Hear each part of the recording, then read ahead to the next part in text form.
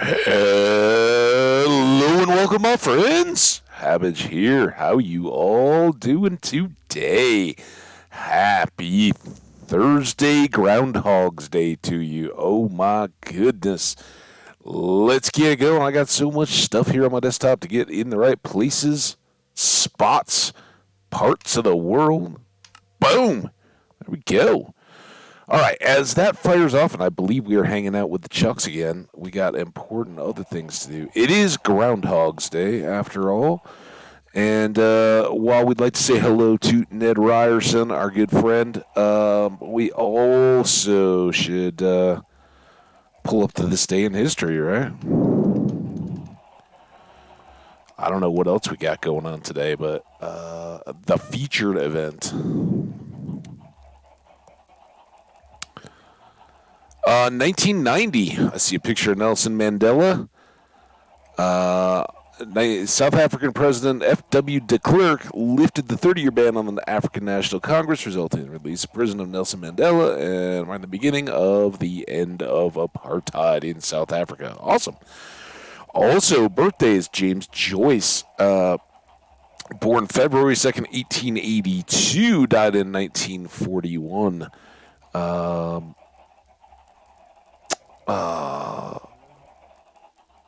Man, the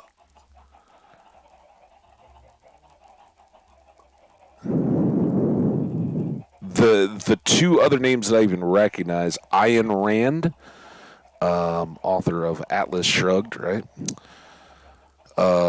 And George Halas, who is an American football player from back in the days, born in 1895. So obviously an early player. I think the Bears. Let's check on George Halas. George Stanley Halas, by name Papa Bear, was born in Chicago, died in Chicago, was founder, owner, head coach of the Chicago Bears gridiron football team in the U.S. Professional National Football League. Now, I don't know. Are the Chicago Bears about George Halas, which came first, right? Excuse me, the nickname or the football team? I don't know. He revolutionized American football strategy in the late 1930s when he, along with assistant coach Clark Shaughnessy, revised the T formation, added to it the man in motion, a player moving prior to the start of the play. Cool. All right, now we know. So, yeah, Ayn Rand, George Halas, and James Joyce would be the three big birthdays. Oh, and Shakira. I don't know how I'd miss that. Shakira. Happy birthday to Shakira. I think that's the one that makes the most sense. It's the only one. Park Geun-hye, South Korean president, is also on the list from 52. Shakira, born in 1977. I don't know if that's nice to say that about a living artist. But yeah, there you go.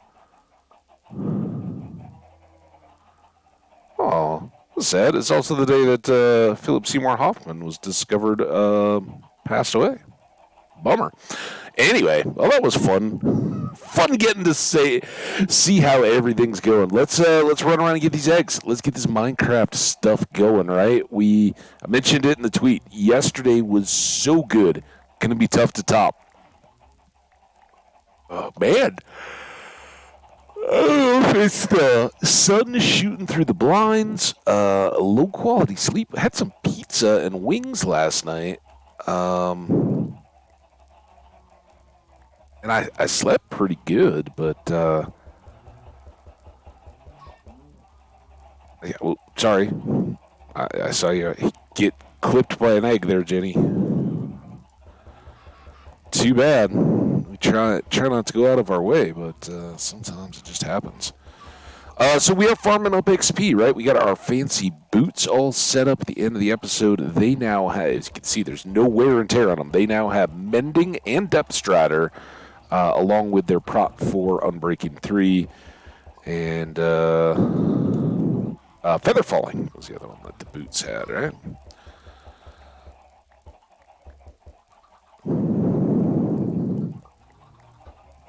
All right, so we could go around and around and around and do that all day if we wanted to.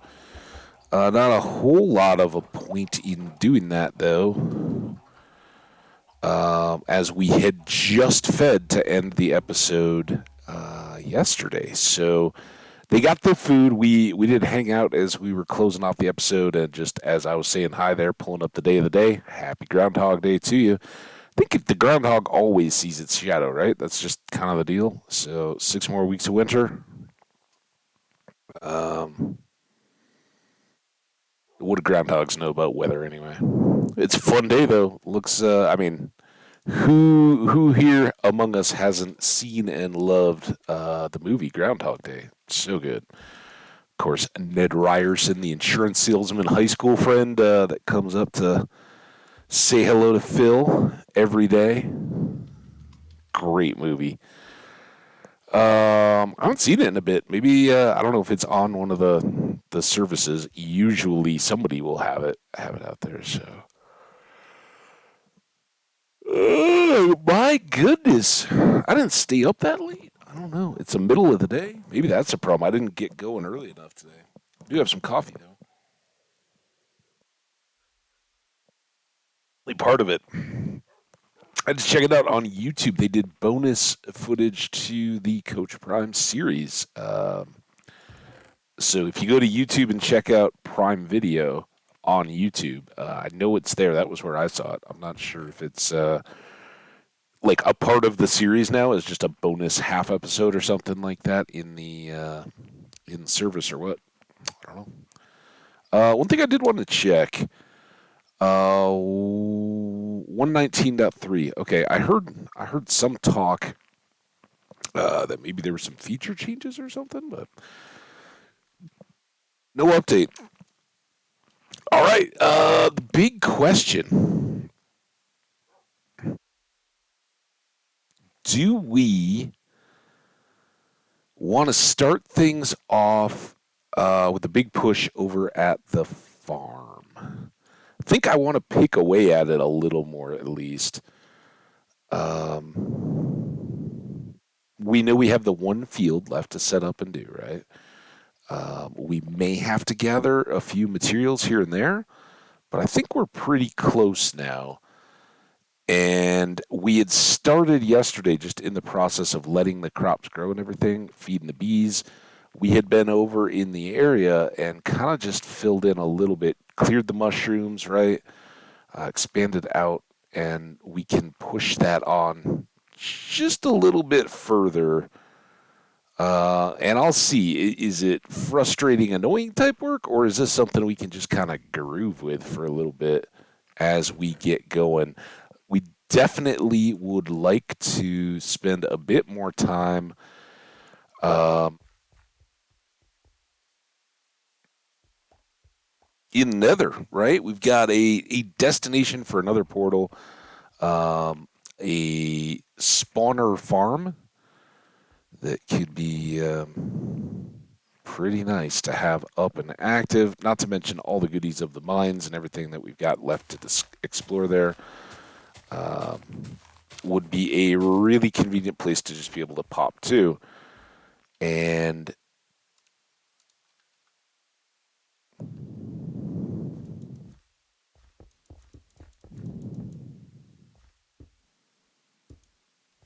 that should be perfect, right?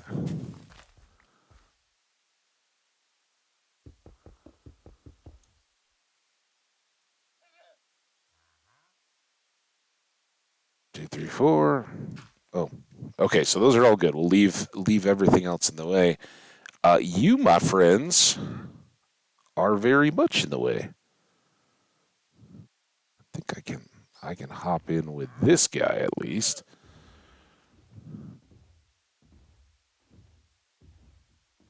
Put you in the mushrooms.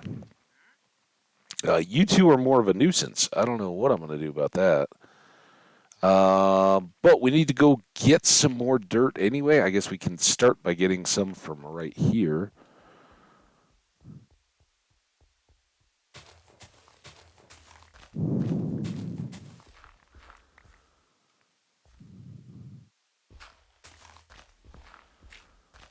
5. That's the inner edge. That's 1, 2, 3, 4, 5, 6, 7, 8, and 9.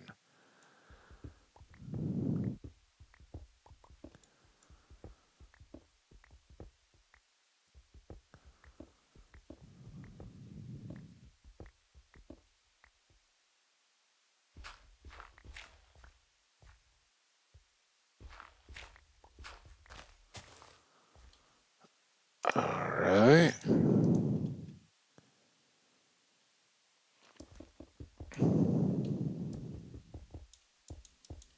I'm going to get myself stuck in here.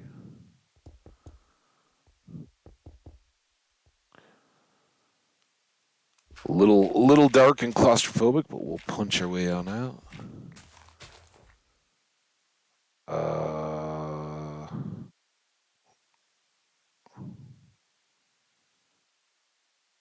What did I do wrong? Somewhere's wrong.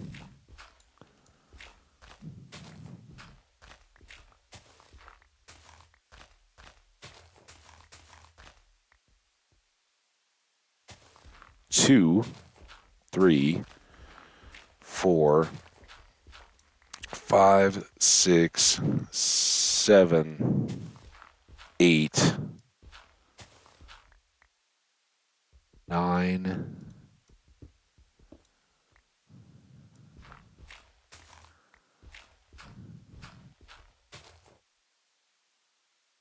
You right? 1, 2, 3, 4. A ditch. 4. Okay.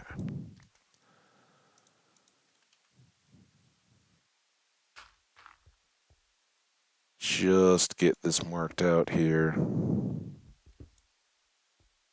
I guess we really don't need to fill that back in yet. Now we got the corner marked.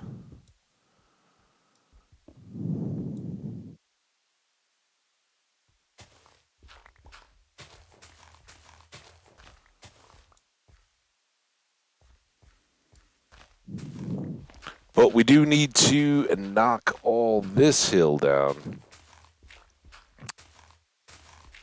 and get everything up to this pre-level of fill, right?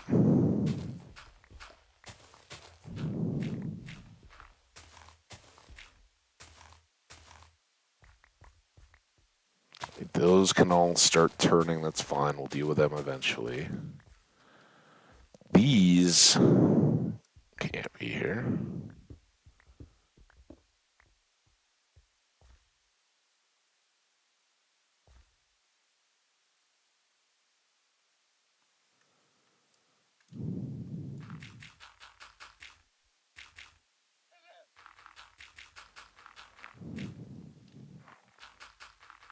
I'm real good with having the shield in my hand, but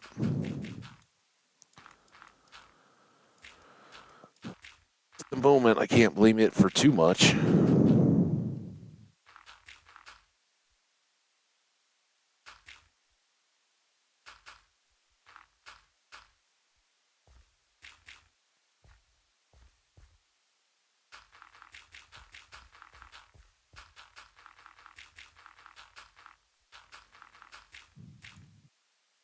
Yeah. Uh-huh.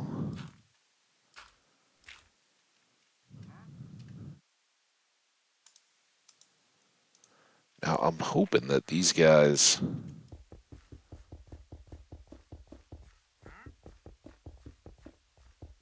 despawn before this really becomes a deal. Maybe I could float them out with water?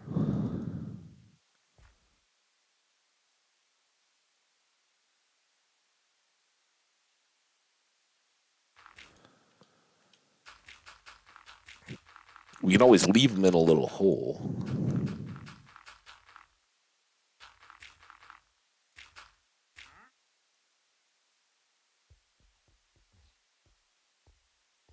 Definitely going to need a lot more dirt.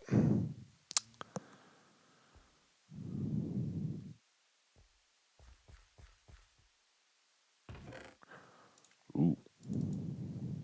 Oh.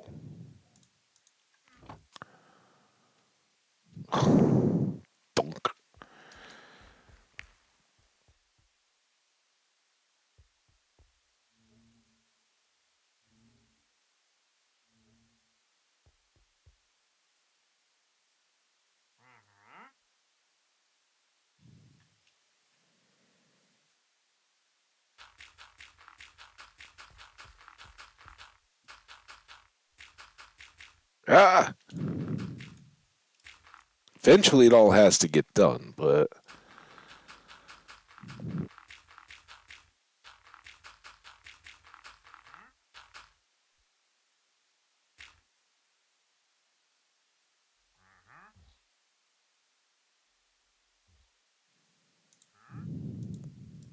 I'm gonna go back and find out I have a ton of dirt, extra dirt, right?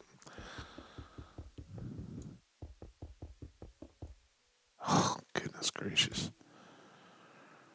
Normally that would bug me, but I think it's gonna be okay because they will be buried under half slabs, right? If you can't tell, I'm trying to get the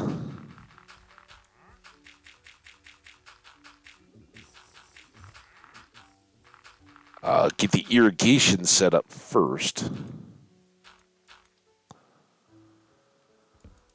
and then we can fill in this near side that I'm on.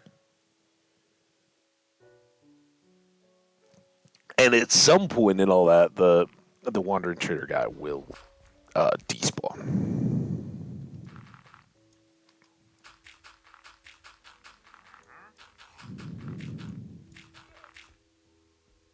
Kind of worried that was going to happen.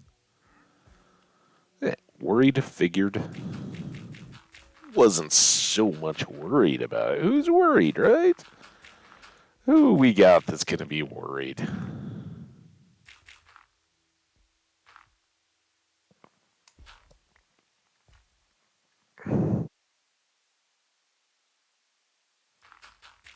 Again, here I could, I guess, be filling these in with different kinds of blocks to get us more coverage, but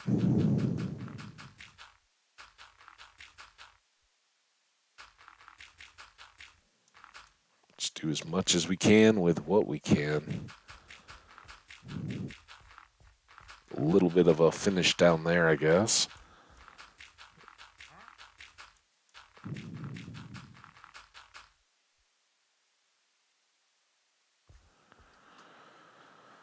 Okay. Along with our portal, it might be a double portal day. So it would be nice to get one set up down here, even though it would be to that far end. Depending on what dirt we have here, I kind of doubt we have enough. We'll probably go start working on that far end, making the kind of farming deck area where we normally set up all the chests, maybe do some composting, all that good stuff. Uh,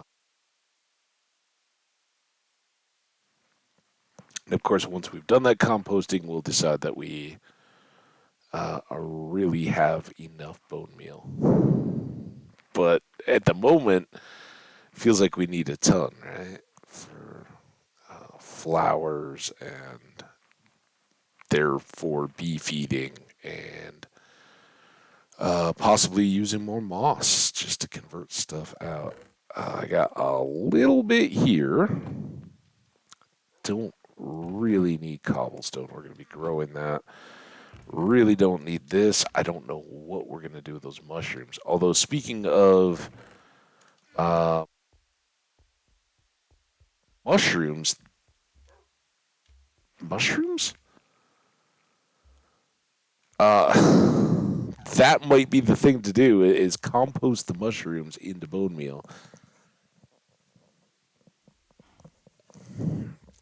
Right now, I'm wondering where did I think I had more dirt? I guess that was it, and there were a block and a half.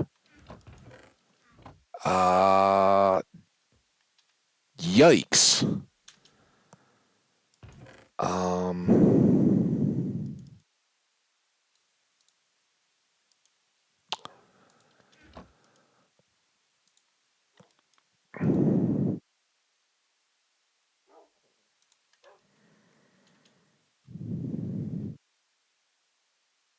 I know I've got some iron and some tools back there, but how's everybody doing out there? How is your Groundhog Day?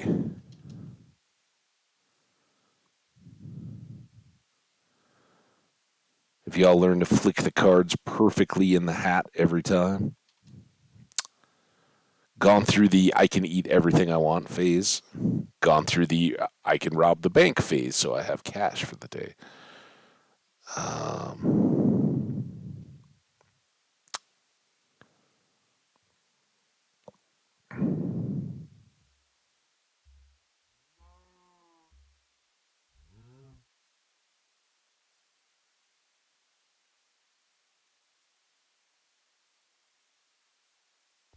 our crops doing good again, but that's where we. Look at you, B. Doing work, like it. Yeah. So this kind of area out here is going to be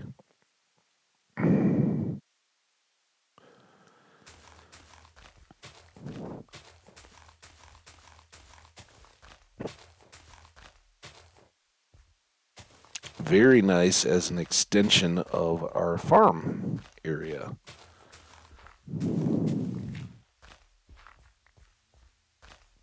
And we'll just see if we end up ahead or behind on our dirt as we get finished up. Because we know the first priority is the field, right? But we got to fill in a little bit of that hole as well. Ultimately, we'd like to kind of replace all this with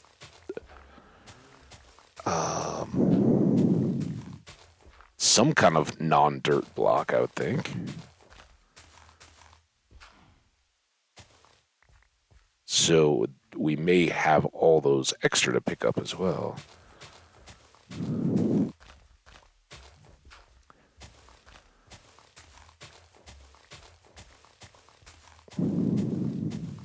I don't know quite what happened there.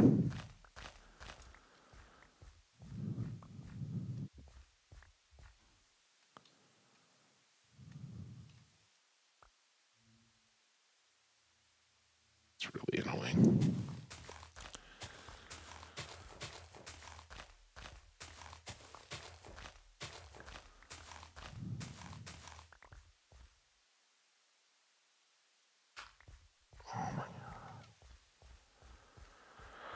I think. I mean, we are here to get dirt, right? I can't just leave them sitting there being in the way. Why did I feel the need to do this? See, our guys are gone. Before we had the water all set.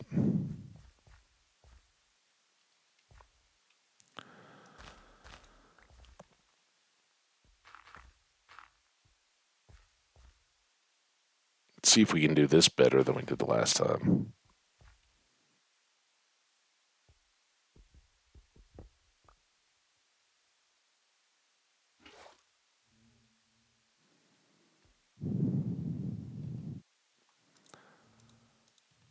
Come on. Right in there. Good. Okay.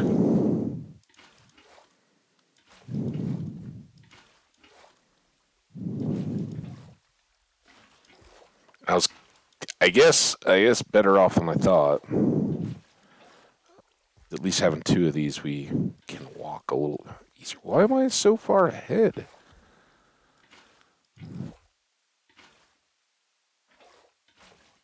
I very much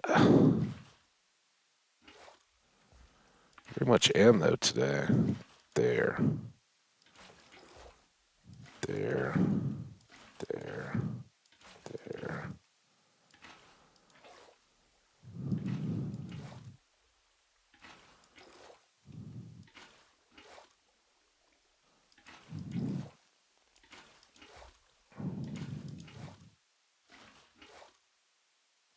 Laser focused here, folks. Laser focused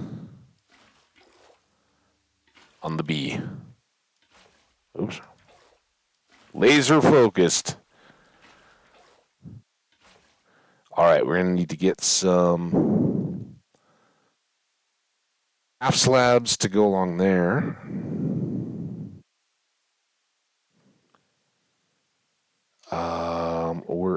little low. Let's get our half slabs and let's get a hoe.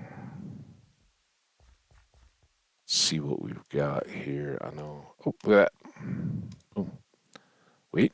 We'll get there. Hose.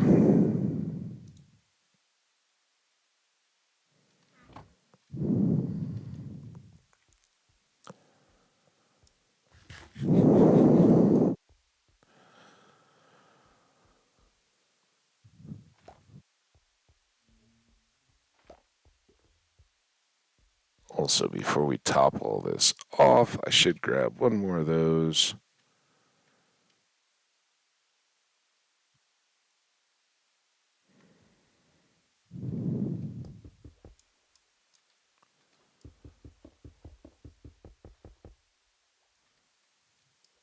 It's the reset that gets the shield bopping.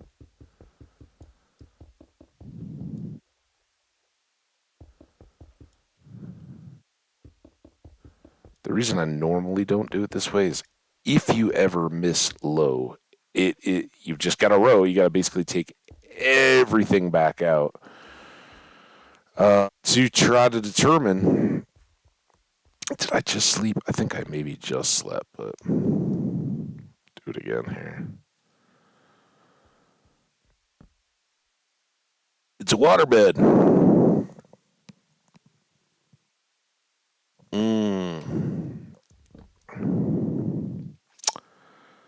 All right.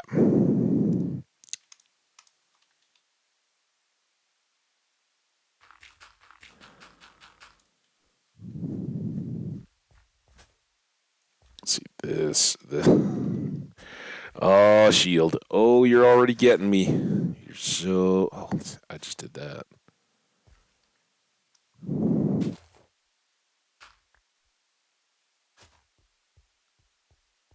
Yes, I didn't.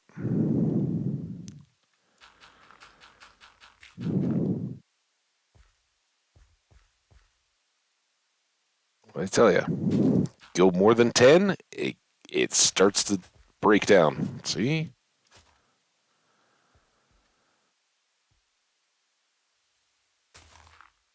Oh, goodness.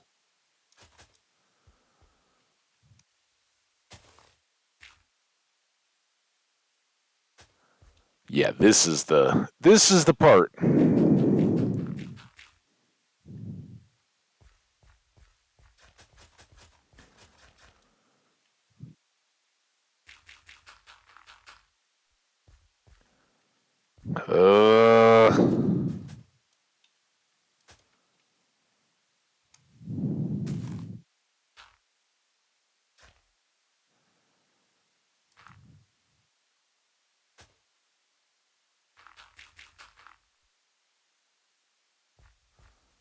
Uh, get there. I'm sorry. I know that's why we're doing this early while it's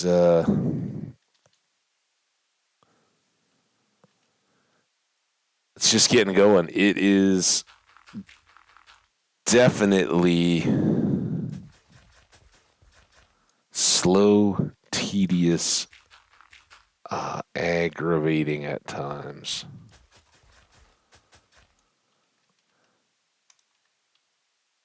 Getting these guys filled in and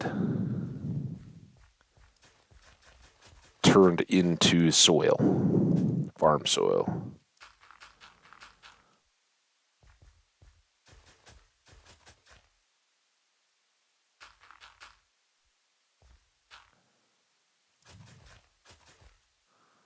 Okay. There.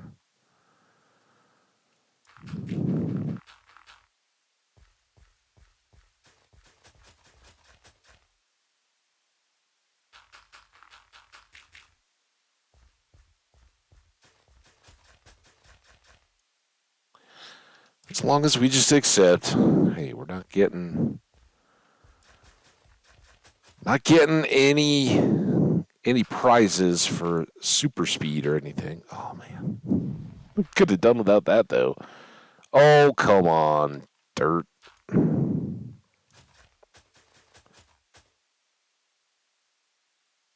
then it will get done, right?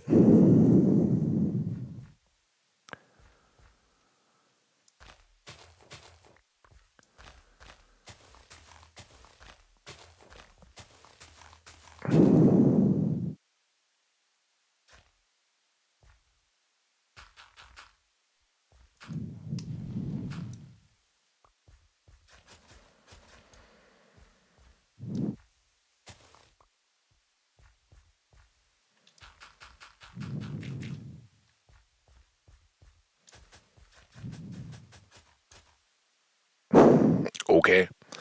Bonus. All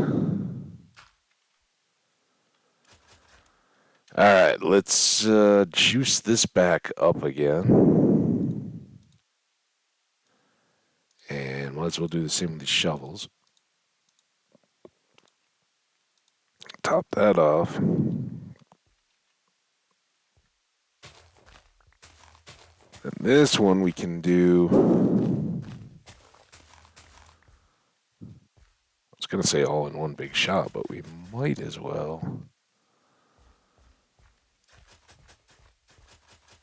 If we've got a section, right, let's just use it.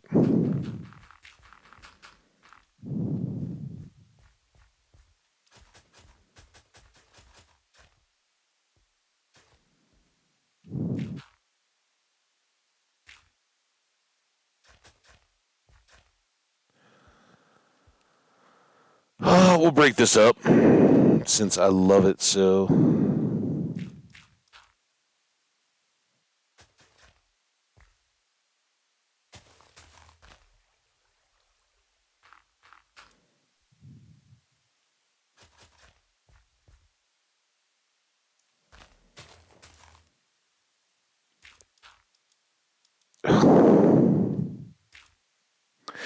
I don't know what the little trick is there. We ran into that before when we've been working on these.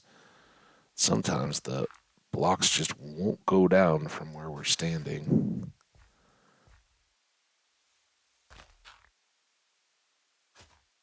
There we go. All right.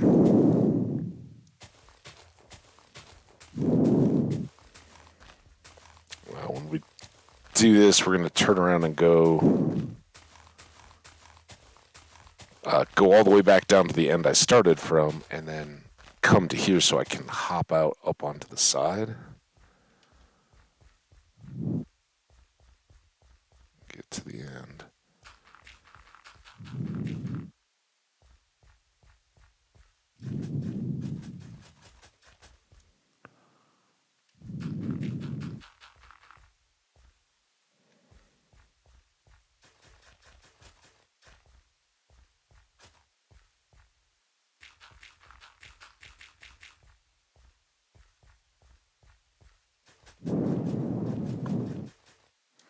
I think that's the hardest part, is keeping these sections short enough.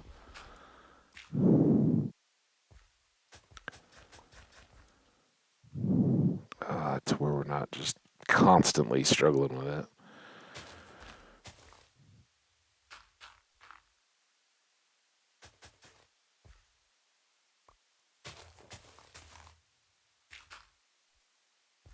Another one.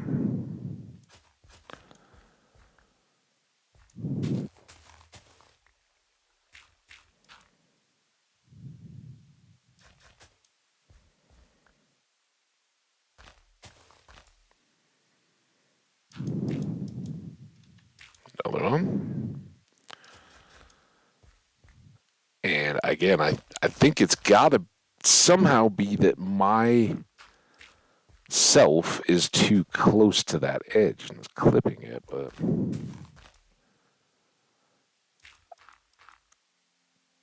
it certainly has felt like I've been out of the way.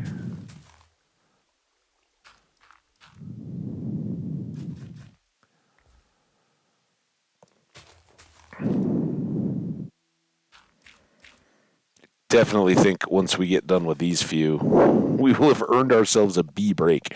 We might have, well, we got to do torches too. Oh, I guess technically we can do all the torches once we're Done all the way around.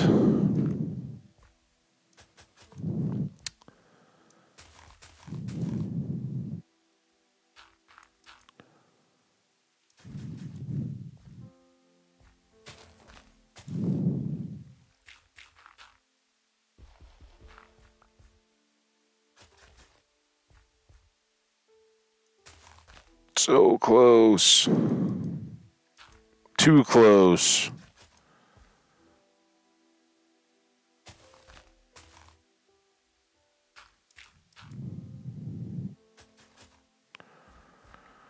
All right, there's half. It's gonna be tight, but maybe we can get this bottom. Oh, I can't get it filled in if I do that stuff.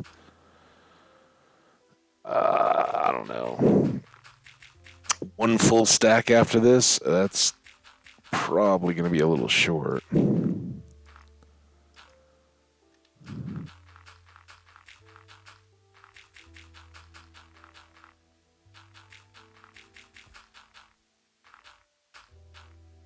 Lot short. No more. All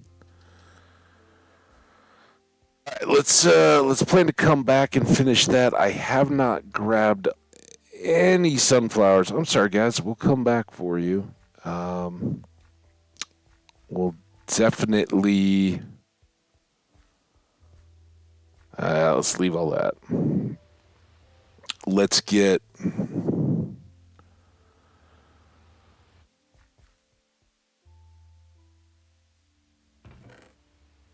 Sunflowers for the bee friends and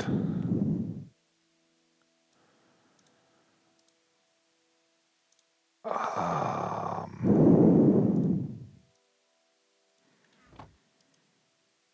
think we're gonna need 2 more of these. That leaves us 3 shovels.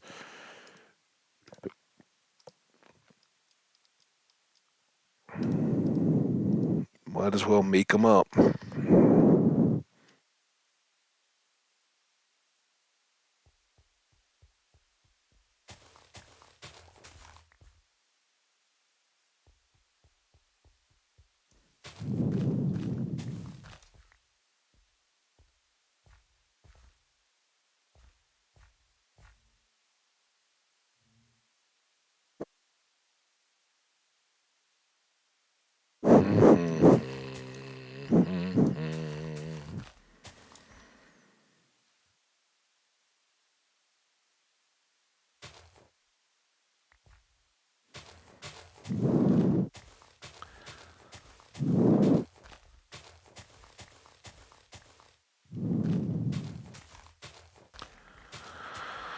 Oh, a little peaceful digging here.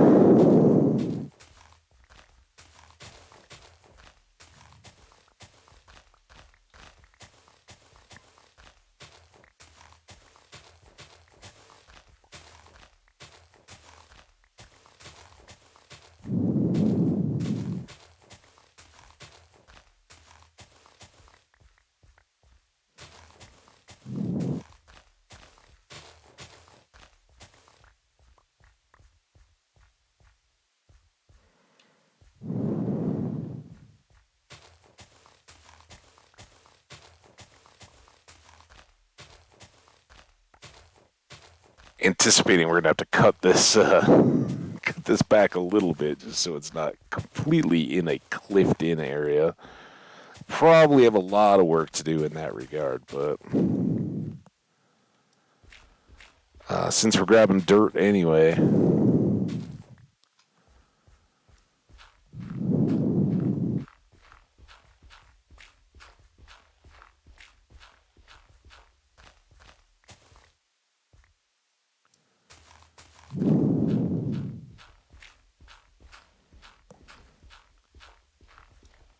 Shanry, hey, how you doing?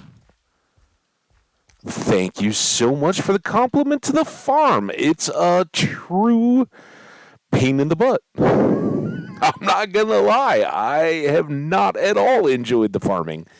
it has. I mean, this part, hey, it's kind of nice just to kick back and dig some dirt. Under the stars, no monsters coming out. That part's not bad. The whole soil turning back into the mycelium before we're done. That part, not digging on so much. But I'm glad you're here. How you doing? How's your Thursday Groundhog Day going? Is Groundhog's Day a thing in Wales?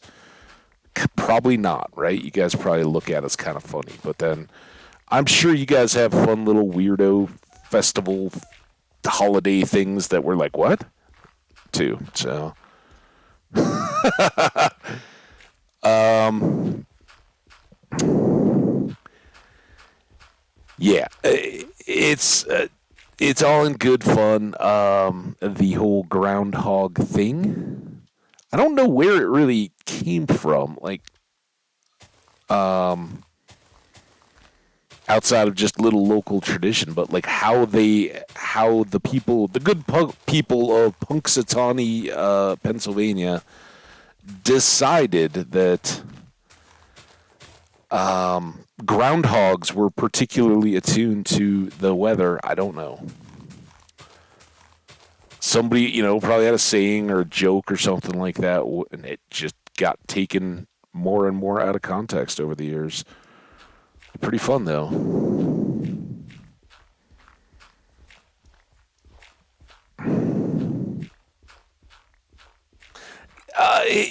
Yeah, I mean, I guess I was thinking more in terms of like random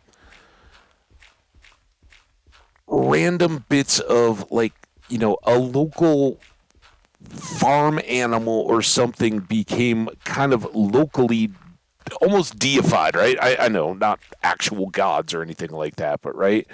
Like became such a local icon or the story of it. For instance, in western Colorado, not near where I live, but over kind of on the other side of the mountains, it's much more arid over there. But there's still ranching and farming and all that kind of stuff. Back at the beginning of the 20th century, the town of Fruita, Colorado, Fruita, there was some family there that had a chicken, much like our Chucks here, right? Raised not as a pet, but as food. And when the certain day came to have a big chicken dinner, they went out to the old chopping block, the wood chopping axe and everything, and it was that chicken's day. Except that it wasn't, because when the person, whether it was an adult or just a kid with a chore, not paying attention or whatever, they kind of weren't really dialed in on the whole chopping the chicken, right? And the axe or hatchet or whatever they were using went too high on the head. I'm going to try not to be too graphic here, but usually like headsman's axe, right? They lay him down and put him there. Well, it got higher up on the head and left enough of the chicken brain intact that even though the chicken was headless, its core body functionality remained. And I'm sure everybody's heard the expression running around like a chicken with its head cut off, right? The novelty being that even even at their true deadest, there isn't a whole lot going on in the chicken faculties, and the chicken's body will, just through muscle spasms and whatnot, will continue to move around the barnyard. This chicken in Fruta survived, I believe, if it wasn't months, it was several years, and it became quite a little attraction in the town. They would, this family was like, you guys got to come check this out, to the neighbors and all that. We were going to get this chicken for Sunday dinner the other night, and lo and behold, it's still going. And they fed it with like an eyedropper. So the stories go. So what I found online, at least, I haven't been. I think there's a museum for it, but Fruta's not one of those places you end up getting to accidentally a lot, or if you're driving through it, going west from Colorado into Utah, odds are you're not stopping like that. It's not one that you're like, Yeah, let's go kick an extra hour. You kind of want to get where you're going, wherever that may be out there. But yeah, supposedly there's some little memorial to it and marker, and that in the kind of the Great Depression-y era maybe. Um, the local people would come and you could I think they charged like a penny or something like that, but you could come and see the chicken, and it remained walking around in the little farmyard, and they would keep it fed. It couldn't feed itself, right? It didn't have a beak or anything like that, but it would go through the motions of pecking around in the farmyard, looking for the other day we were talking about hen pecking and searching in the little barnyard for food. But ultimately, they used the little dropper and just gave it liquid food, which today, I think people would probably go on the, you need to just put it out of its misery, right? let's let's let that chicken rest in pieces. But back in the day, nope. They kept it going. There we go. You all thought I'd forgotten about you. We never forget our bees. Look at them all. Before we head off to our other adventures today, what, the Groundhog Day thing? It is that this is the day that inspires that movie. And there are, in the movie, they're all at Punxsutawney, Pennsylvania, at the little park called Gobbler's Knob, where the groundhog lives, and there's a whole local like a club, right, that cares for and looks after the groundhog. Now, the groundhog, I'm sure, lives a very charmed life, right? It is not 1920s America. It is and has been a staple of the community, and they're not messing around. They make enough civic money on having everybody around come to the big festival in their town in February, tourist dollars and all that. I'm sure it lives very well as far as groundhog standards are concerned. I'm trying to think. Minnesota in the Midwest is great for festivals like that. All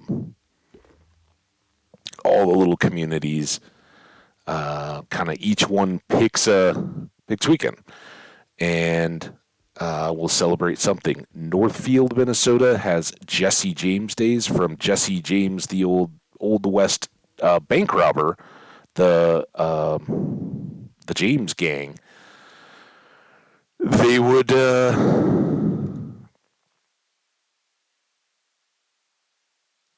around robbing banks, kind of in the same Great Depression era.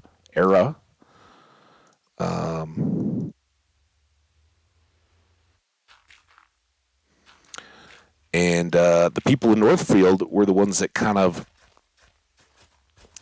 broke the reign of terror. They realized these guys were coming in their town, and being all the good farm folks they are, most of them had rifles or shotguns either at home or in their trucks or whatever. And the call went out that there were bank robbers in town, and they were trying to rob the bank. And the story went down that, get your guns, boys. The bank robbers are here, and a bunch of them did, and had a real shootout with these bank robbers,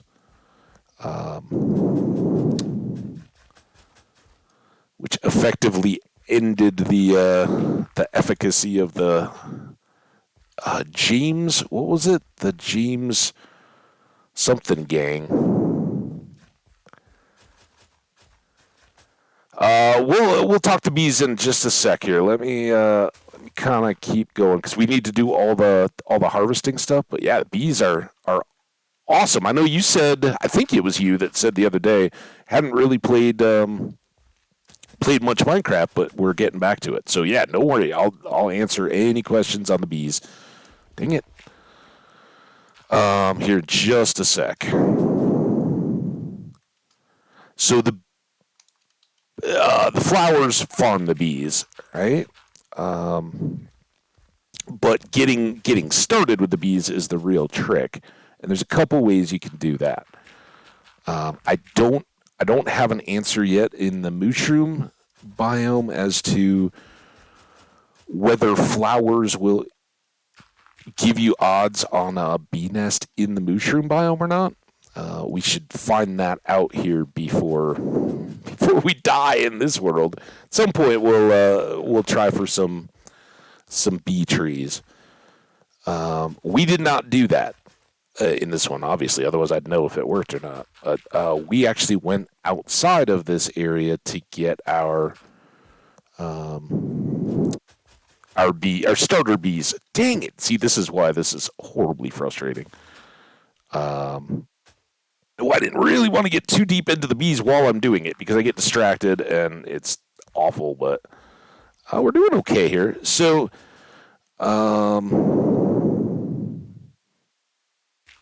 let's just try to get these. We'll leave the rest. Then we'll go do a bit more bee time.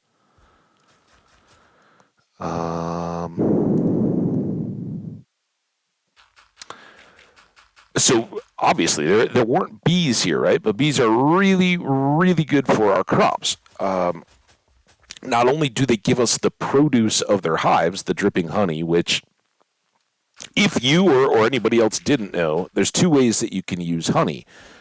You can use glass bottles on the hives once you've lit the campfires, and you'll get honey, which you can drink as a resistance food while I just saw these and I wanted to get them real quick so I don't have to do this. This is the worst one because the water all spills out. All right, we're doing good. But anyway, so we can get honey wax or honeycomb, right? For some various wax products like candles and like waxed copper as a result of shearing the hives or using, again, the bottles on them will get us the actual honey. Okay, so for now,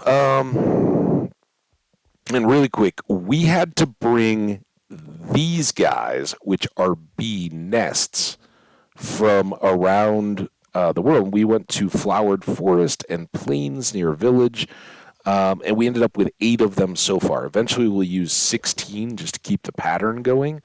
But we brought some of those, and if you use Silk Touch and an axe on them, if the bees are inside, it will just pop off, and if you don't mess it up and get them angry at you, which I did once, then the bees go in the nest. You put the nest in your pack, bring it back here, and then when you hang it back up like this, then they come out. It doesn't have to be hung. The reasons why we have this, you have to put a fire underneath it to get the honeycomb or the honey out of it without the bees getting mad, right? If I just used the shears on this right now, well, if this, I would get honeycomb, but I would also have angry bees trying to sting me, and that's no good. So any of these will light these fires harvested. I'll do all that in just a second, but these were important. We brought them in. The bees were inside them. They came out, and then if they have flowers on the ground, they will get the pollen and be happy bees. When they come out, they're going to search for pollen. If there's no flowers around, they might all fly away, ultimately, looking for flowers. So we want to have a whole bunch of flowers for them here. And then also you want to have a whole bunch of flowers for them to feed. And that was what I was doing when you first asked. If you feed the bees any flower, just like any other animal, they will breed up. Now, of course, it's raining because it's Minecraft. And hey, let's talk about bees. All right, it's going to rain now. They'll go inside. So we'll take this opportunity to try to finish up the farm while we can. And then come back to it. and do the actual feeding. I need to harvest all those and make more hives. All of that has been waiting to do. So it was very well timed. I'm just ready to be done with all this farm stuff too. So let's get a few more of these going.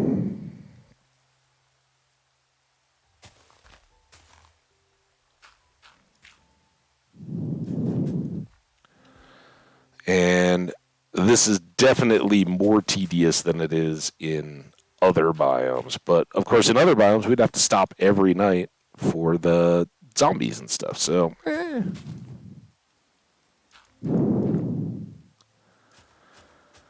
just different. But it is frustrating when they turn back before you can get them hoed. Loud. So I don't know if that began to answer your question. Like I said, I will go do the full demo when there's bees outside and it's not raining. But I probably the question is, how do you get them there? And in my case, it was moving the bee nests. But you can do trees as well, right? Especially if you're living in a biome that doesn't have a lot of trees. What I normally do is where you see the hives hanging now, before I've done anything else, and when I start on these farms, I will start by putting the flowers in and then running rows of saplings along until I get a tree that pops with a bee nest in it. That will then get me the bees. I can start breeding them up first. And usually by the time I'm ready to do the second row, whichever side didn't have the lucky tree, I've got Silk Touch. I can take that original bee nest, move it, and remove the rest of the trees and put up a space-efficient rack like that.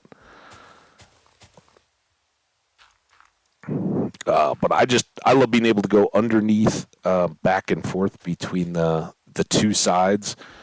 And I love the amount of bees that ultimately we will get that are then all actively pollinating my crops. So it's like having free bone meal for all these crops. And again, this is there's so many versions of it that are already done with different materials.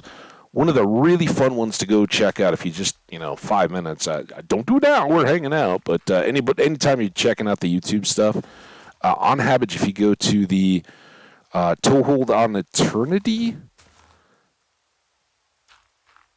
playlist, I think it is, the one that's got like multiple hundreds of episodes, check out some late ones there where we go to the farm. And you can see it. That one is all in stone, in the like clay bricks, with some kind of white. I don't know if it was a bone meal block or calcite or what we used along the top. Maybe nether quartz marble.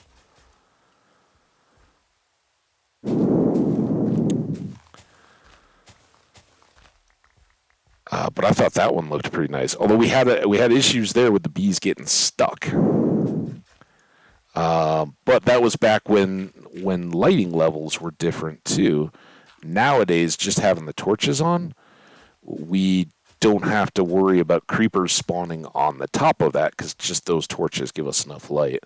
Speaking of torches, it is nighttime. And I get all of these in position. I hope that's right. I could just count, but there's the fun in that.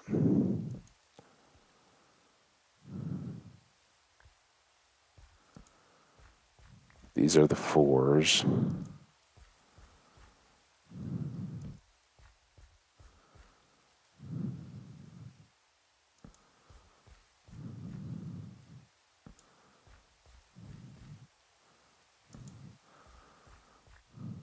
There. All right.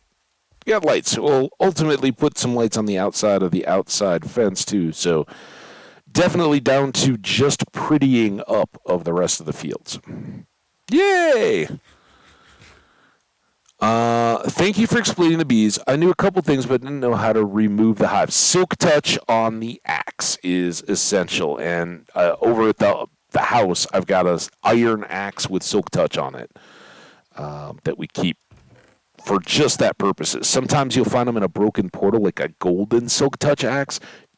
Whatever that is, whatever the quick way is that I can get a silk touch axe, that one just becomes for bees. It's super, to me, it's super important, super helpful, and definitely worth having as early as possible. Then the other thing I really like having a silk touch axe for later is melons, right? Because you can get full melons instead of having to craft them back out of the slices, which for a long time I didn't even know was a thing. If you watch those older playthroughs, I was still in the you can't get full melons unless you have silk touch. Not true. You can craft them out of 9 melon slices. I had no idea. So there's always stuff to learn, right? Nobody can ever know it all. Except for an assembled chat. I think if you get enough people in the chat, of course, then they're never going to tell you the right thing because they want you to look a fool while you're doing it. So, chat has the knowledge, just not the goodwill to pass along that knowledge. Yeah.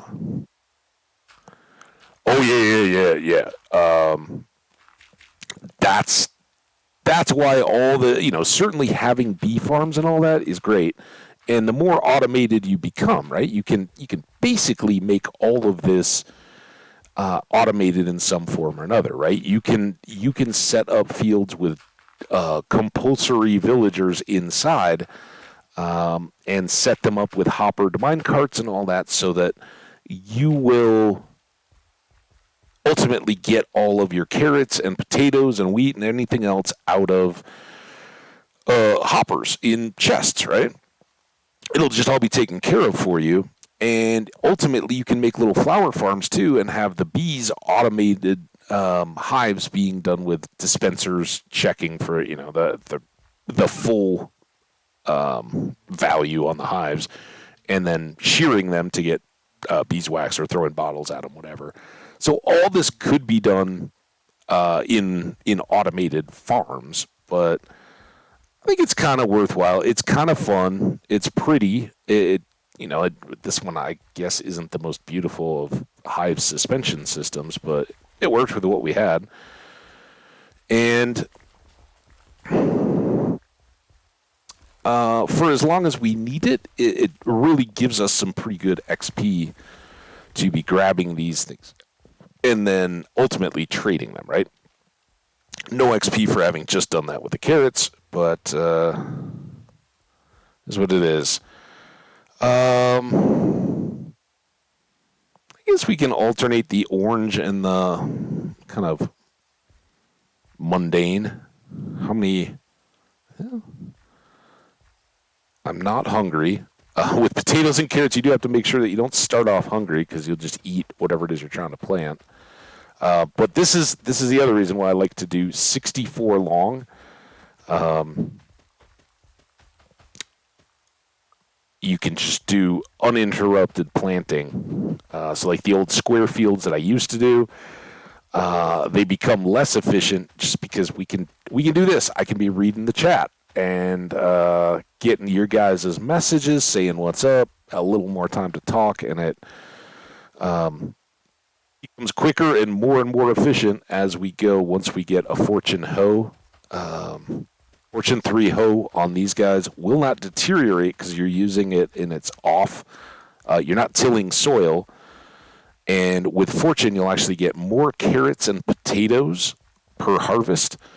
And if you use it on the wheat and the beets, you will get more seeds, which again can then go into bone meal and everything else. But yeah, bees will randomly come out over here and hit one. Once they found a flower, then the little pollen will be on their little butts, right?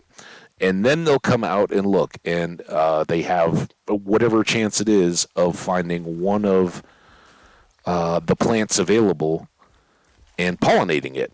and that will be like hitting it with a single bone meal. So it's not gonna, it's not gonna instantly get all your crops done. But when you have 3 bees times, what did we say, 100 and was it 104 fires that we needed between the two sides? So 300, 400 and wait, is it 420 bees? Doesn't seem right, does it? 3 times 104? Like 100, I don't know. I think I just broke myself with math badly. Not even in a fun way. 312 bees floating around.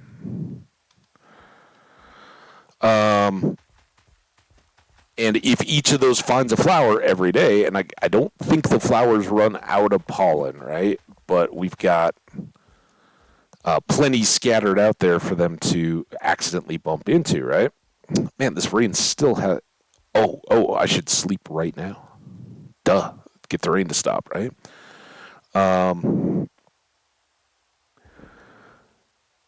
So that's a lot of chances. Boom, look at them all. All right. So now let's do our bees. We'll have beet seeds to plant in the rest of this field as well. But let's do the harvesting and the feeding again and get more bee hives constructed. So that means we need that. We don't need dirt at the moment. We don't really need this.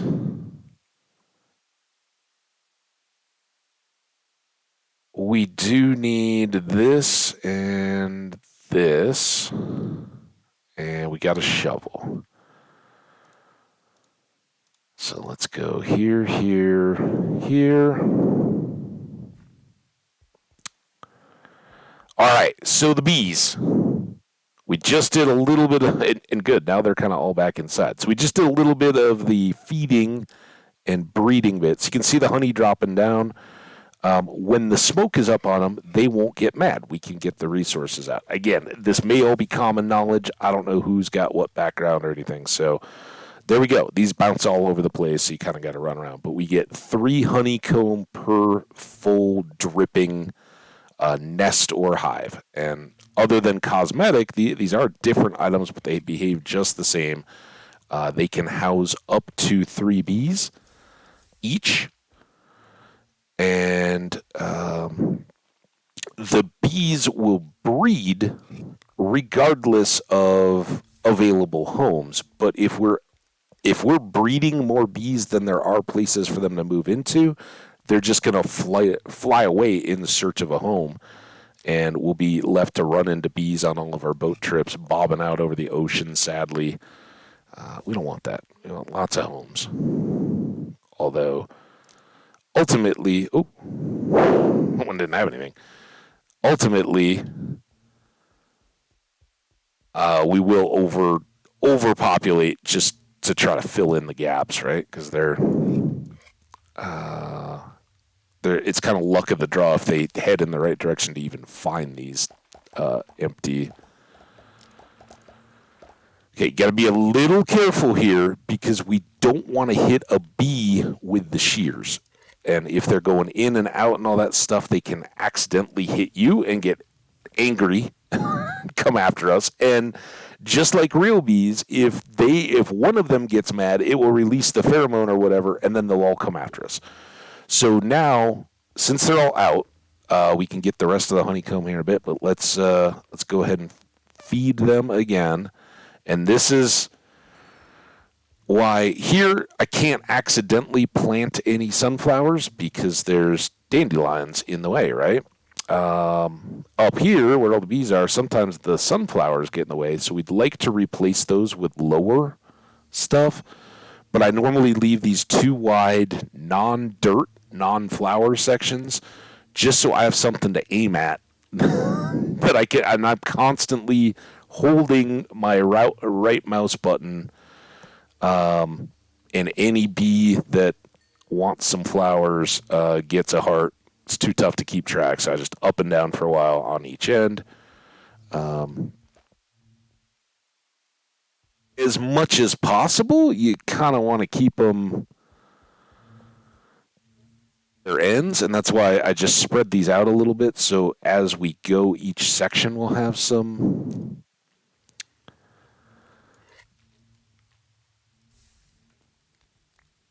bees filling in around it.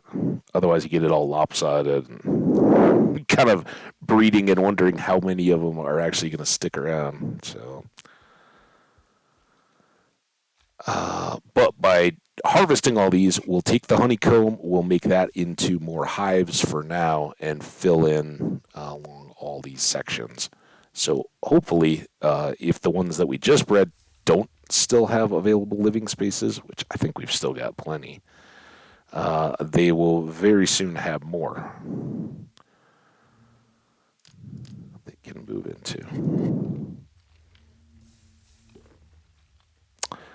And last but not least, oh boy.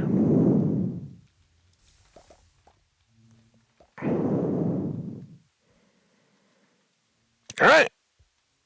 You guys do your thing. Oh, look, we've already got extras. Oh, and here's all these dudes coming outside now. Hey, guys. I don't think we've seen any of you recently. Buzz. I just love it.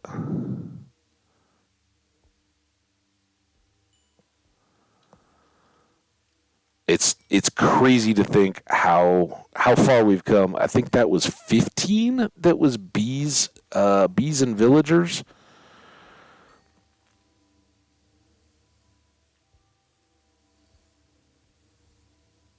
All right, they seem pretty happy and content as well. Let's go make more hives. Skash, what's up, my friend? Yeah, we've just been filling in Shanry a little bit about the bees, taking care of them. All right, now we may need a lot more than this. Guessing we will. So honeycomb across, and then links around the outside. 10 more, and yeah, we do need plenty more wood. Nothing about this is cheap.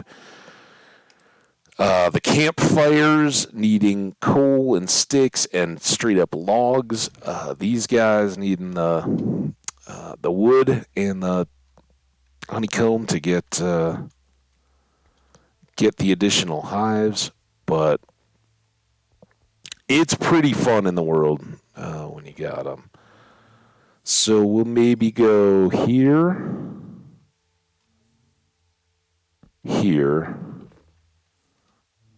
Fill in those side posts.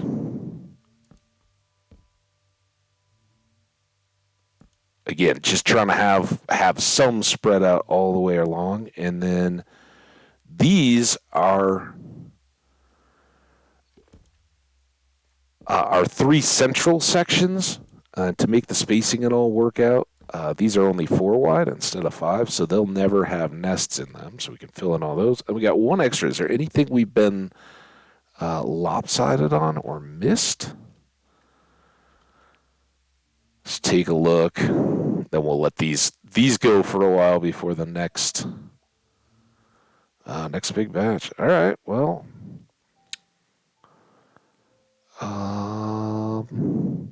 And of course, in these, we want to leave these central boxes open.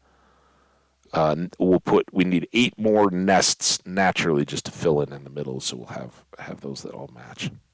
So there you go. Bees are well tended. You can see they're already dripping honey on more of these others since we've just been in the area and let them go. I'm so good, man. I'm happy you're hanging out. It's great to see you.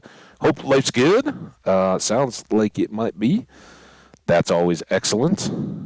And now we need some more food. Oh, I didn't want that there. A little more food. Yeah, Minecraft's going great too. We're just over an hour in. We had to kind of get our work done here, but I think we are cautiously very work done. Not completely. I do want to finish moving these crops around. Uh, but we got our carrots and our potatoes in their homes.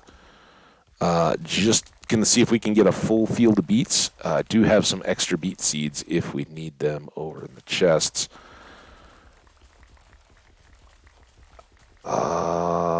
But yeah, we're not going to do villagers or anything today. This was a big bunch of homework. Now we're going to try to go.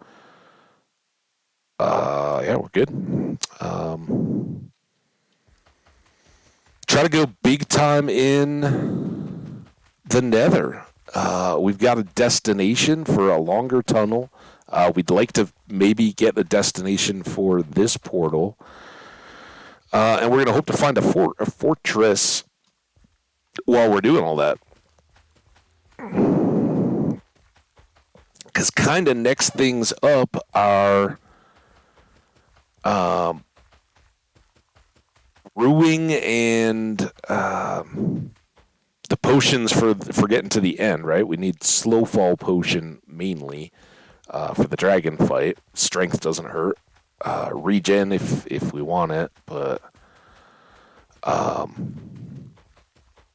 yeah, a little bit of those things. Go get the dragon, get some shulkers and all that kind of stuff as a good thing to be getting done. But we also want to start thinking about getting our villagers set up, right? We'll need a librarian doing our mending books mainly. That's the one we need now that our gear is improving. And probably tomorrow's chores work will be to continue to work on that end. Probably do the portal and stuff, unless we do both portals today, which we could. We'll see. I don't know how quick any of that's likely to be. Why don't we just do another sleep? Maybe we'll go do the animals back at the animal side too, just for the XP. We're at level 29. We could get another enchant before we head to the Nether. We are so good. I don't know if you guys have seen our boots. Look at that. They are banging. Prop 4, Unbreaking 3, Falling 4, Feather Falling 4. Those three we already had on them to start. But yesterday we got books for both Mending and Depth Strider 3. And since the boots were really pretty beat up, throwing Mending on them and getting two of our pieces of gear equipped with Mending was a huge win yesterday. And we're still sitting on a Sharpness 5 and Sweeping Edge book.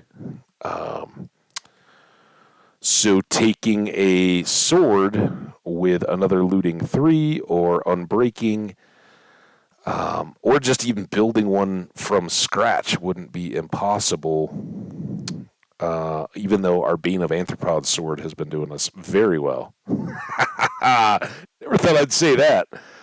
We didn't mean to take Bane of Anthropods. We were taking the Looting 3 and just happened to get it. But it's no worse than our unenchanted diamond sword was, and it has looting on it. Pretty good. All right, more mushrooms to drop off. So I guess composter for mushrooms. We got those. Let's real quick. I'll put that up. I guess we were talking about animals. The Mesa zombie spawner. What I want to do is get the calculator out. You guys won't see this. Mesa zombie spawner. Its X coordinate is 1047. We're gonna divide that by 8. And that is a 131 with the old rounding. And then negative 861 clear this. 861 divided by 8. Not times 8. 861 divided by 8. That is a 108. So negative 108. Those are going to be our nether destination. 131, negative 108. I've got that on the terminal turbidity notepad coordinates. So that's what we're heading for. And our first, you know what, before we go through, let's grab some of these. I don't know how much or little we're likely to need going in that direction. And we still haven't picked a spot yet for the portal by the farm. So that one's going to have to wait a bit. Here, we don't get... Oh, I got to check my arrows, too. I don't know how many... Did we restock?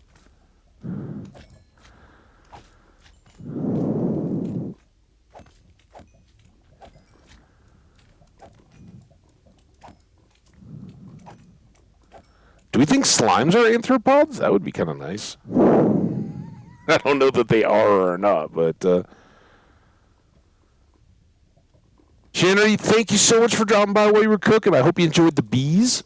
We will endeavor to grow them big and strong, and as always, I appreciate your support, whether it's here or over in the VODs, as I know you typically hang out over there. But thanks for being with us for dinner prep, supper, dinner, or whatever we got going this time of day or night.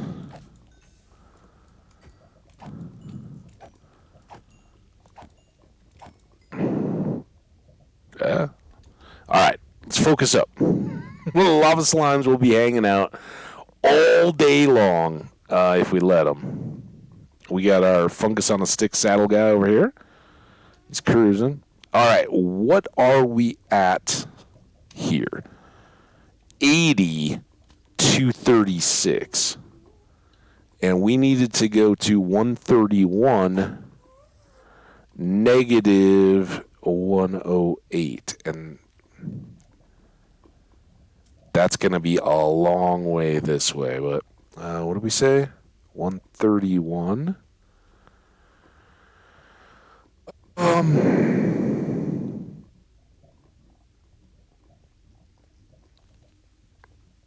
How about 140?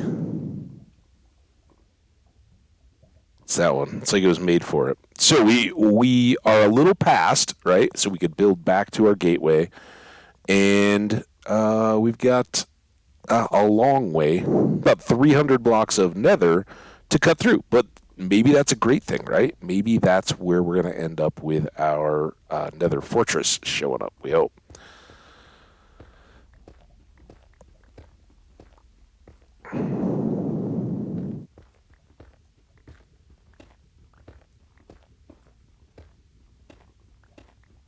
And this could be C's. Oh, there we go. It would be nice to get out of Basalt Delta a little bit, I think, personally. I wouldn't mind that.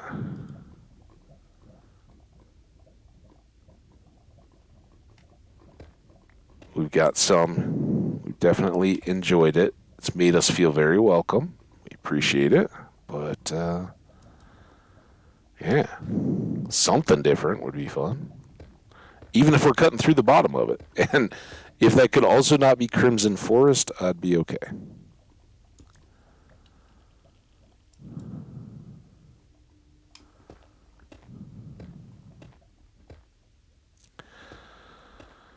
Dun, dun, dun, dun, dun, dun, dun. Ooh. A little XP here.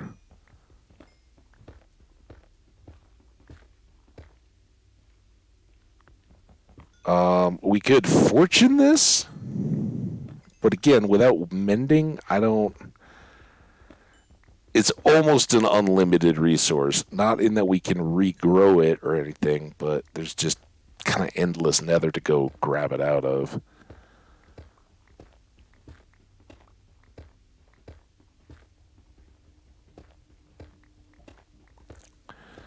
All right, Fortress. Where are you going to be at?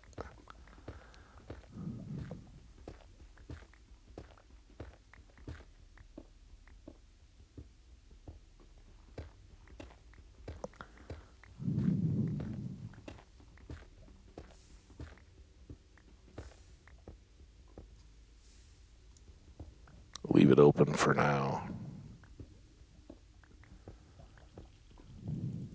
Still picking up blocks at the moment. Ooh, I didn't even look at the iron pick.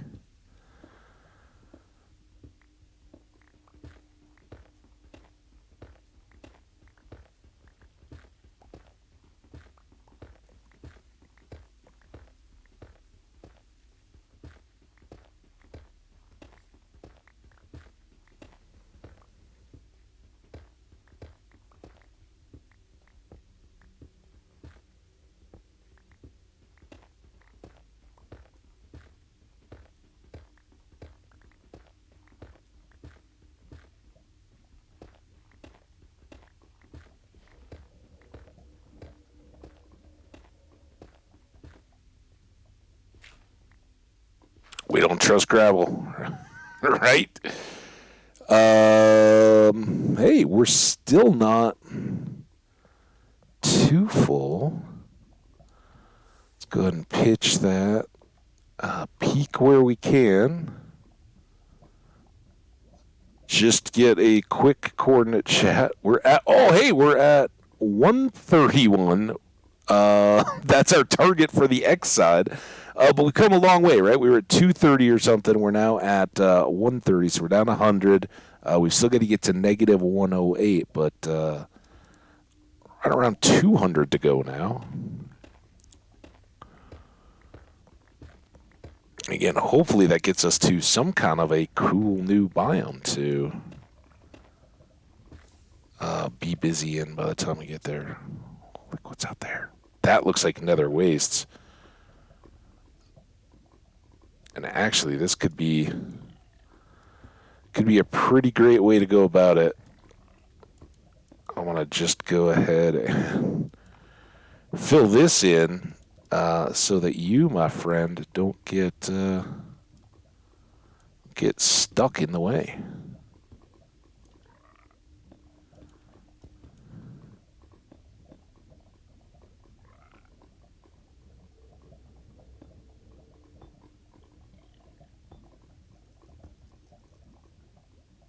Anything out there? Nope. Oops. Didn't want to do that. Let's get you guys out of the way.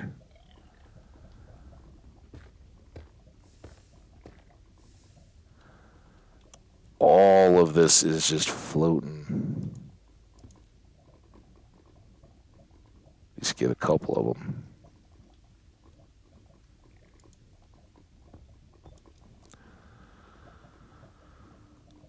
See if we punch through. Ooh, we did. We got a lava fall up there. Now, this one, I don't know. The other day, Jenny was protesting that technically, when we're in the caves, they're magma falls, not lava falls.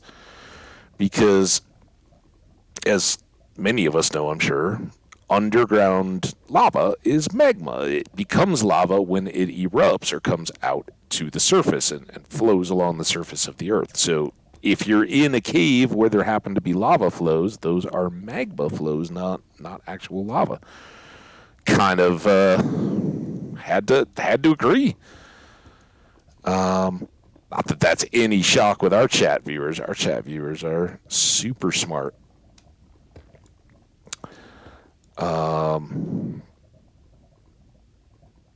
But here in the nether, I mean, are we technically on the surface of anything? We're always under the nether roof. Does that make a difference?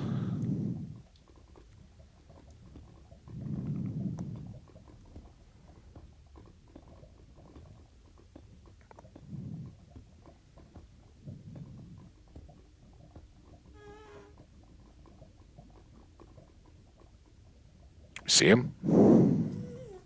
I hear you. Oh, there you are. I don't know. I don't know that that's really a threat or even something we want to waste our time on.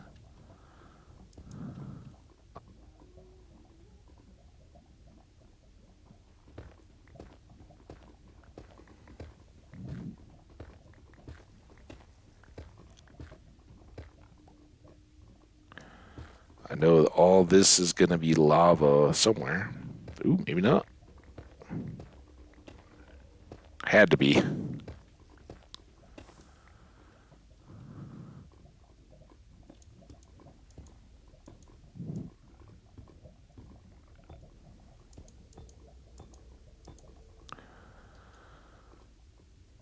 All right, pretty good. I definitely would love to be checking out the stuff, but I think we're going to get a good dose here. I'm wondering if we'll be able to deal with this falls before we get have to go back home to unload and switch out our loadout.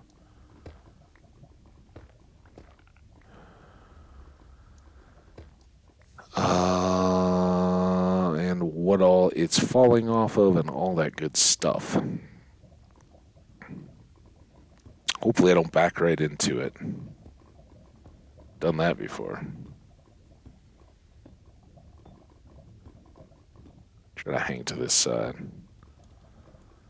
Oh. I guess I really could have walked right into it, huh?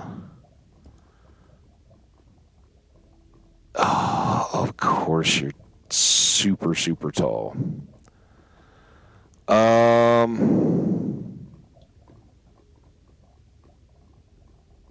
Gross. All of it. How far? How far and how? I still have quite a bit of cobble. So let's do this.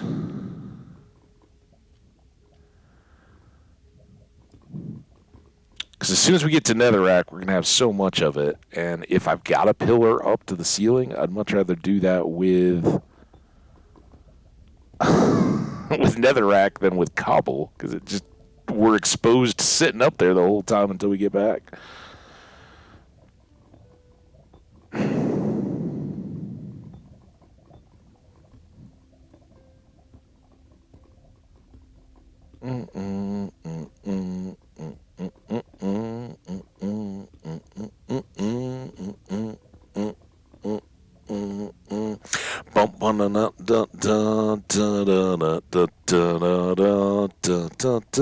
Hey, ho.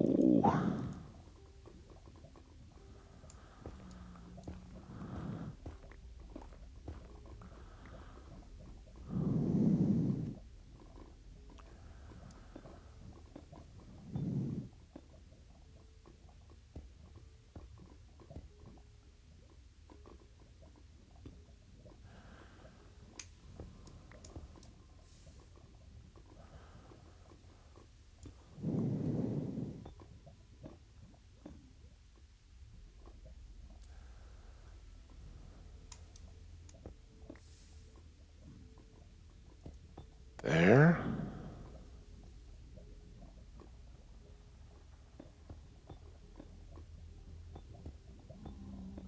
Okay.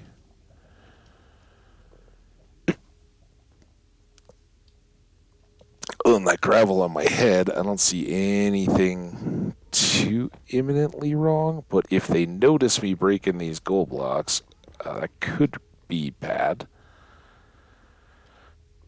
It's still only 25. And this was technically the one we were working off of. With the nether, it doesn't matter too much. And 4. We're trying to get to negative 108, so that was a nice big jump. Don't trust the gravel.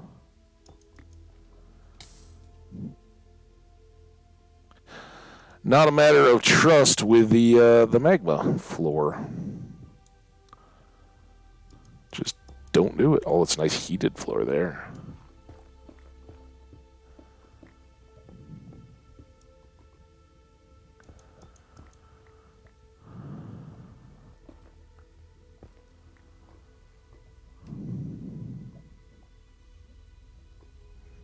Never hurts to take a peek up above before we set out across a little pond here. Trust in the gravel again. Hope that's the right side.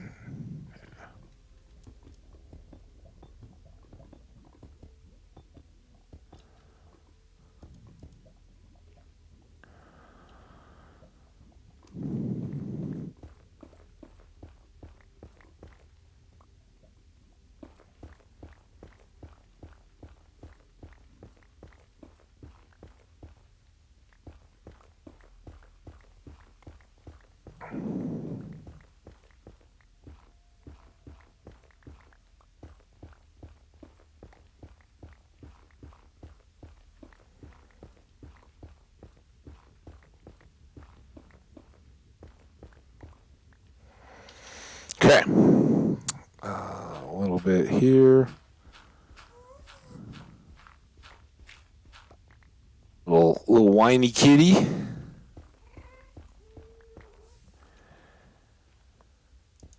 That's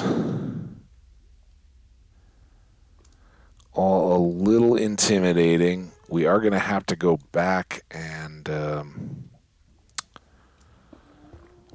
ultimately reload our tools, but we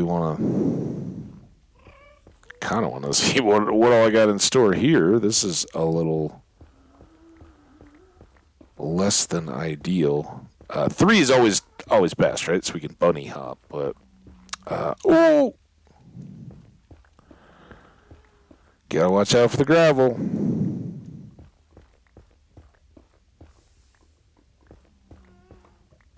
But at the moment, what I'm trying to do is, I think we have plenty, but we want to be able to pillar up. Well, it's just those 2. That's weird. Whatever.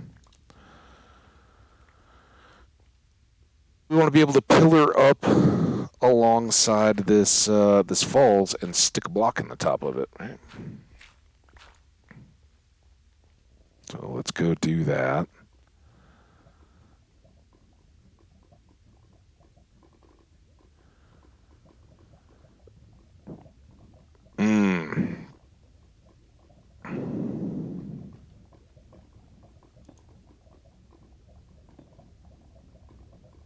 I think this is the side we want to go from. All right, we got to kind of hope we don't run into any trouble and just get this done.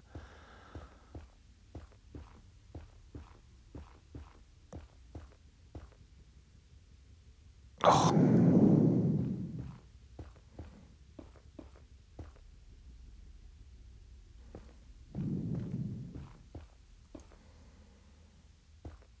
All right, all good. Not really much to see at this level. Not a whole lot of point in grabbing anything off the ceilings because it's all going to just fall to the lava. So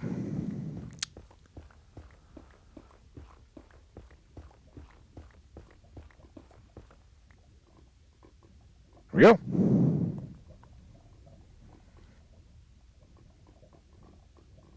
Can now do that.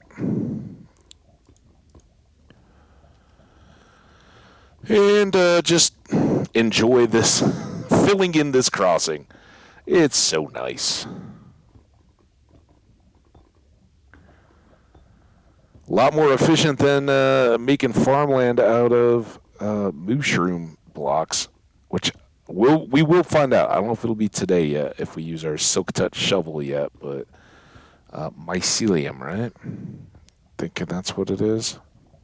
Now that on the edge, that's kind of cool, right? Because we can use glass. And if had we been out, oh dang it! I just wanted to cut the corner. Oh man, now I hate this. When you're on fire and it shakes you like that, it's awful.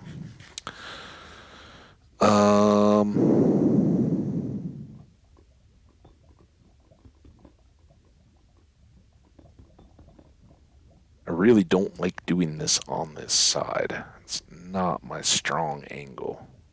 Whether it's the shield or whatever, it always kind of throws me off.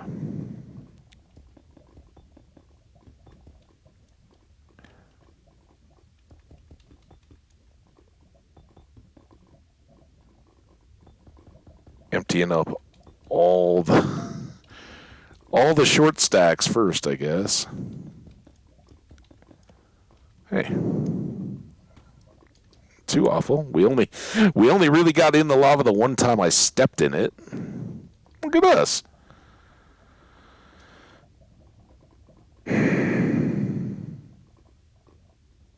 Yeah, we don't have that much pick left. This is where we're going to get into trouble, I have a feeling, because there will be extra lava-y stuff to drip on our heads.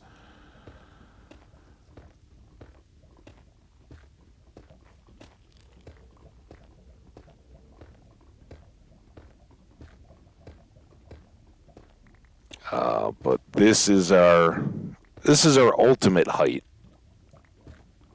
Seeing that open. Oh, there it is. Crap, get up.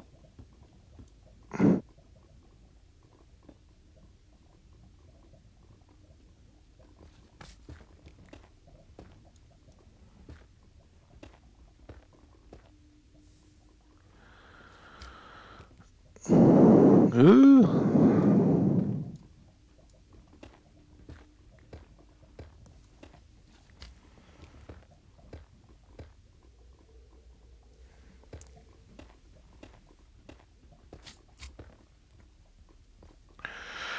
Looks pretty good from there. All right, we're getting low on our pick. But we'll try to get this little section done at least. All right, before you come down on my head. Oh, I didn't even get all this done. Yikes. All right, let's chill right here. I'm gonna step away. There's no reason to leave it open. There's no chucks to be spawning, so I will be right back in a second. Gonna take my little bit early break today.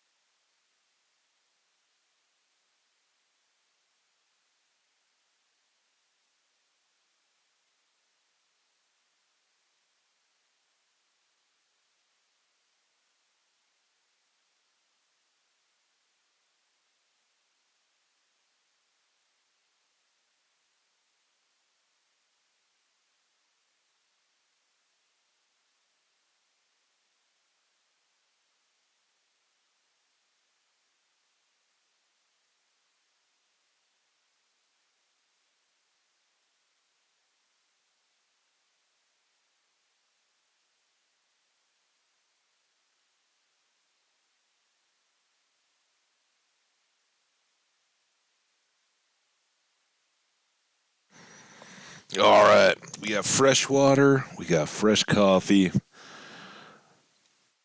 What could slow us down? I don't know. Not a lot of pick left.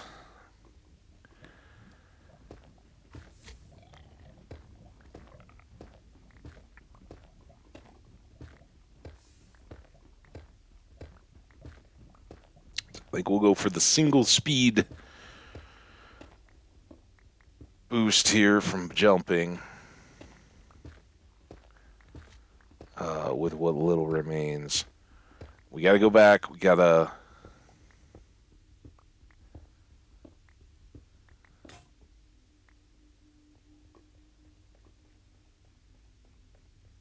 get new tools. Obviously, unload all this stuff.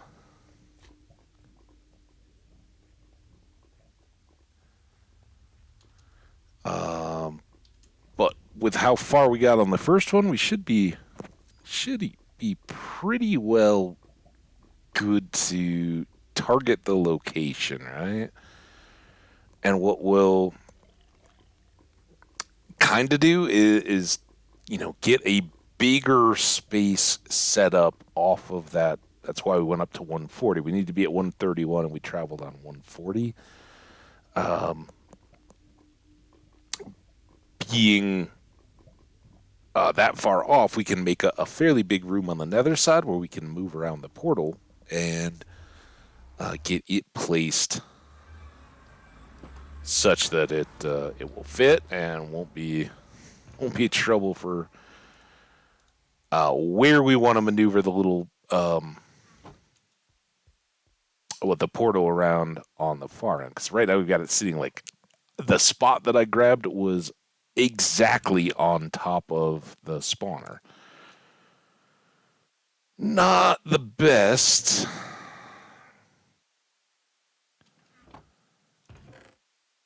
Nuggets. Do we have any quartz going? It seems like we had some, right? Did I put it down here, maybe? Did. Well, let's leave it unsorted for now. And then I've also got basalt. That's smooth, and this is regular. We'll have to figure that out. We can maybe overflow into Blackstone. Be a good thing. And then I think gravel is still all out here. A lot of that. Let's swap this. So we've got these. All right. New tools.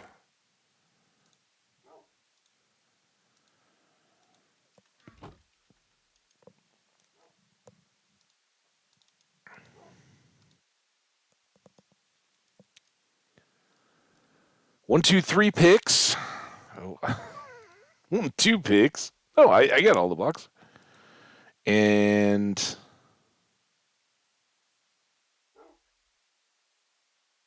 I think for now we're okay there. Let's make one more pick, right? They're the ones that we're going to use up, especially if we're getting rid of all that basalt. Don't know that we'll need those. And then we'll get...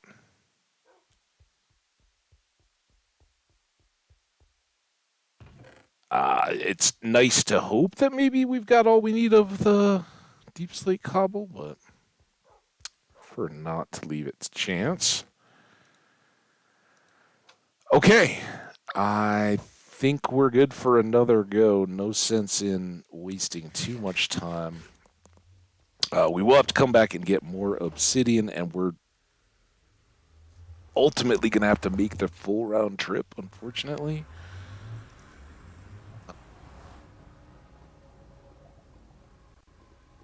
Maybe not.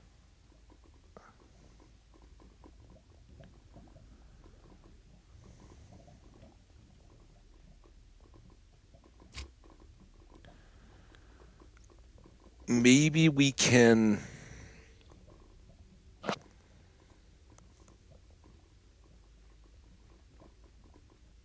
it by coming back here to the room and just cheating it slightly in a direction, and then making that the direction we go in the room.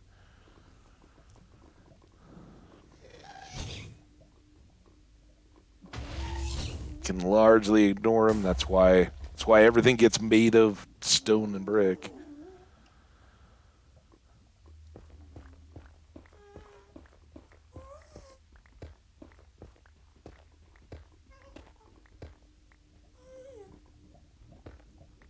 Oh.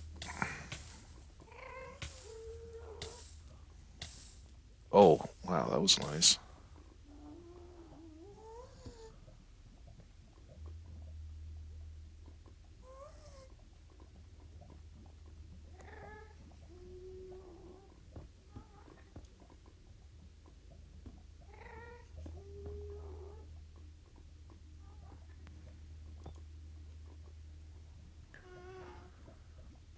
Should be good.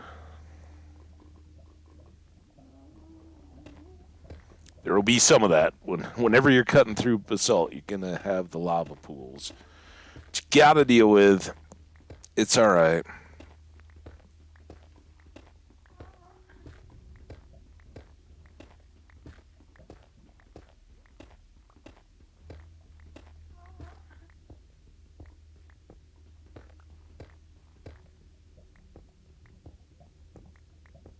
Oops.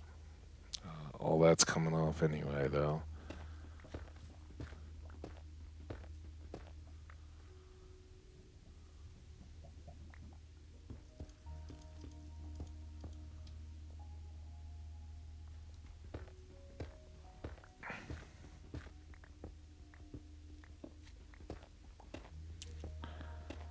And not the worst thing here. We just get more building supplies and materials that we can use.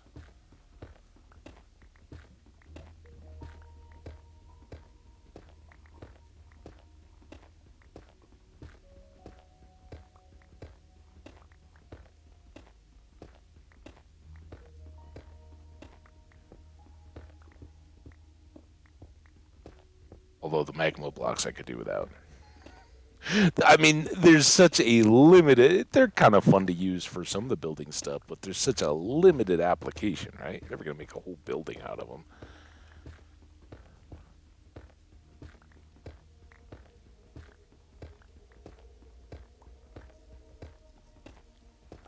And they burn our feet.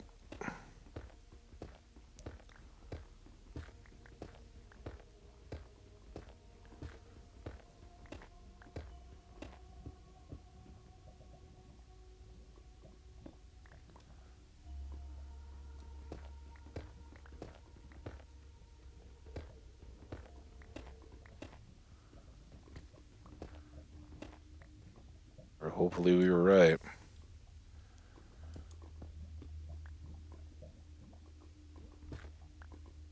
That almost full pick gone. And we're just still making up the spots that we already got cleared up.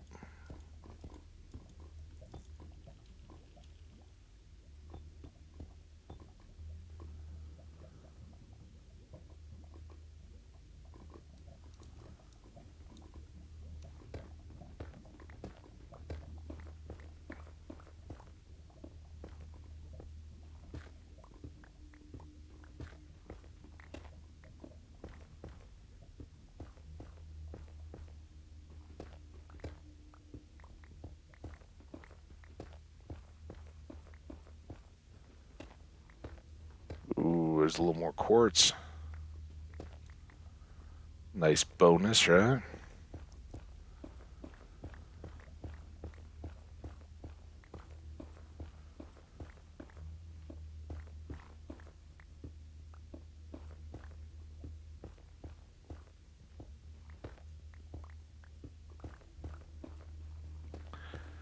And for folks who weren't around yesterday and don't know, oh my goodness.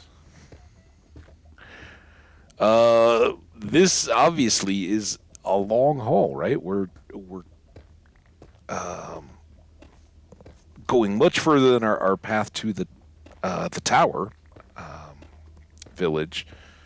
It's because we boated a long way past it. And we're gonna have to finagle back and forth to be precise about where we want our portals to link up, I think.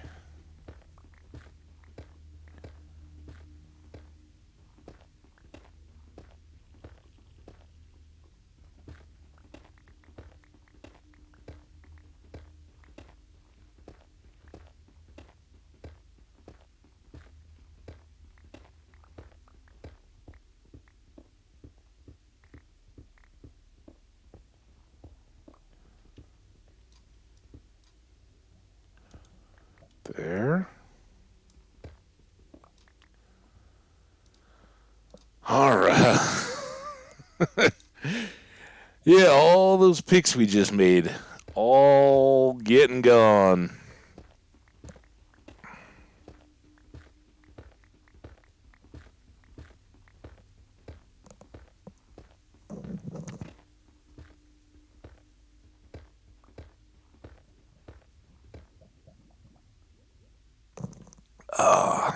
That's that refilled insulated coffee, all nice and hot.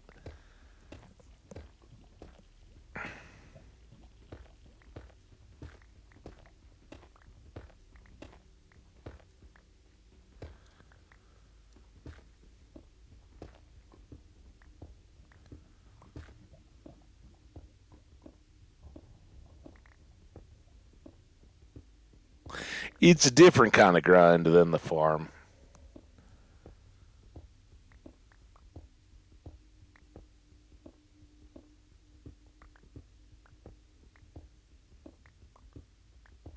Again, this saves us stupendously long boat trips and gets us access to so many gold mines. We still haven't really gotten back on the diamond mining that we talked about doing, but again, today could stretch out at least as long as it takes to get our portals linked up. And who knows, we may have some more good luck along the way in doing that.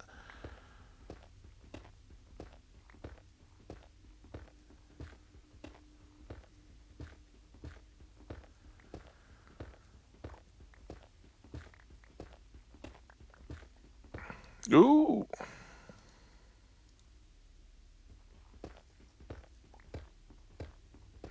They go quick at the end. Especially the iron. I mean, stone and wood and all that, of course, but compared to the diamond picks, you're like, oh yeah, it's getting close. I need to keep an eye on it. And the next thing you know, it's like, oh boy, it's almost toast. Really trying not to peek around the edge too, 'cause, it'll just be disheartening.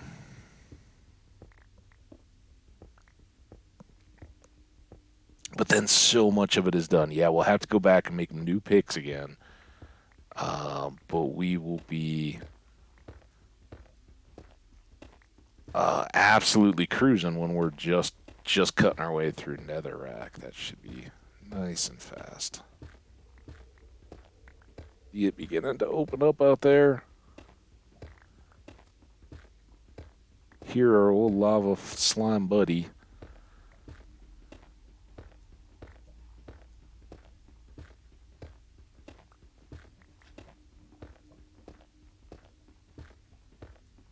Just work it out ahead of us here a little bit, because we don't want gravel surprise. Here's Striders. Stridering away.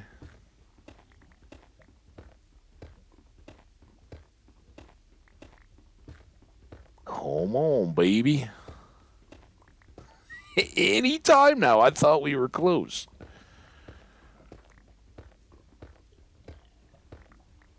It looks so... Oh. It looks so open.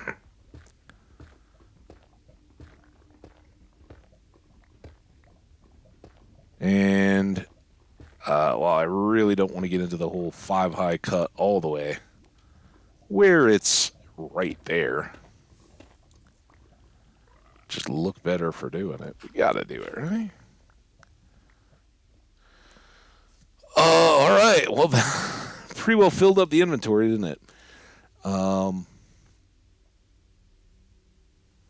I think that's probably good though, because that will take us all the way back out across. Here we go. If I can run first. Now we got speed tunnel.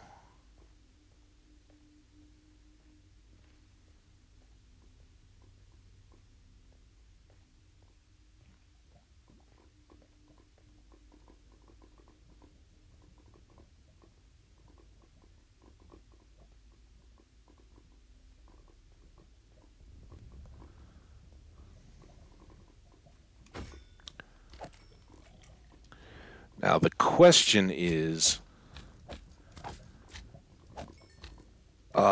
being as close as we, I think I at least want to get the path done.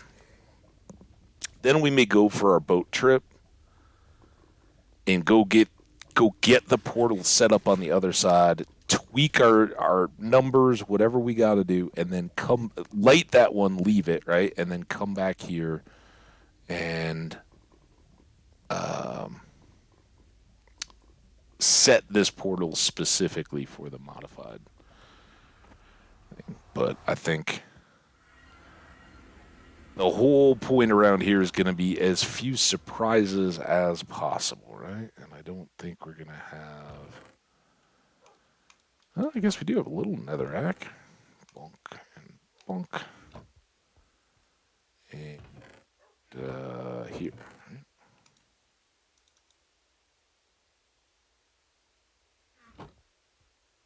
Sounds rainy. Shocker.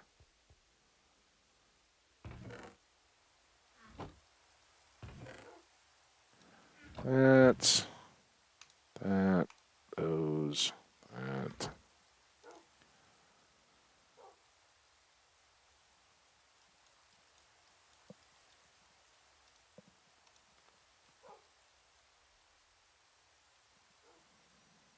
There's no real waste here because we'll need them in the mines too if we don't use them up here. I am going to continue to carry this cobble because we may still punch out into more lava. All right, doggies, stay good. Hey, Doc, an hour early for what? Did you catch me as I'm leaving? I don't know what you looking for, man. What content can I deliver for you, my friend?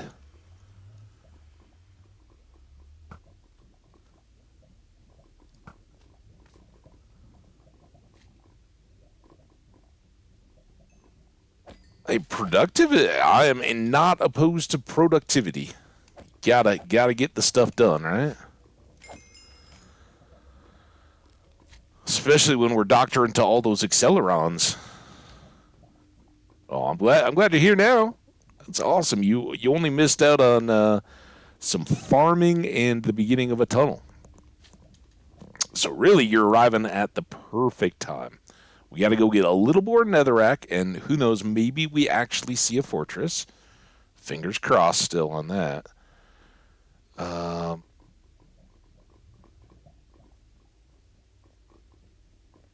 And then you get to go see the glorious gold mines, the boat trip destination that will be destination no longer once we get all this done.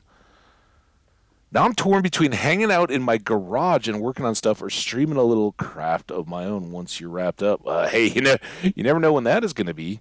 Do you have the gig where you can have some stream going in the garage while you're working on stuff? That's pretty awesome. Only thing I've ever had in my garages has been like radio. For sports, like listening to sports and stuff while working. It's kind of nice. Or tunes and all that in the summer is nice too. But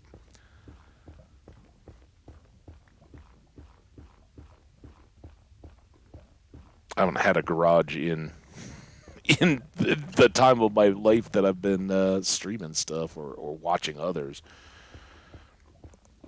But I can imagine that would be pretty good combo.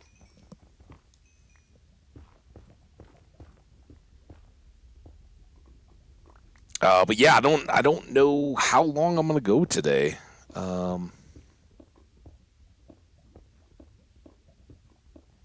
I'd like to be a little bit project driven here. See how far we can get, but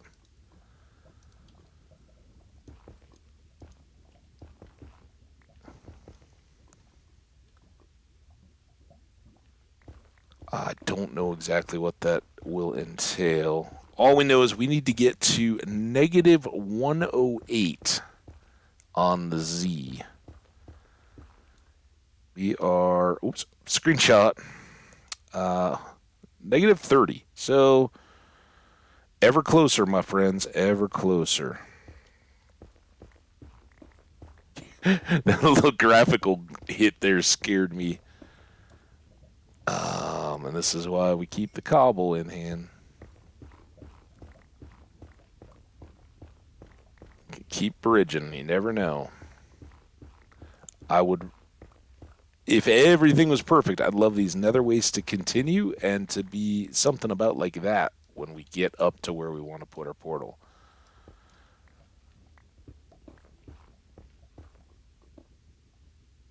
And of course, our mending golden chess piece is going to pay even greater dividends than it normally does now. We got neighbors again. Not so many neighbors other than the blocky lava kind. Magma.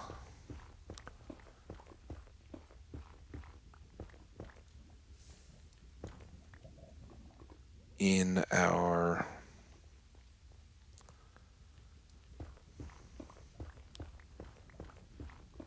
basalt delta, but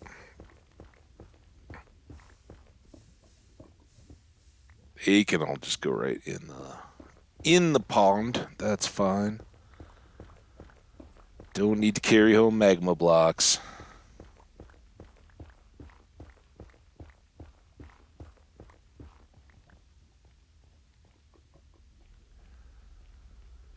All right, now there.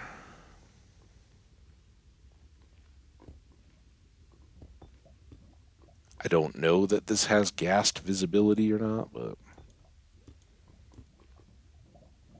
since it opens up a little, we'll seal it in a bit here.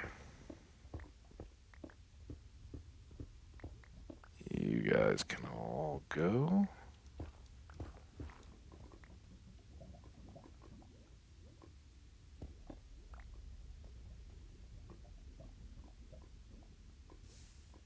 Ooh, there's a safety barrier there.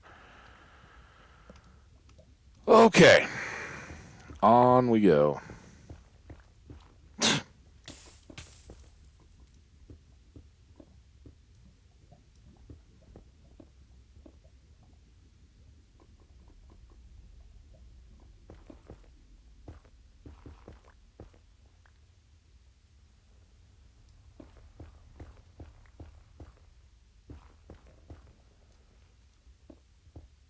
Bernie floor. If is it Frostwalker boots that let you walk on that with no issues?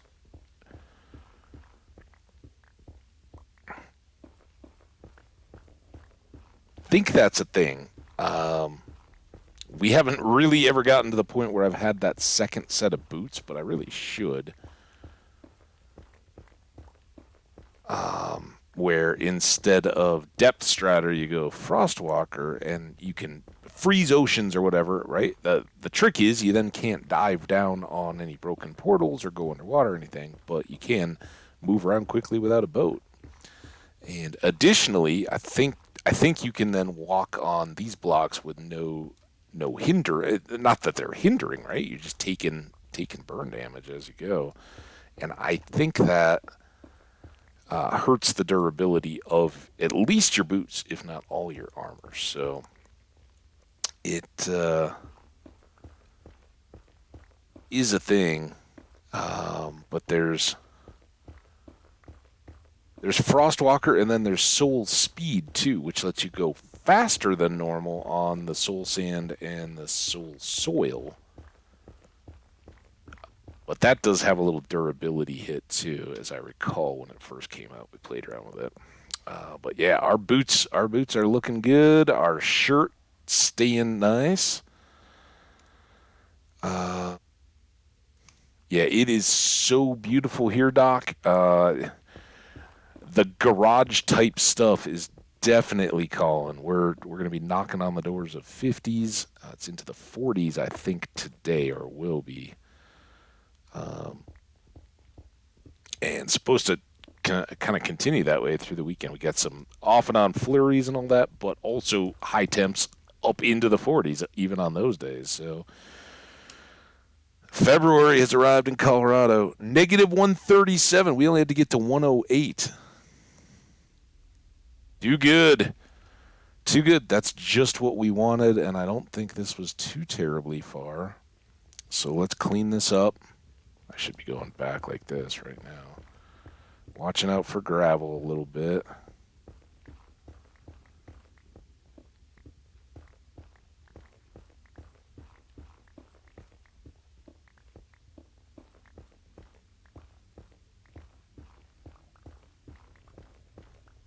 This is exactly what I was hoping for in the. Oh man, if we if we had better picks right now, cruise along the side, knock all these down, go back and get the floors, or just be going so fast we don't even care about the magma blocks underfoot. We just go back and deal with them, knowing that the mending on our boots will take care of them eventually. Not quite that tough guy yet. Getting there.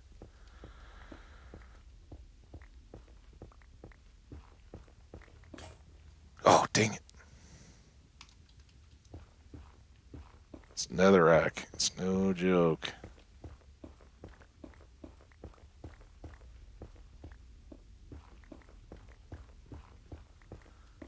Some gold, and that could upset our neighbors a little bit. 106. All right, this is kind of perfect. But we go.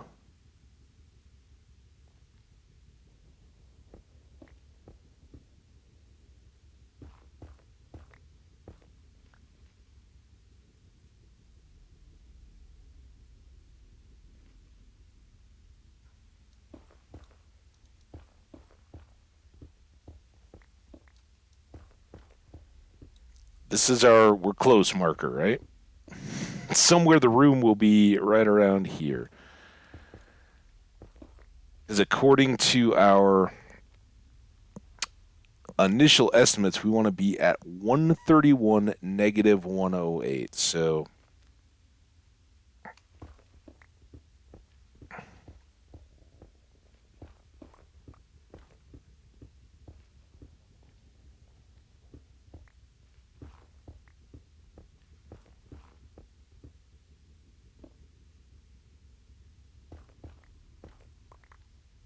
sure could do without all these. And I know, I don't know, it doesn't look as nearly as shimmery, kind of shaky as it does for me on this.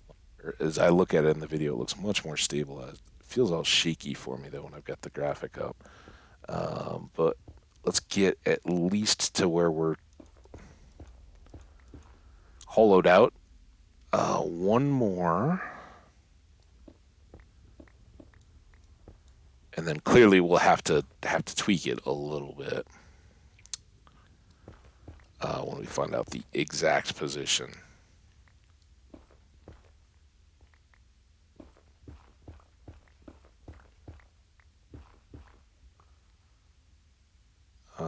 Wait.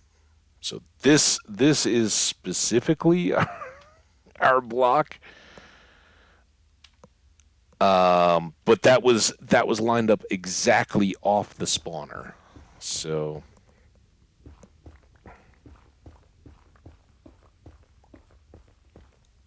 oops. Well, we want to clear that out anyway. Take this little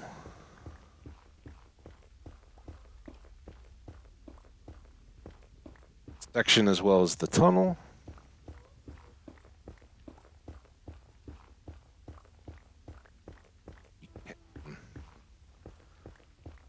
adapt it as needed, but we won't have to make the whole protect it from lava slimes or gas or that kind of stuff. Just hollow out the room for a portal.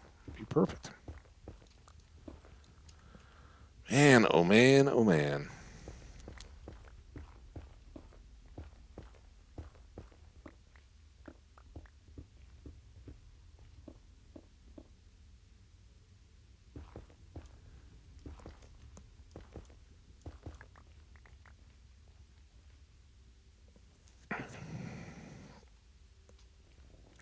Almost.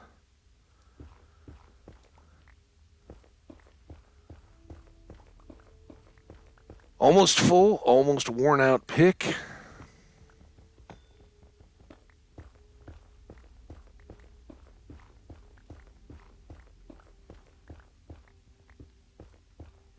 Oh, oh, oh.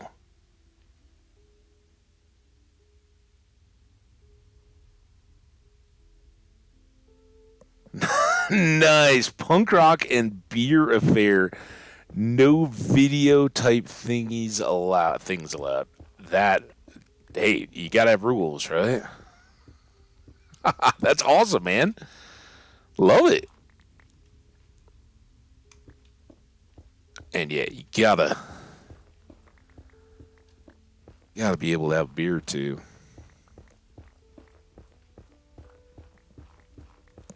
Especially if that's your like escape and recluse. See, we were just talking about this last night. My one of my trivia buddies. It was trivia night. We didn't go to the trivia place and play trivia. We were just chilling, having some pizza and some beers. But she'd been on a work trip. It's like kind of cheapo souvenirs from wherever you've been. Well, somehow I'm the deck of cards from all of the world business travel for this friend. And she's like, "Oh yeah, it's just so easy." And they're all it's like you're not getting quality playing cards, right? It's like the deck of cheapo playing cards, right? And so I bust them out at the pizza place. I'm like, "Yeah, let's just open up. What game are we gonna play?" Let's go. We played some gin rummy. We were probably so obnoxious for the restaurant, but it was a blast. But that's my like Midwest roots. When I was going back home like summers and right out of college, my like first the buddy that was like straight out into the working world. Well, the rest of us were in college, and very successful, and his dad had a successful business he was going into. It's one of those many reasons where I'm very much of the camp. College doesn't need to be for everyone. If you know what you're getting into, there shouldn't be any disparity. I think a lot of people tend to get snooty about college degrees and all that, but a trade certificate or degree, it's amazing. Some of the ways that machinists and technicians for all kinds of various applications, in whether it's retirement or just in life, when they retire, whatever, some of them become the most amazing of artists, right? Because they have truly embraced lifelong learning about a skill. And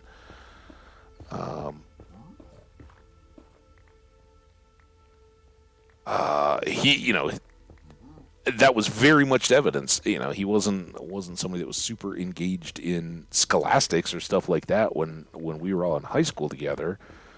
But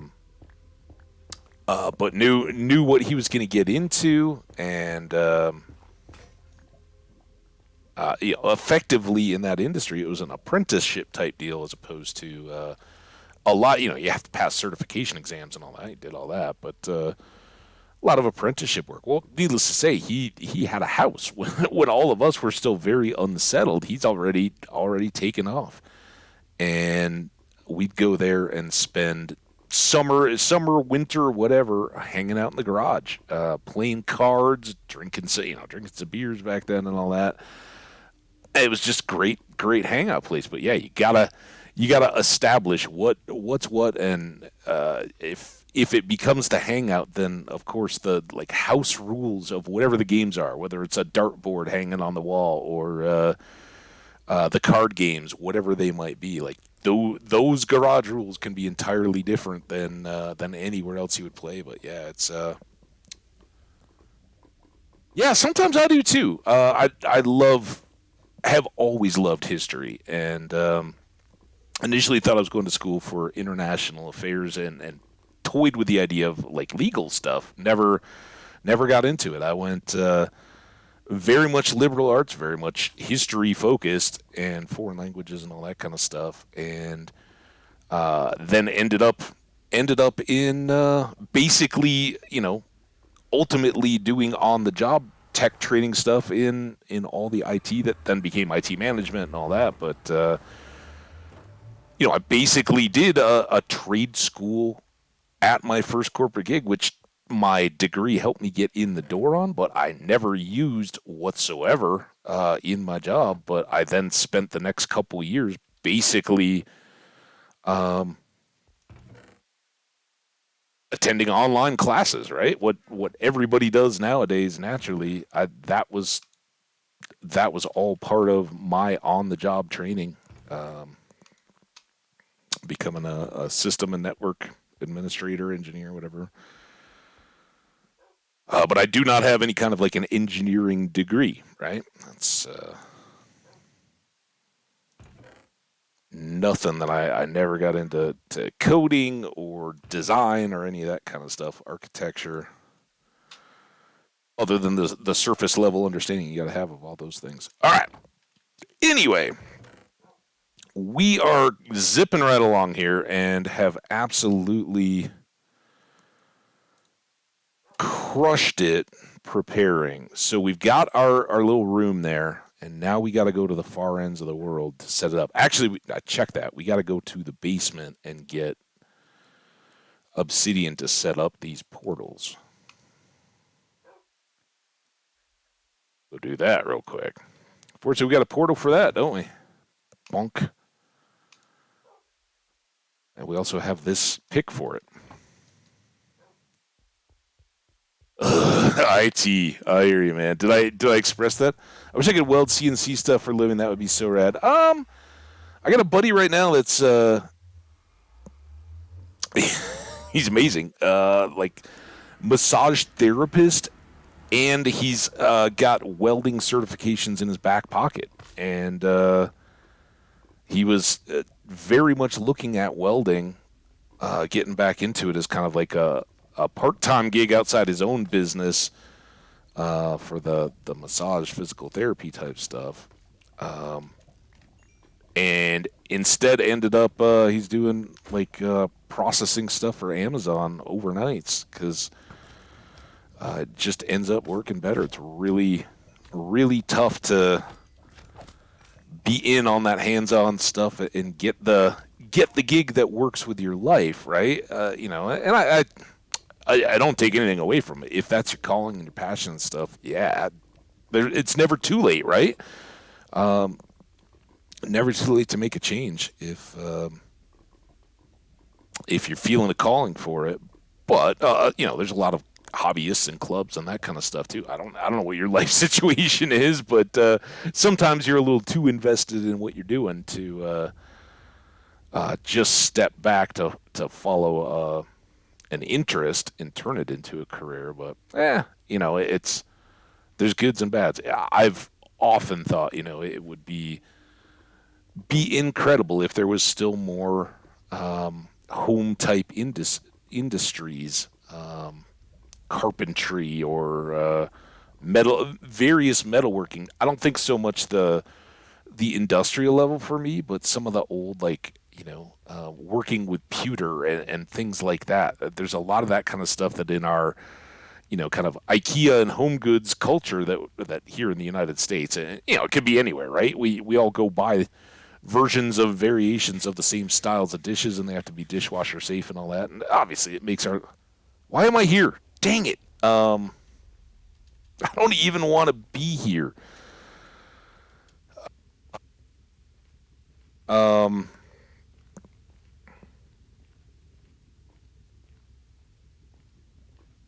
I think some of those still like artisan-y things are really cool, and I know from my parents who are are at a much different stage of their lives, but some of my mom's friends that have gotten into artist stuff have made like platters and serving dishes and things like that, more ceramics, you know, uh, I guess glazed and that kind of stuff, hand painted and all that stuff, but have been really cool to know a lot of my parents' friends who have pursued various different ventures like that in their lives. Is and I guess part of it is knowing people as they get older and are kind of looking for semi-retired. But I know one of my parents' really good friends, and they've moved well past all this since, were hand making products out of a recycled church candle wax. Like they'd go around and they were using waxes and stuff like that. I don't remember all the implementations. I know they weren't necessarily making candles, but they were going around to churches in the area, and after all their services, like New Christmas Eve or whatever, the ones where they had all the candles and stuff lit, they would go around and be like, "Hey, all your stubs of your candles, the stuff that you're not gonna reuse, we'll gather those up and use them." And they had a little, like pre kind of emergent internet era home business kind of deal. Really cool. And it's cool when people give that a try. Like reach a certain point in their life, like, yeah, we're gonna give this a try, see if we can make a go of it. Certainly, you'll always be richer for the life experiences of it. And I think a lot of those people find that the business side of it is what gets in the way and becomes the headache, right? Like, yeah, I want to do the stuff. I don't want to have to maintain books or lease or whatever.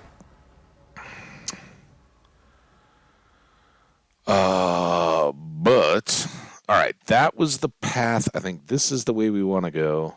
I know it's still a little walk, but it's quicker than going up and down. Um, IT was, sorry, I'm catching up a little bit. I've been kind of glancing at your stuff, Doc. IT was the first field I worked where management put me off it forever. I can totally relate. I was very blessed to have outstanding early managers in my job. Um, but mine was working in a office supplies shop. I think it's one of the ones that's still around. Like a lot of those went out of business. Um, where do we have to get up to there?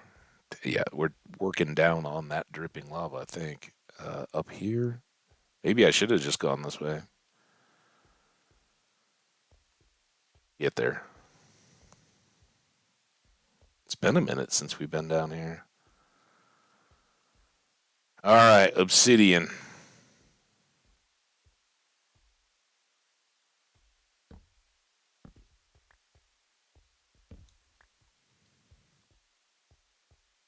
Everything else is at least a little bit out.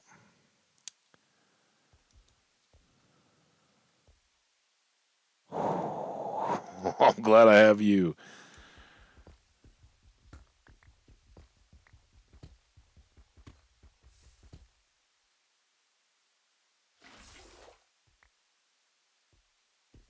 Just what we needed to do, right?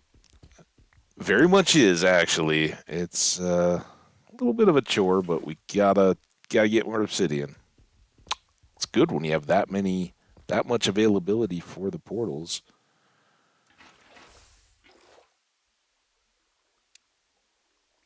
to be able to make use of all this.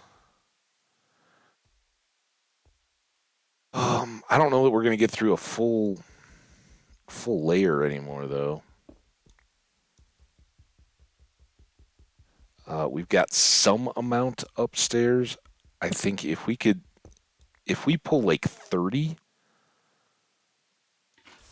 add to it what we've got, we should have more than enough no matter what. But no matter what decorative shape we want to make the portals or what the spaces end up in that they're in. Whether they go a little wider, a little taller, or whatever, or full top, full bottom,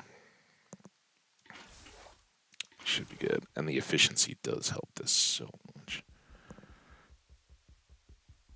Um,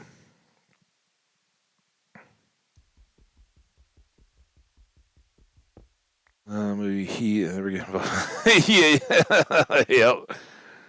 Yeah, absolutely. I did. And I know a lot of people think I'm nuts to have done it. But there are moments in your life when you gotta be. Am I doing what I really think has a purpose and a future and all that? And even if it doesn't work out on the best financial side of the ledger, assuming that you're taking care of your responsibilities, you gotta follow your dreams. And I know this isn't exactly what you were thinking, but it fits.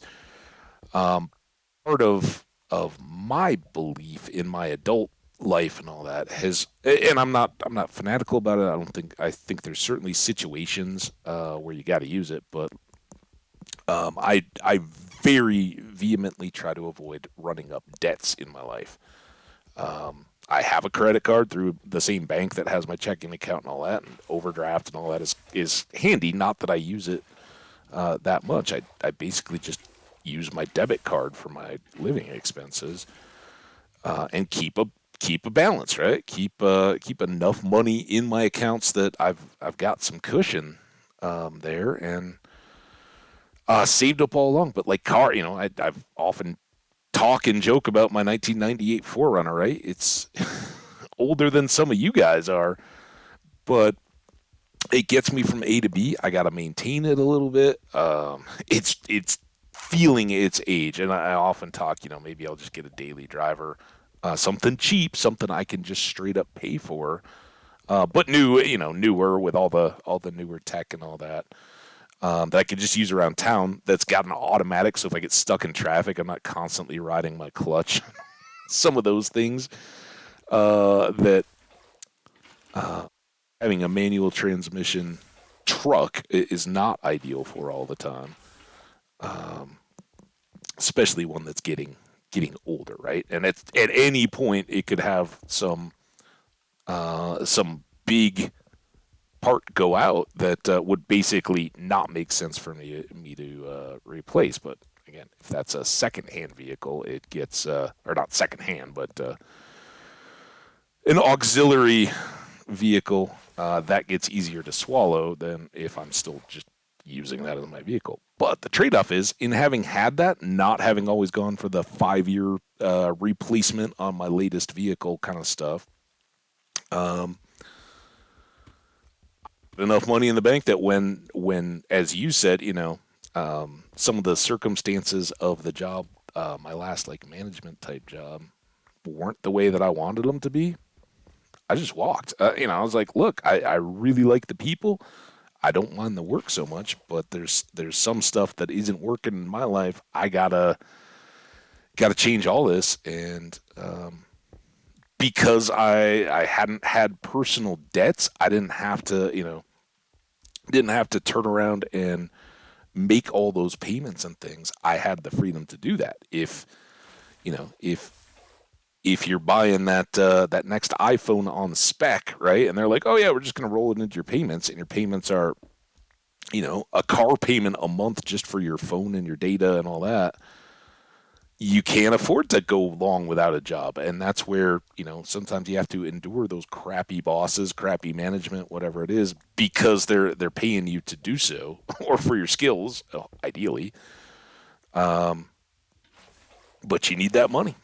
So if you have the chance, when you have the chance, anybody, try to live within your means, because it buys you a freedom that a lot of people don't get to experience in their lives. So, um, It does. It constantly means. Yeah, there you go. Absolute beast. I love it, man. Illumina. Nice. Um, yeah. That freedom, that level of freedom isn't free, right?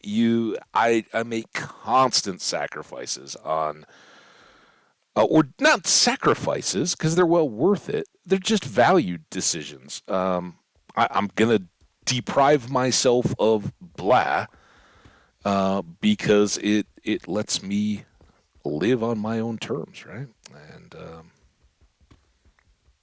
I'm good with that. I think I think that is the ultimate thing. And again, that also changes a whole lot based on your circumstances, right? I One of the sacrifices that just the way life worked out, but I didn't end up settling down with any of my then girlfriends or having kids or anything like that at the time that would have kind of locked in and ended up walking away and being largely single at this point, unless it was a surprise. I don't think I'd be having kids at this point. But that makes me a lot more able to also walk away from an established invested in paycheck because I don't have hungry mouths at home and soccer classes or soccer teams to pay for and that kind of stuff. So, uh, you never know, never can tell.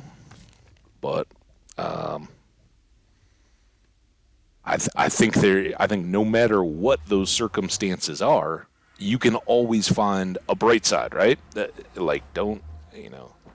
Hey, you got kids and you have to put the family vacation on the credit card or whatever, and work for a while to pay that off.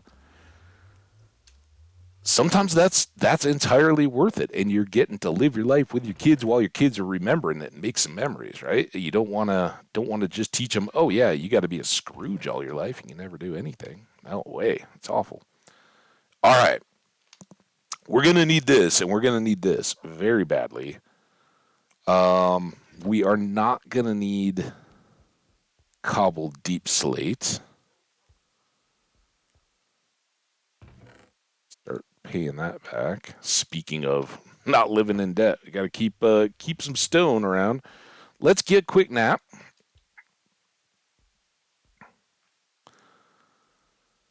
I think I don't think we need a whole lot else unless we want to take. Do we want to take buckets and? I don't think we have scaffolding yet. We have ladders.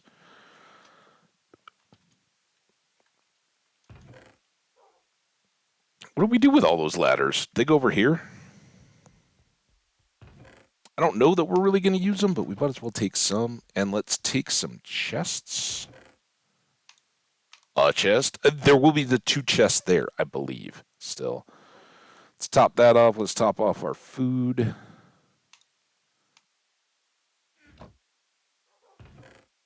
Here.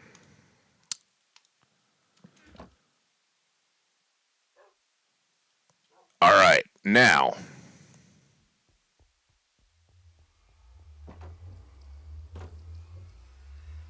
we go to the boat. Go to the village. Go to the boat. I did it again. I didn't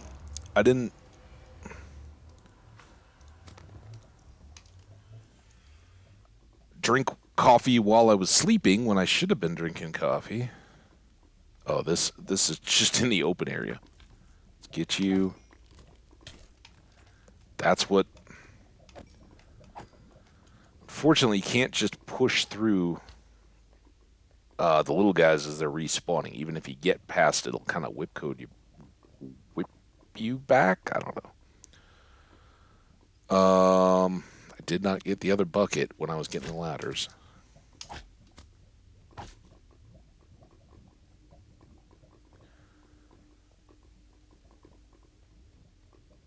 We could probably count on enough iron to make another bucket to bring up a water supply and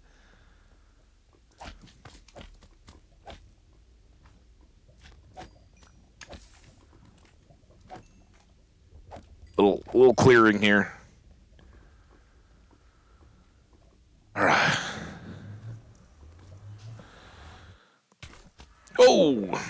almost did it again.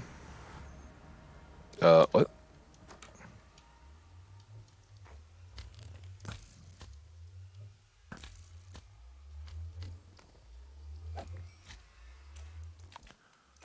I don't know how many of those are likely to go back through the portal. I'd prefer that they're not be waiting on me there.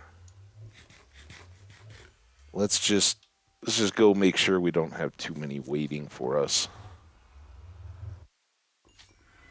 They're likely to still be there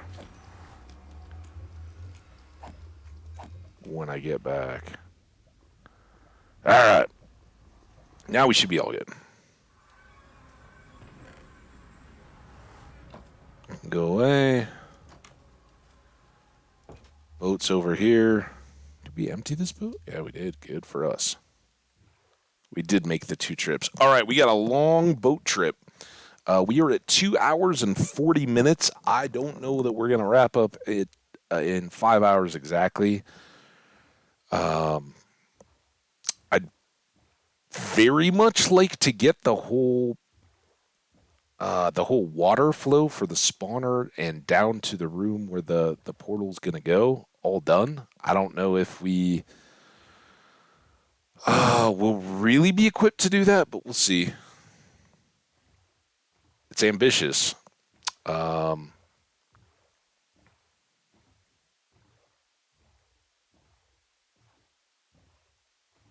would be more doable, more easily doable with scaffolding, but that's just been a choice. We haven't grown bamboo, and I should probably really think about that.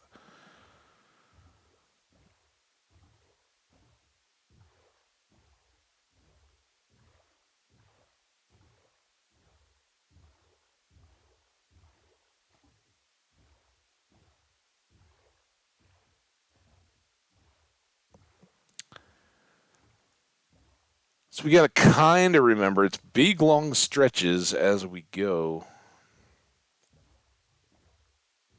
Um, Hopefully familiar enough that we can get back to our little torch trail. Then we'll have to get back to the spawner, and then we'll have to tunnel down. We'll have to get stairs or some kind of access back up outside of it. Remember, with the spawners, we have to be within like 9 blocks. It's something tiny. Um,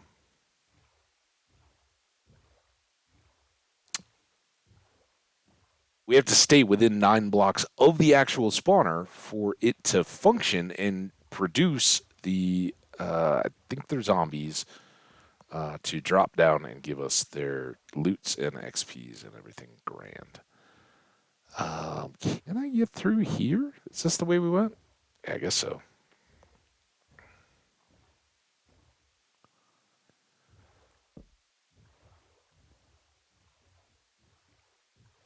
Stuff's all pretty obvious as we go. Haven't had to backtrack yet, but it's the getting through this stretch to the far side where the little spiry canyon bit shows up.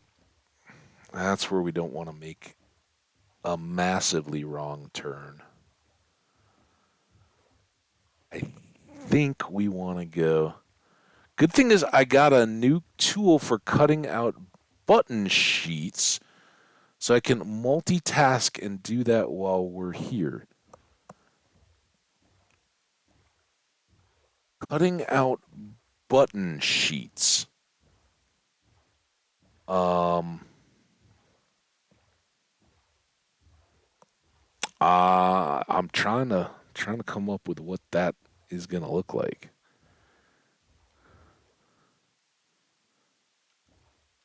Um,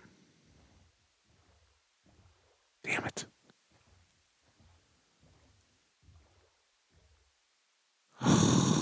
Crap.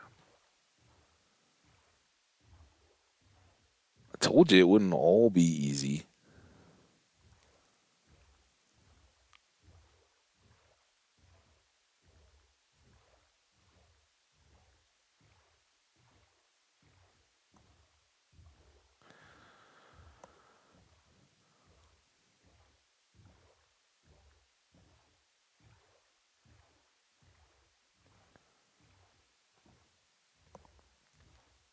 It'll get more familiar, and then it'll get a whole lot less once we have these portals linked up. All right, I think this is good.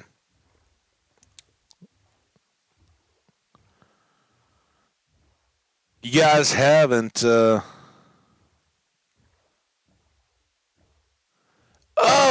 yeah, yeah, yeah, yeah, yeah. What you talking about? Yeah. So then, do they get like the plastic laminate over the? Are they like the like silver dollar or bigger type like badge buttons, or are they little, like tiny, just purely metallic ones that would like go on a more of like a jacket lapel or something like that? Or do you do all of them? Yeah, I was like the little one. Okay, cool, cool, cool. Nice. I know now. I know what you're talking about. I was like the inserts for buttons. I was thinking along the same thing, but like like you take like a keyboard or something, right? And sometimes they have like it's label your own buttons. This goes to my IT stuff, right? And like, oh, you got a bank of switches or something like that, and under the plastic of the knob, you want to have your own indicators. There's a torch. Um, you do that by pre-cutting out the correct sizes and things like that too, right? So that's even cooler. That's even cooler though, and certainly more artistic.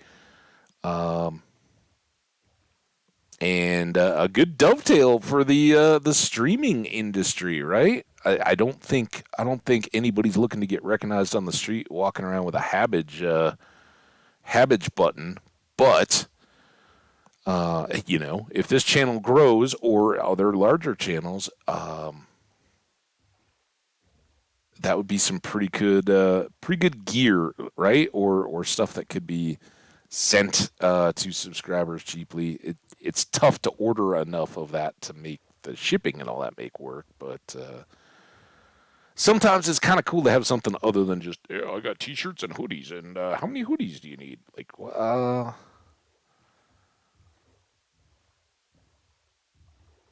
don't know. It's a hoodie's a tough one to.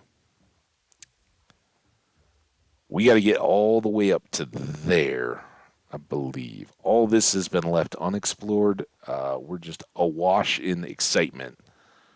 But we did do the back corner back here, and this is where we've got um,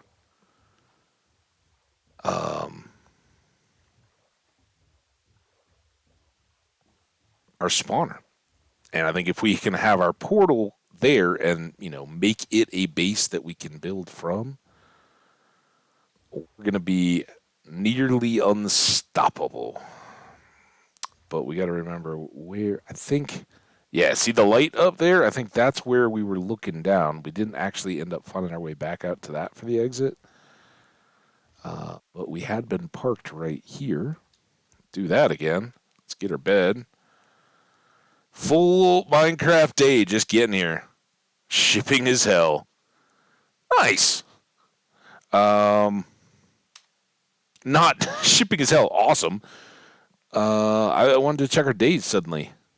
Man, they moved all this. Day 179. They didn't move it at all. I just couldn't see it amidst all the other stuff. It's pretty good. Pretty good, my friends. Now, we don't need that. We do need that. I think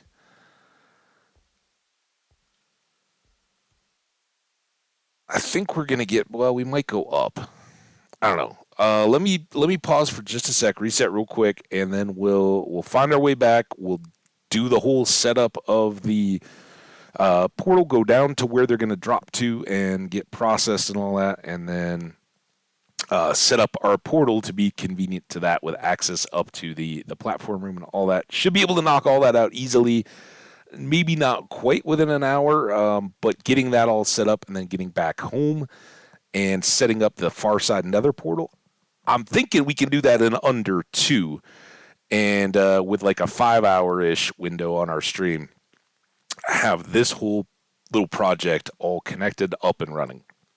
Let's make that our goal, see how close we get, and I will be right back for that push in just a moment. So see you in a second.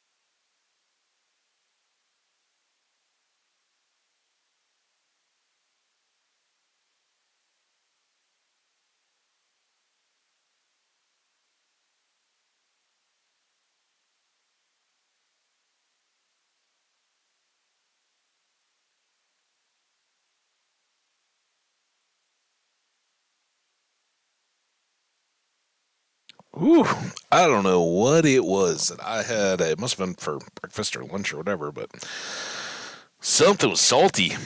I've been just killing the water on breaks. All right, enough of that insightful knowledge. So we gotta go. We gotta try to find our way back to that hole,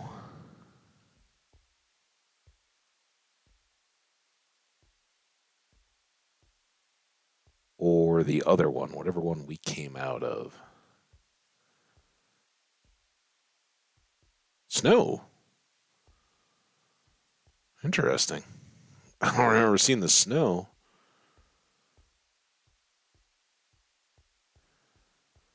Um. Hey.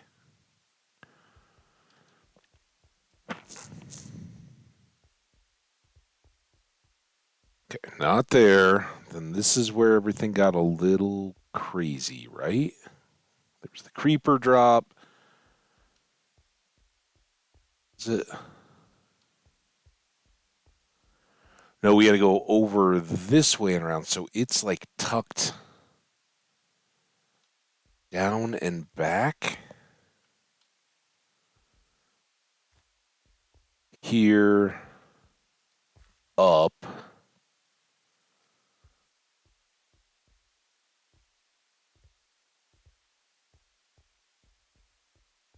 Come on. Is this it? I don't think so. We got to go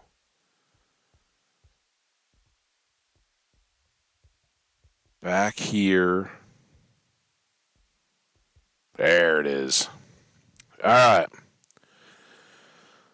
So from here,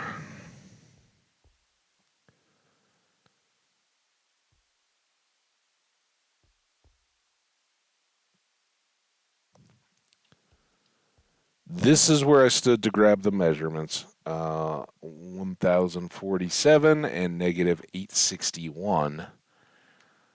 Um,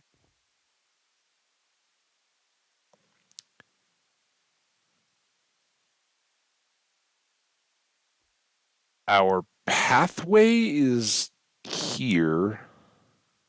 We're going in this direction, right?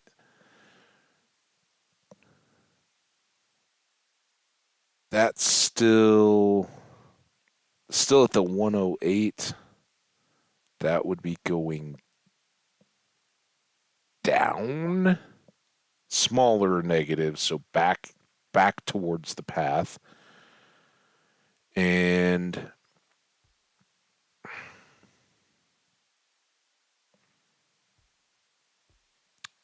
we actually want this number to keep increasing to go towards 40 if we wanted to. Which I think would be okay because that would kick us out towards um,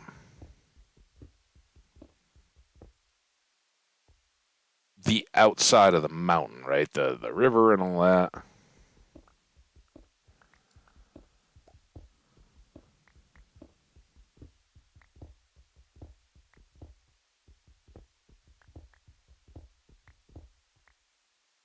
So we're gonna have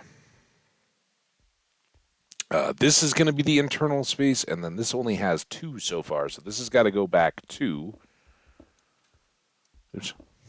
So why don't I go three?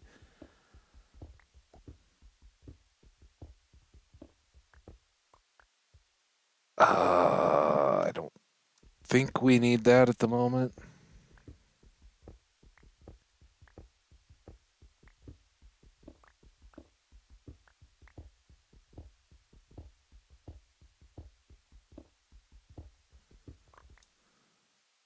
Do three, so this has got to go out. Excuse me again to that last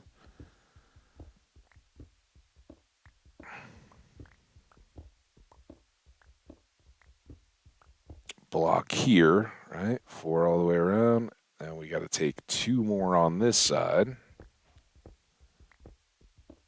Red terracotta. Get some coal. Take that.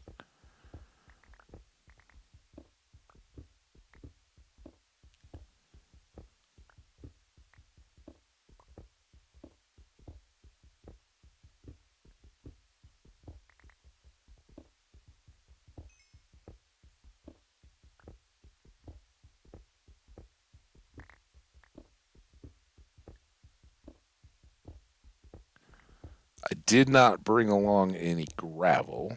That could be a problem.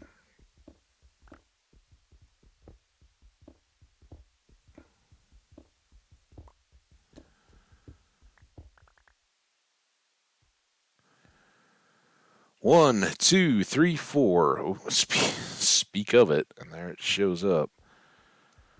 All right, I guess we'll just do this. Probably will take out the ceiling as well.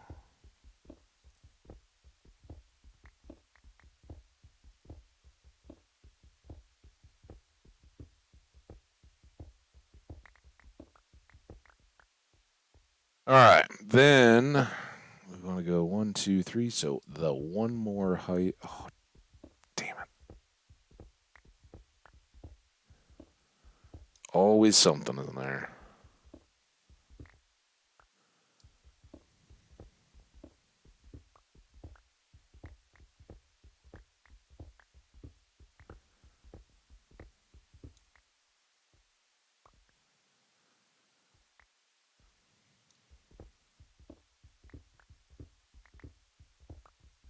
Ah, mouse, behave.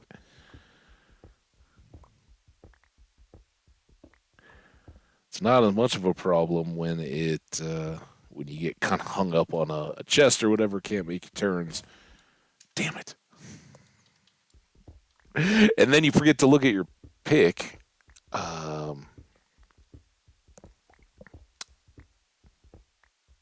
if there's solid ceiling above, but we gotta fill in all this.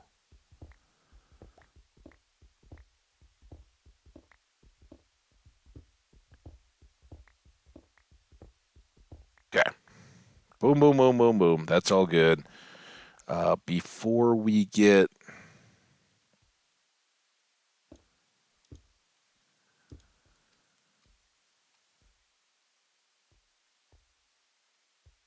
much crazier,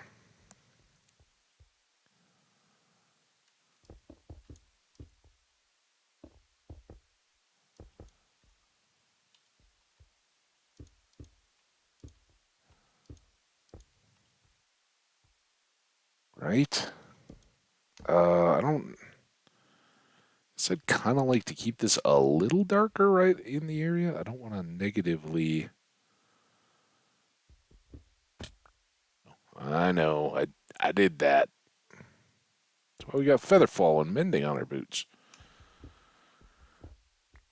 All right. Fill in that hole. So ultimately, we want our little chill out deck thing and the portal and everything, I think, to be off this way. That'll take it back towards the deal. Or we could just come back through this wall, maybe. Um,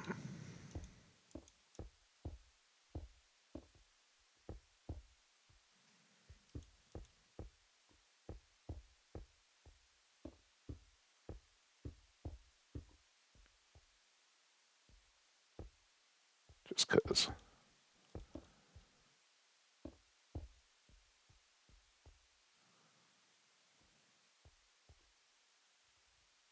There.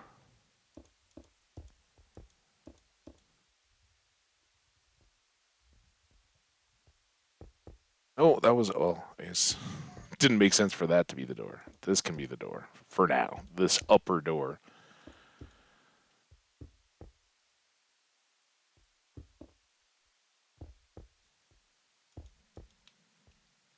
Oh, we also got to have the flow setup. We'll do that down below a little bit more. I think.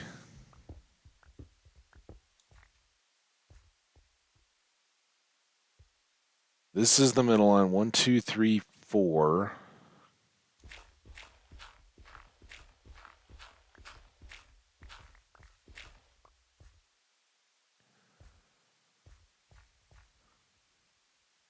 This was the middle line? Yeah.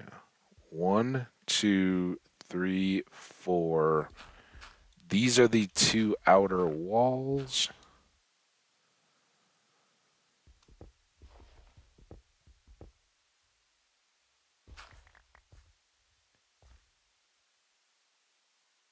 And then this is the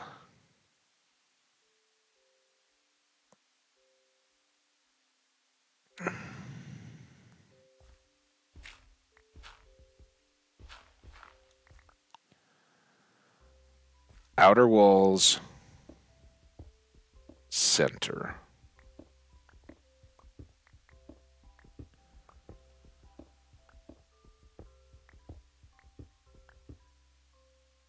And I'm going to pull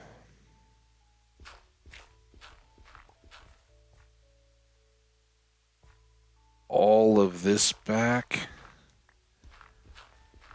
And we may walk this down earlier.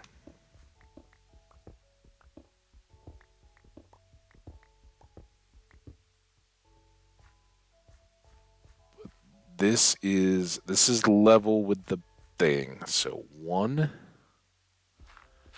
2,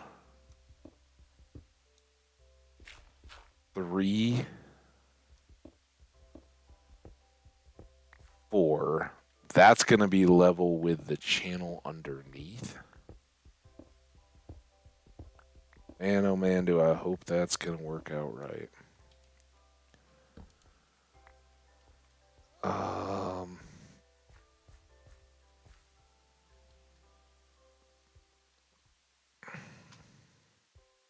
We'll also probably have to lower this as we go.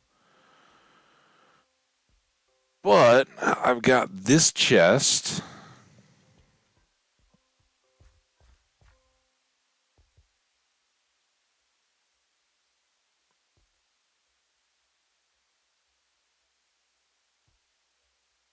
I think I still need to go down another layer, don't I?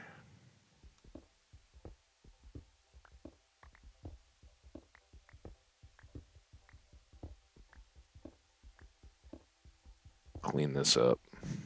We'll see these holes when we get over to it. Because we should be taking out that side as well. Okay. Now I think we are deep enough. We're going to cut down from here, but we need some dumping space, right? Actually, we may need those, like we said.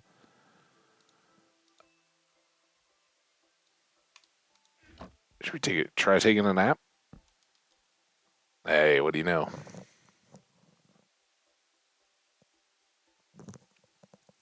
Oh, the coffee's good too.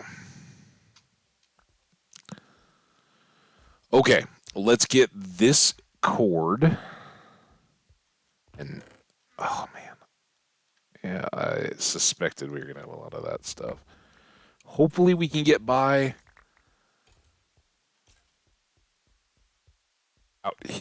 Just doubling up into this chest for now.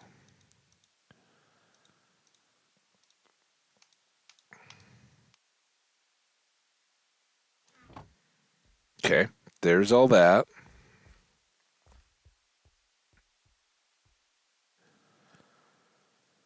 And let's get one on here.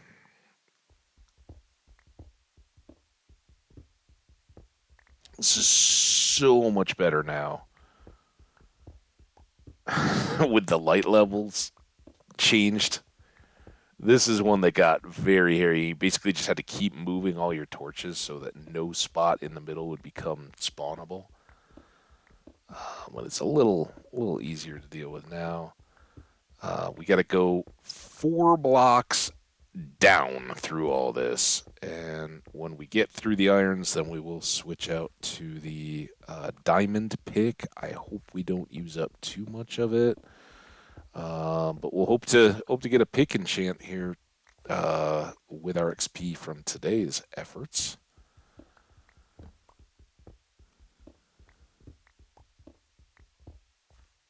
We can maybe do something there.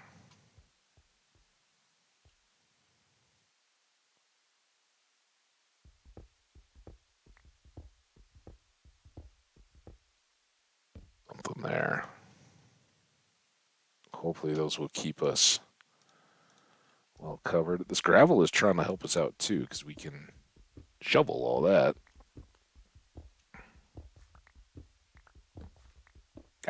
I was the one who said, yeah, some gravel would be helpful.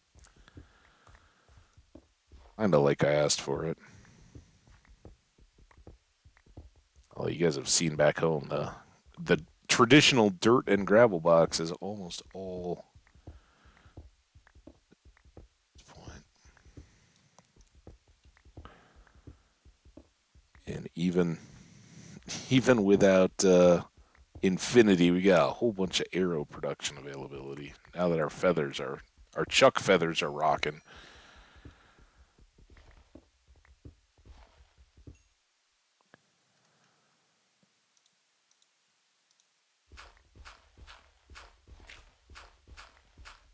Does go quicker.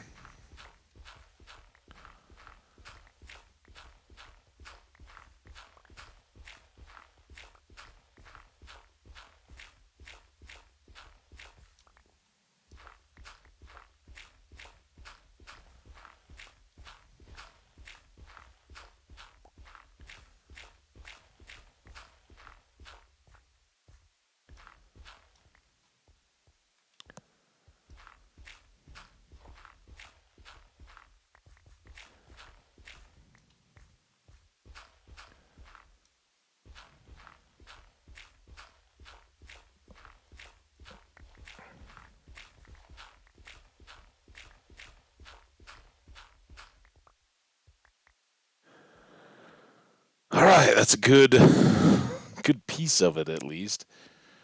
And look at how far down did that take us? This is 2 down. So all we got to do is get to this floor, and we'll be good. Then the water channel, and then down the chute and our access back up alongside it.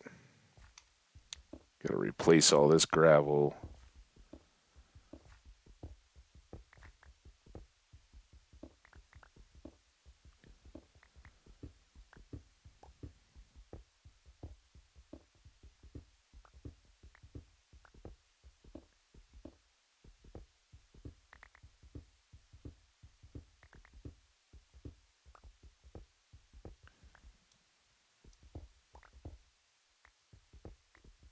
No, not really, Doc. The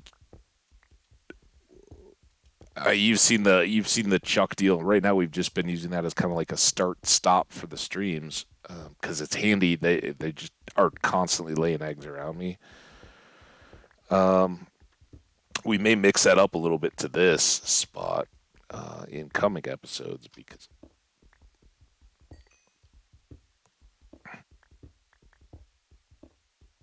it'd be so handy. So that was where some of that gold came out of, I believe. Um, definitely didn't leave our exit cut in here very well, did we?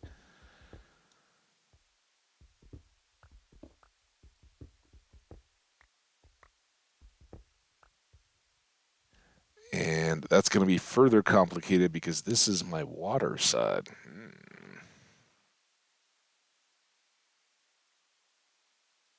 Hmm. This should be all right.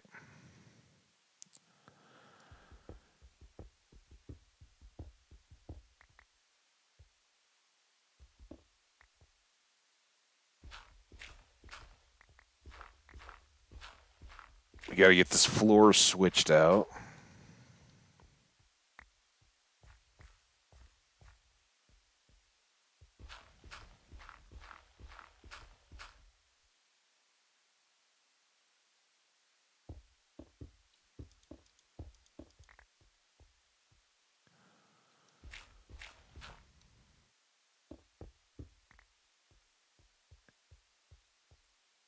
Okay.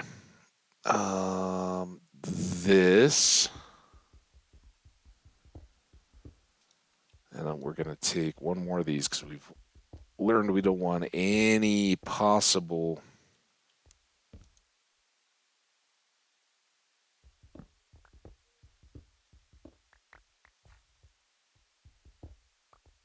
obstructions for our little buddies. Just to be safe, fill all that in, get out of the hole. And then here, nope.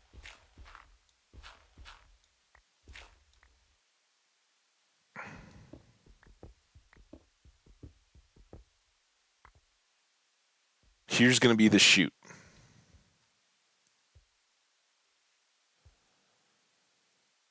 So we can go quite a bit further.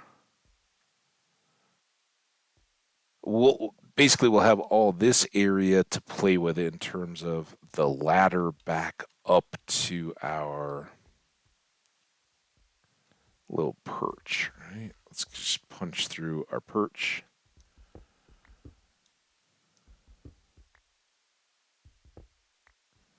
Just so we know. So I think if this is our chute, right? Now we've got kill area. We can come right up here with a ladder. And we may, probably not going to keep all that open all the way. Some glass on the inner edges would be nice.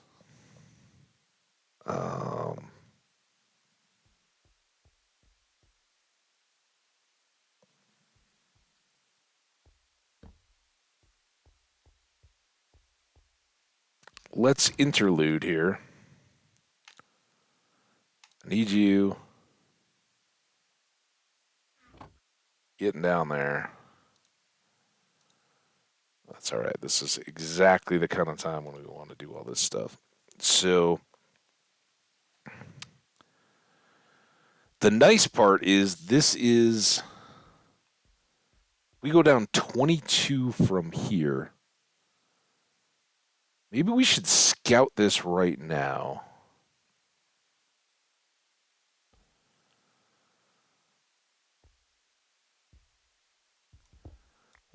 Let's just make sure. So this is 85. So we want to be down to 63. Said and done.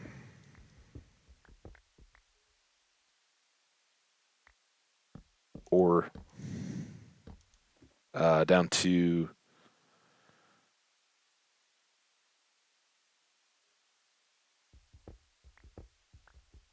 oh my gosh, more gold. We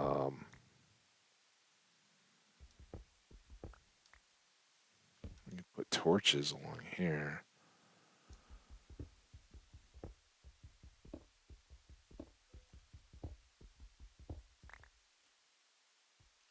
I don't know what this skeleton situation is going on.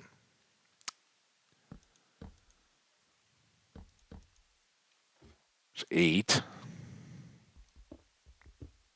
Should be standing right in the middle.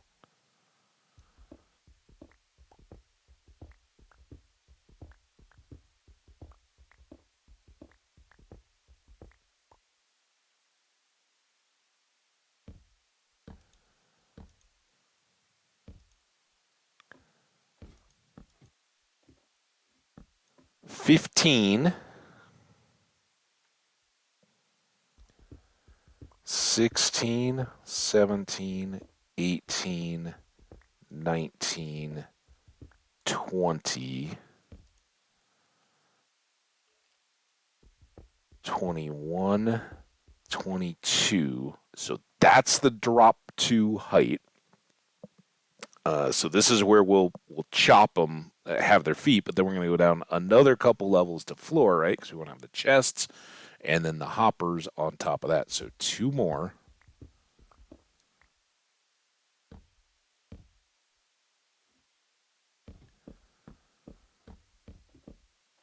And fortunately, with the ladders, that's all very possible to change. But now we've got a little bit of space.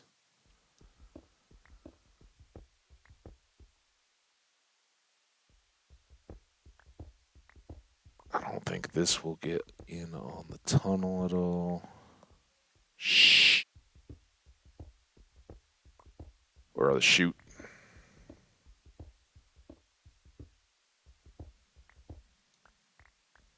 Okay. Um, and just again for purposes, this is 61. If we dropped them one more, used one more, we could even just incorporate it into a base. That would be a nice 60.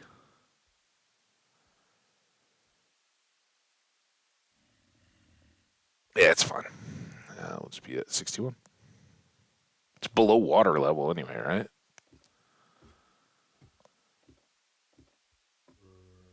All right. So now we know we've gone an extra block out down there, right? So that's these two. There's a third, and then we're on the wall of the chute. And that's where we can get a little bit fancy pants.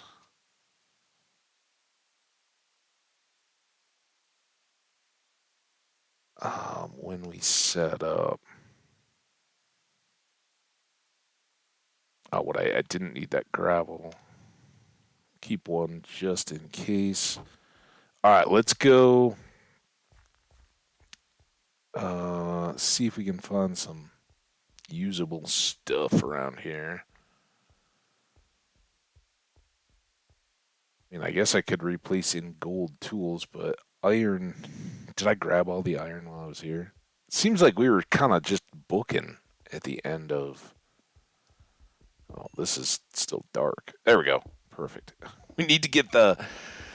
Above all else, we need to get iron for another bucket so we can bring up a water source. But obviously, we could also use some replacement tools. We're going to need hoppers, chests, and all that good stuff. That stuff, I don't know. I don't know if we're going to have all the hardware installation done here by the end of the stream. Probably. I shouldn't be grabbing that gold at all. Let's keep hunting, checking.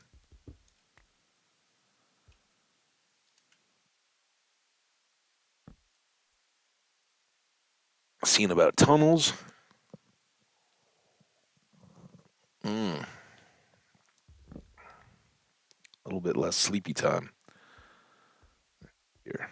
Ooh, look at this. It's all trapped. Oh, that's beautiful. Oh, creeper. Are there other creepers around? Should I be worried?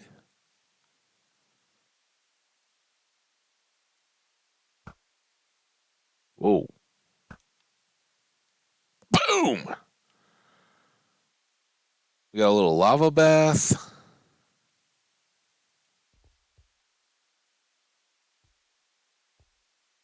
I don't know how visible that's going to be. Let's put another one there. You're fine. We're all fine. Is there any gunpowder down here? Let's see. There's probably some XP. Might help my boots. My boots looking. Oh, they're looking good. What if this isn't the right side? And I'm just like, I know it is, though, right? We can go through that little through that little tunnel. It's going to be fine. We've been in all this. These are the two tree trunky things, and our boat's parked right over there. Right? We've been in and out of all there, our torches, all that. Boom, boat.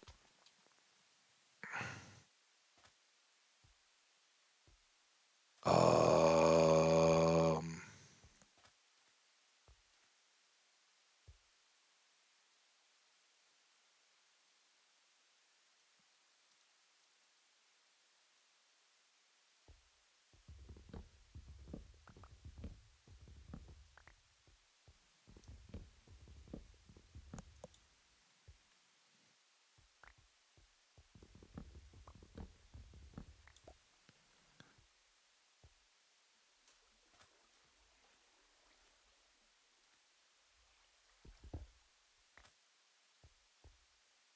this might be new tunnel. Certainly isn't safe tunnel.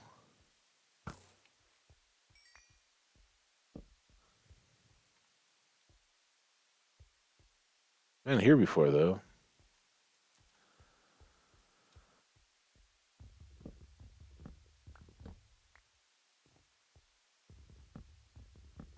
Yes, you didn't know this is all about wood gathering. Um, First thing we need to make is a crafting table and then a furnace so we can cook some of the iron ore that we have here all over the place. And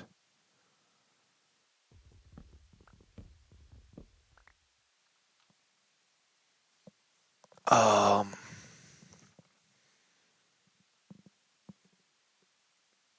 make the bucket, make the picks, all that good stuff, right? Then we're also going to need chests, hoppers, which are chests and iron. Um,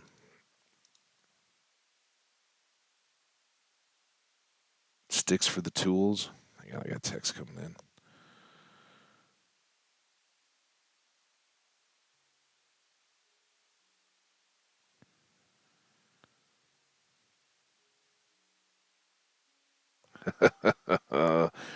Yeah, it's a late weeknight basketball game.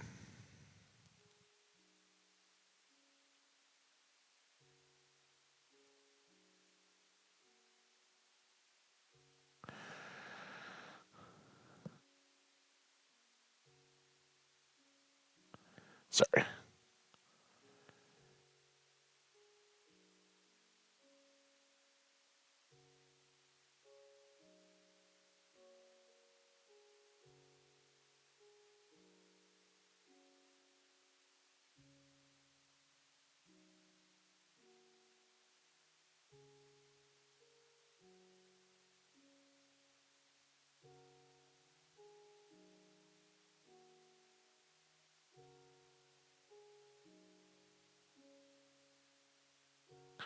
Okay, sorry about that.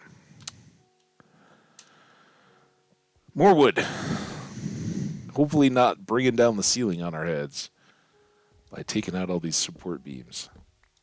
I think we even joked about not doing that yesterday. It was a joke, um, except sand and gravel can come down, certainly. But as long as you do it with a little bit of caution, should be all right. I don't know why we didn't. I think we'd been there. I don't know why I never bothered to put a light in it, although we were maybe running out at the time. So there's absolutely loads of other tunnels and stuff to check in around here. We've seen a little bit of that. Um,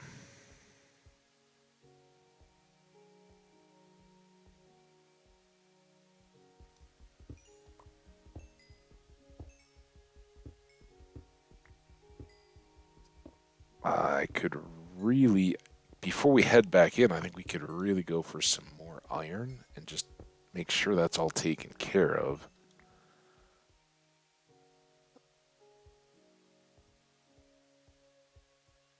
Stony Shore isn't bad. The mines and the caves and stuff haven't been bad either. The higher we go, the better off they are. I'm just checking to see if there's any obvious spots. So I'm way the heck up there. Um, yeah, maybe we go back up to the caves. How many do we have? 7.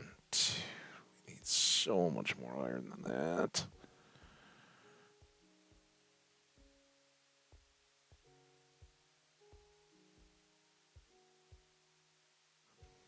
Iron? Some.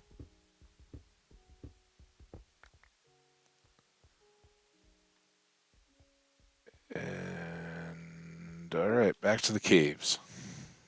Caves and the mine, whatever feels like dropping for us there. Ooh.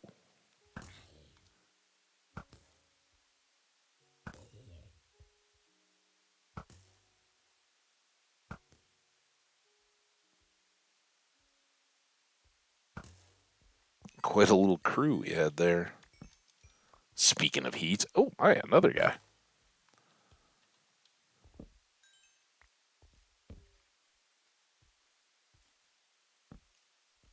It's like some of all that skelly horde we were listening to. 8. I kind of think I want to get back into the stony caves. They may all be connected.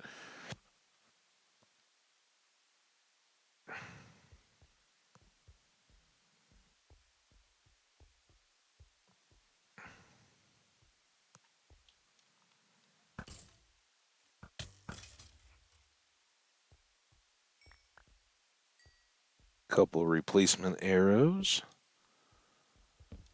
Always nice. Oh no, there's wow, look at everybody with the fancy bows. It's kind of uncool. Arrows still got me. A long flight time. All right. Good stuff here.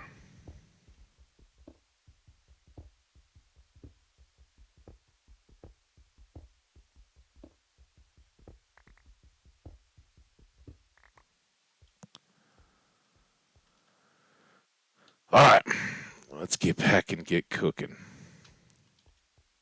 Then, once we make a replacement pick, we can go and use that to get more iron. It's sort of early game stylings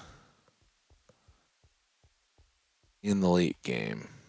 Down here.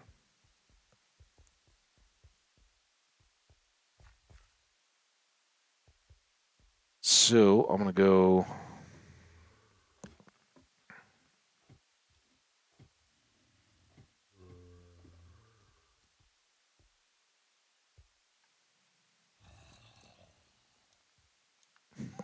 I wish I could say that was the spawner working.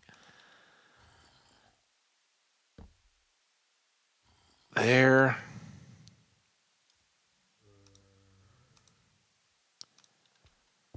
There.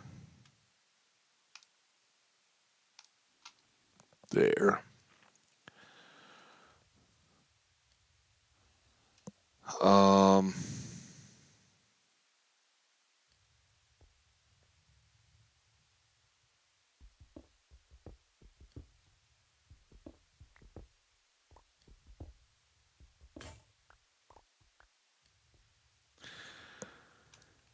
This is just enough.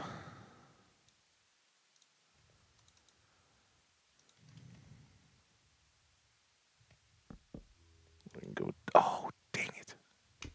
Fine. Got an extra use out of me. Uh, there.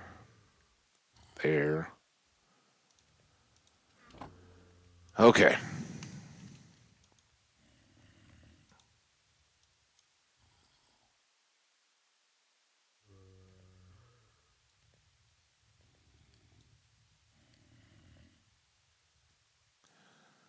One pick.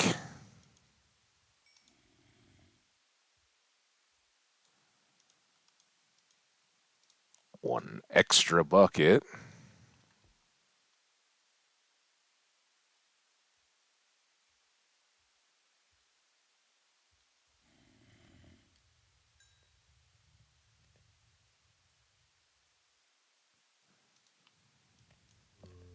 Two picks.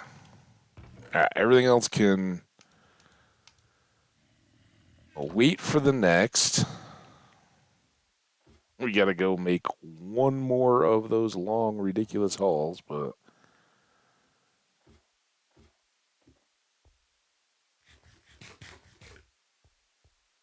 there is something else we're going to want to grab while we're down there, I think. This was our exit, right?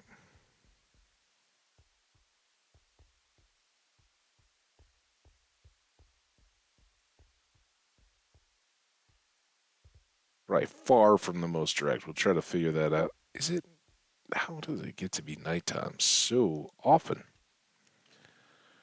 It's like it's once a day or something.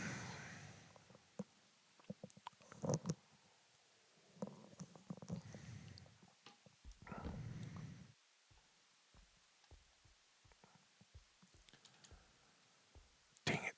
That's so deadly.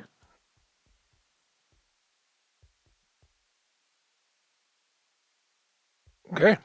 No creepers dropping on our end. Lots of creepers around, though. Some burning zombies. This would be a good time for me to wonder. We can make glass out of red sand, right? Right? Like, really right? Like, I'm not going to go waste a bunch of time getting red sand when what we really needed was white sand, just because the red sand was closer, right? Oh, look at our depth strider going. Yeah, sand, and while we're right here, bucket of water. 2 buckets of water will get us a water source. And that's the way out and home, but this is the way that looks like it's to lots of sand of multiple colors.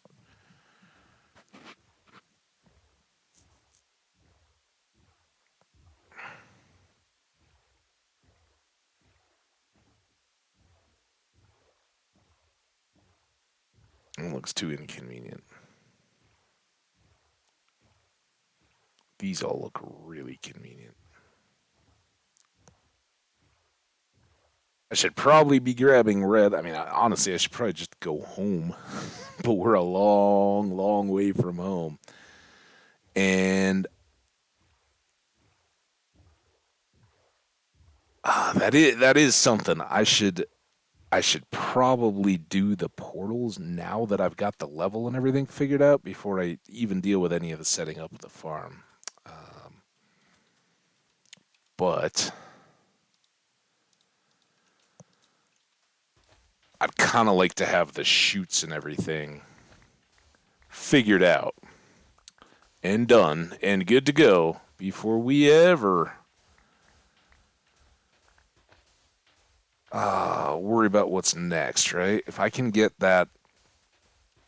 the foot of the chute and everything established, then we can kind of be like, all right, well, here's where the portal's going to go. Recalculate that number and make sure that our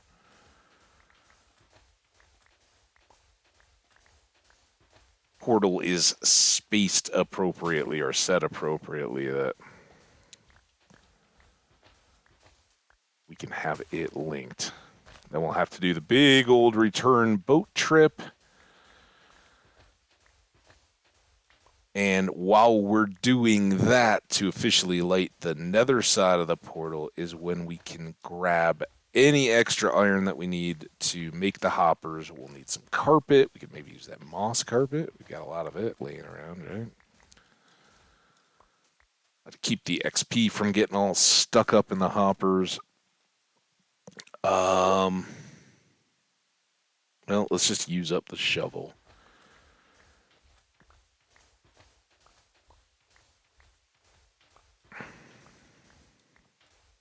I think two stacks of glass blocks would get it done.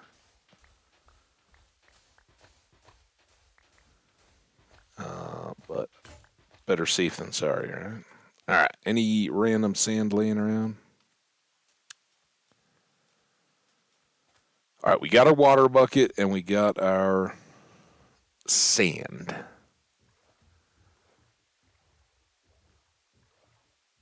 Beautiful, beautiful country. I love it.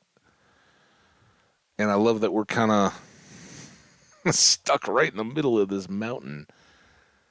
We'll make some kind of a stepped-in entrance. Again, we're at 63, 62, I guess, on the water. So we're actually a block down. But once we get all the coordinates and all that on complete setup and where our tower and everything is, we'll just make a hallway out from the mountain that we can, basically. I'm guessing maybe it's into this corner that we'll just punch through and be able to get right in. No crazy climbing up and down and all that. All right, this is north. Is that right? This is north. Look at me. So eventually we'll want the tunnel to come out to the north side. But we're a long way off from that. First, we do the same hippity hop.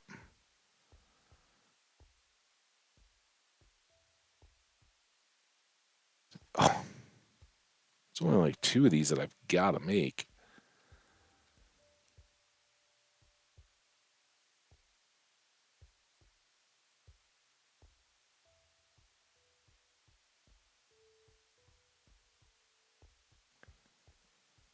So serene.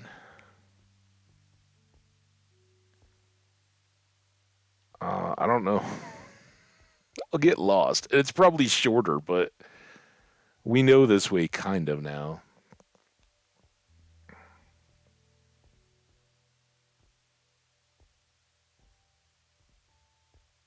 Go here. Down to here. Here to here? Oh, to here.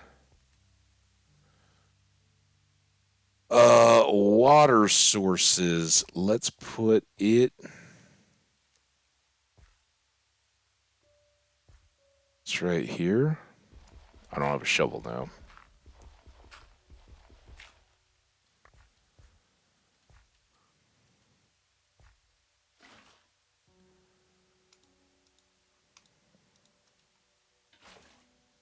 All right, there's our water.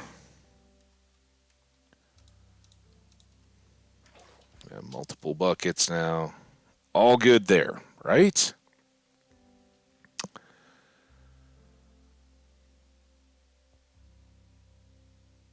I think this is going to be our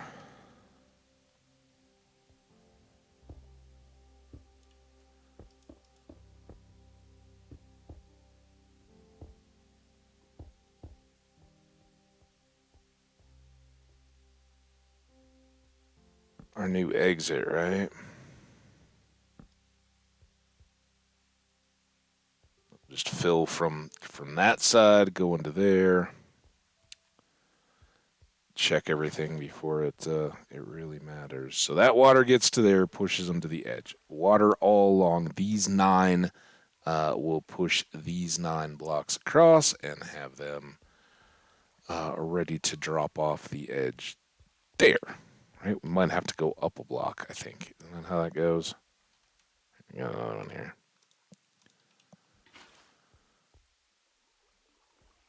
That's what I was afraid of. So these have to go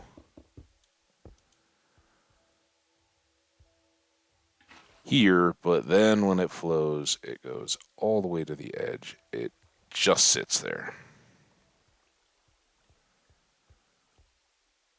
Just checking everything before we really get serious here, because we're not ready.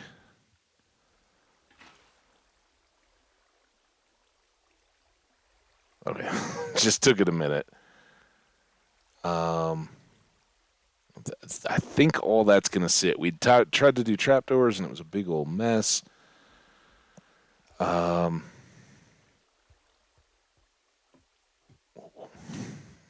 This is all designed so that I don't fall the whole way. Might have to go get some more coal. We should definitely put a light down here. Start cooking glass.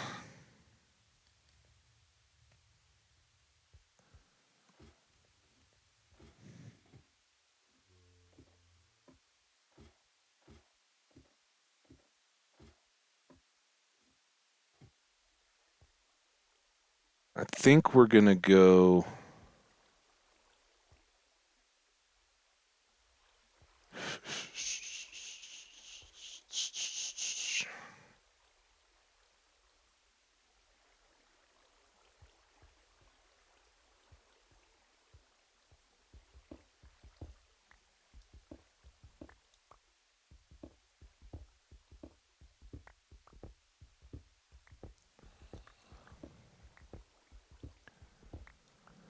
And then here...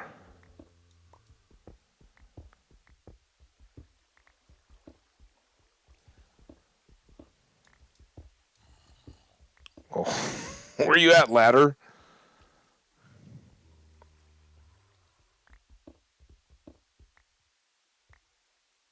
Okay.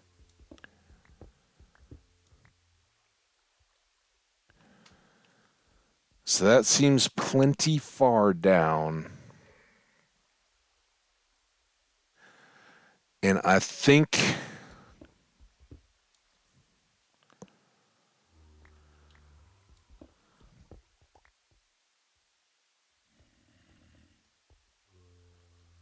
we'll do a glass wall like that. Because once I'm down to here, I'm latched on the ladder, right? So that's all good.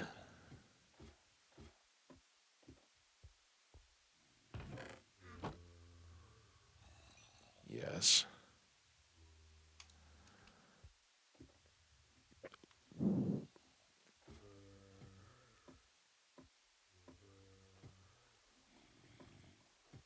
And, oh no. There we go. Should get easier as it's not a sealed deal.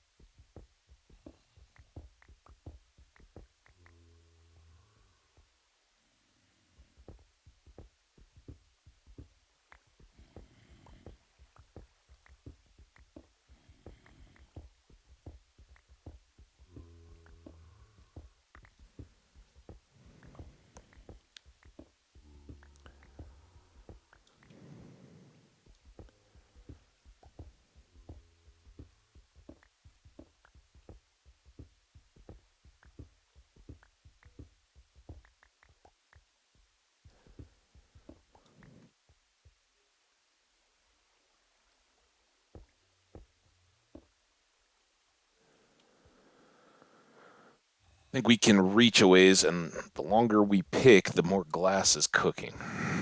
Right? As long as we don't overstay a full furnace.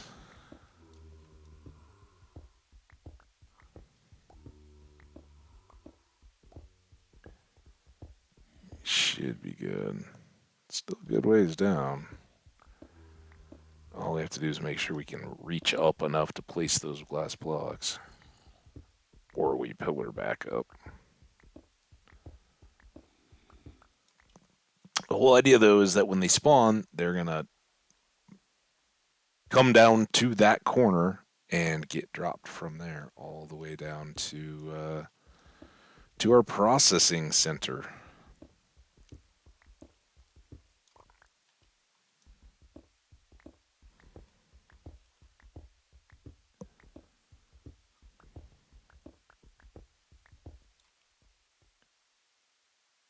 Let's go trade out blocks for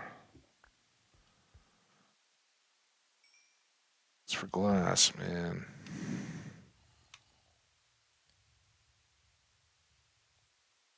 Keep a few.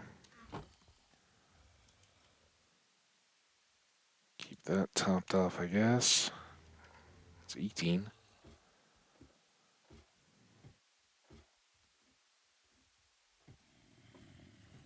There we go. Dunk. Dunk. Dunk. Dunk. Dunk. Dunk.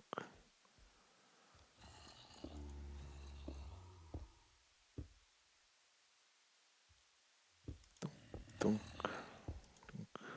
Dunk.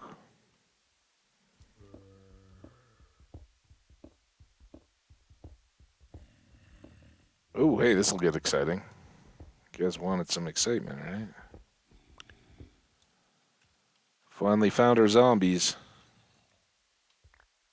Oh, I thought that was a cart. I was so excited for a second there.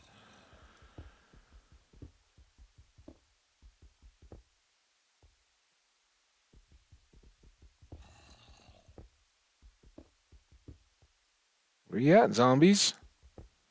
I'm gonna need you to show yourselves if we're gonna do battle. Kind of crazy. It never quite dropped in on us.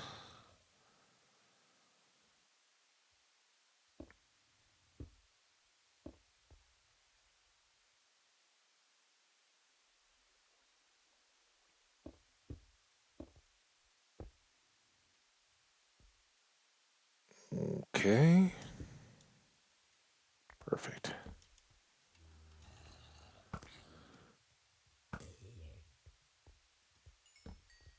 Oh crap.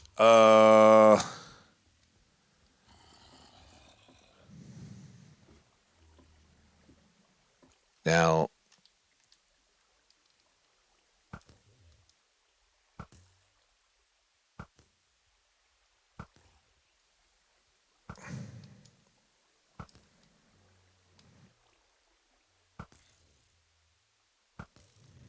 that's a horde.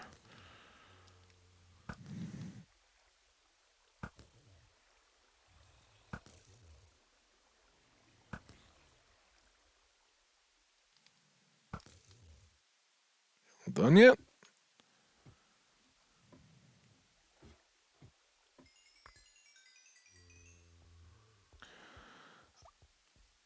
Oh my gosh. Come on, dude. Hit him. No record. That stinks. I was thinking there was one that we had recently where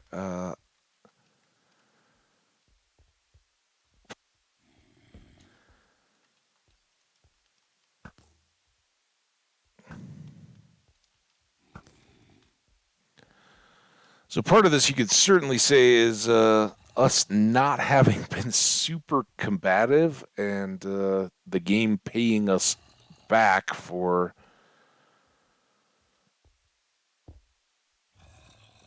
a little less combat than we maybe could have introduced ourselves.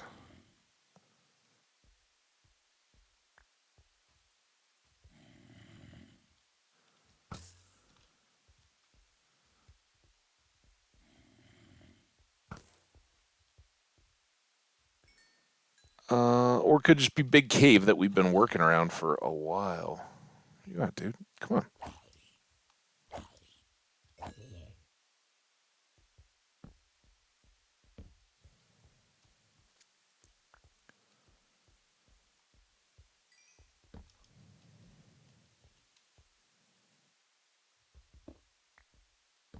And this stuff could all just big spirally hallway all around where we want to hang out.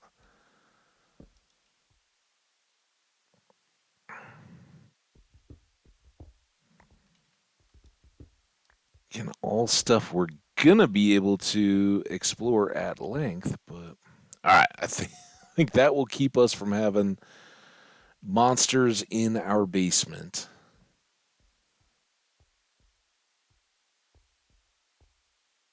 I don't think all of this is so far from where our room will be, really. But we can definitely use this for a glass cooking operation, which should be cranking up while we're busy here, right?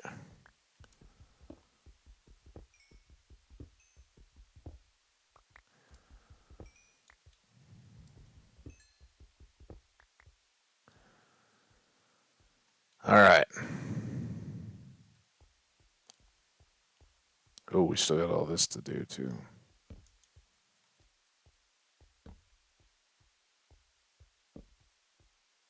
Again, winding right back towards where we're gonna end up. Maybe. Who knows? Maybe some of this will help us get out towards the sea. 59. So this is actually a little lower than where we'll just be quite set up.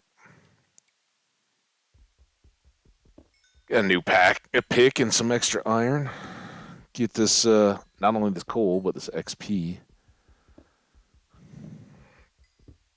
And the coal will be handy because while we are here opening and closing episodes, otherwise just, oh, dude.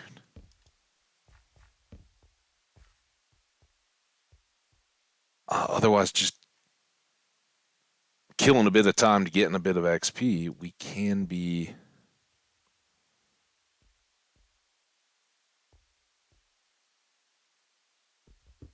uh, cooking the ores that we would come out here, particularly gold, right? These are the biomes to do it. Look at that, gold and iron.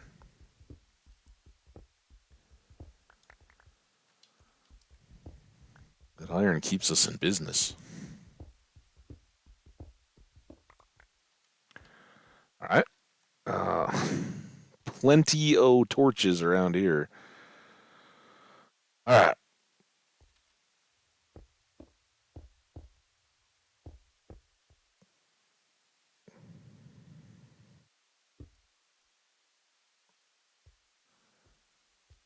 Up to go down.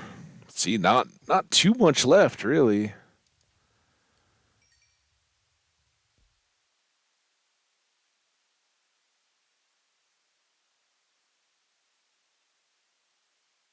And there's that.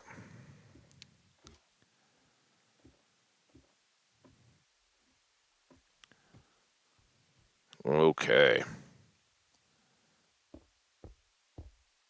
There.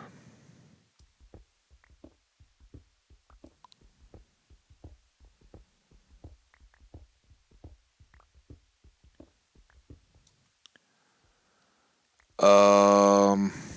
Hmm. What are we gonna do?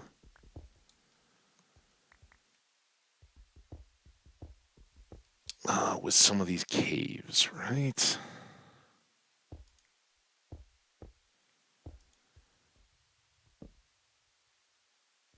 Also, I don't know. I don't know that we're gonna have that torch there.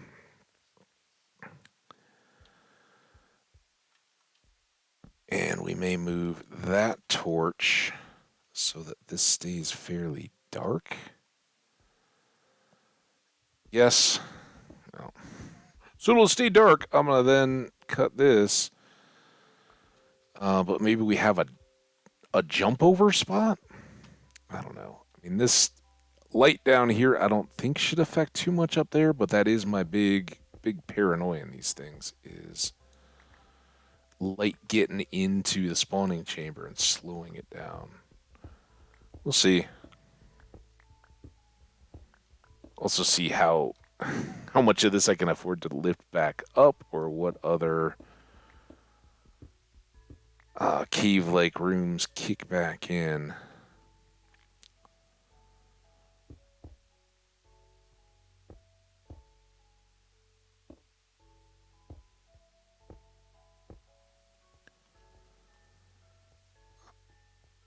because I don't.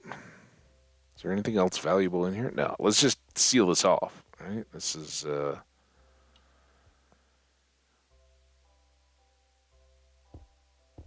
ultimately not a part of what we want to be looking at. That might need some touch-up care eventually, if the cobble is super noticeable looking up at it. Which probably will be. I don't know. Depends how dark it stays up here.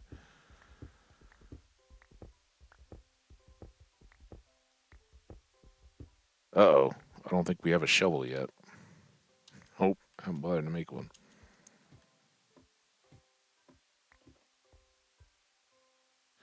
Hardly even a trek now, though.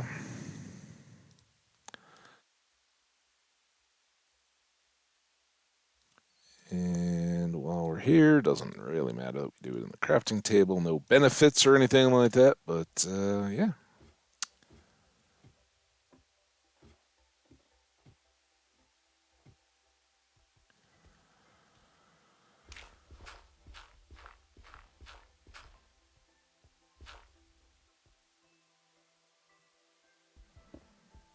Bop, bop, bop, bop, bop, bop, bop, bop.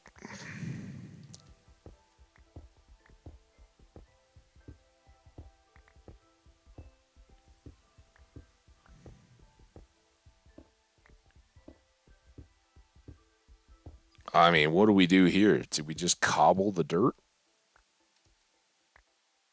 I think that I think that's the cost benefit. We have the benefit of not looking at dirt without the cost of extra material resources going into what is basically just a death chute.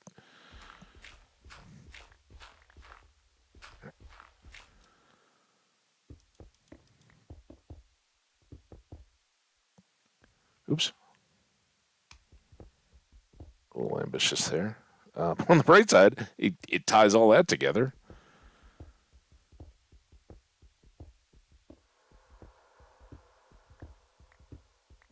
Scary.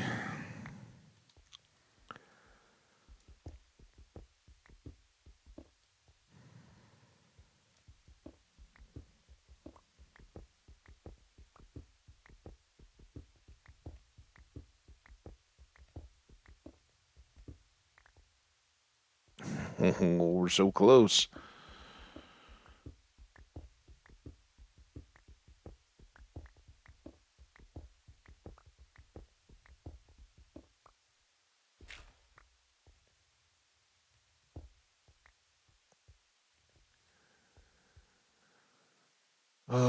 This would be a mistake to get too low. There we go.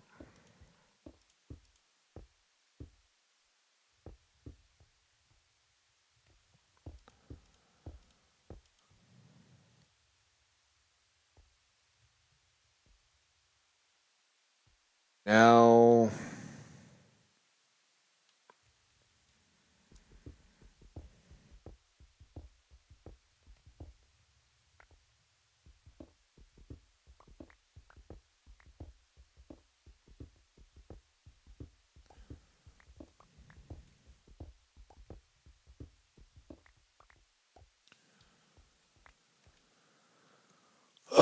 now we might want to leave all this bit.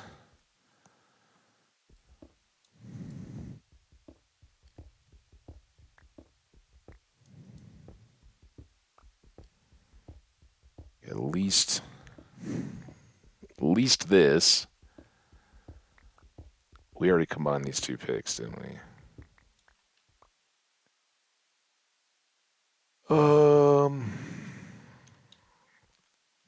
I mean, it's sort of stupid not to just do this right here, isn't it? So much random clutter, dirt, more cobble, all the mob stuff, copper and gold.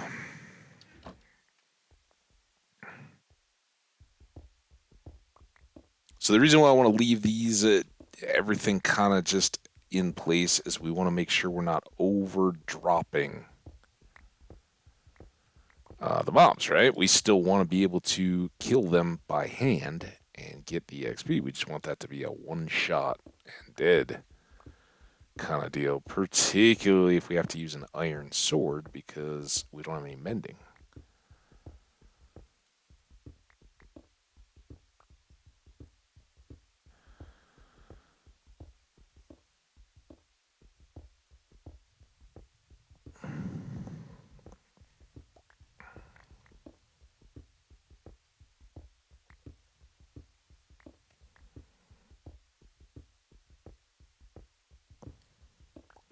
And we're basically just trying to figure out where we're going to put the portal. First, have enough room for all of it.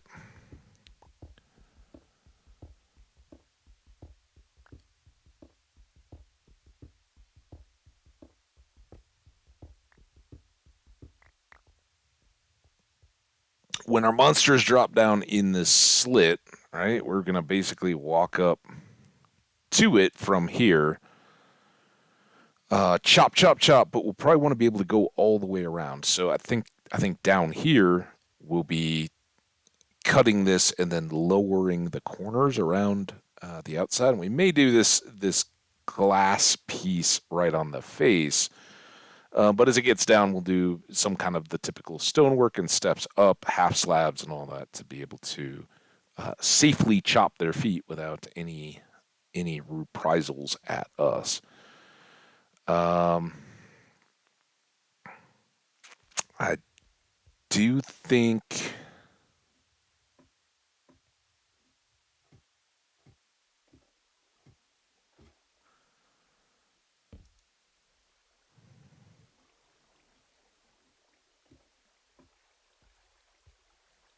Yeah, I think with that light up there,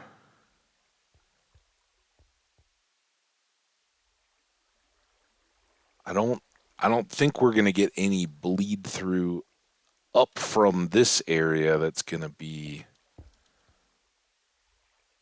trouble, right? And these guys all will have a deal. We won't want to put a block there that would stop anybody coming this way, but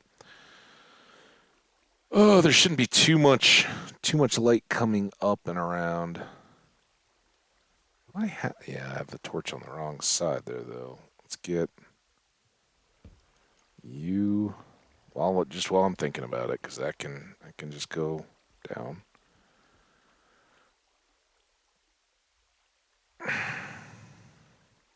Yeah, I think this will be ready. We need hoppers. This is all fine. Is there? Like, these should definitely go downstairs. I was just wondering if there's anything we really need to take back home. The flint is about the main thing. I guess we could take the wheat. Eventually, we could use that to feed the cows. So this is dark, but nothing can come of it. This is kind of light, but again, I think that's doing more to protect our head than anything else. And it gets dark enough up there that the light we're seeing is all coming from the torches above, not anything that's getting up there from here. So think we should be all good there. Then is a portal right here to on it, right? Or do we need to push it back even just a little bit more? Think I think maybe 2 blocks back and then place it.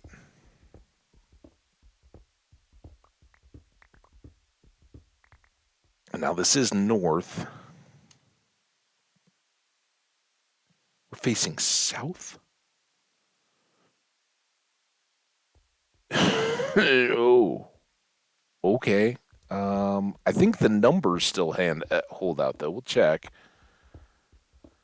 But that's actually kind of good. That means that if the portal is on this side, if our hallways and all are going out to the water, they'll go that way.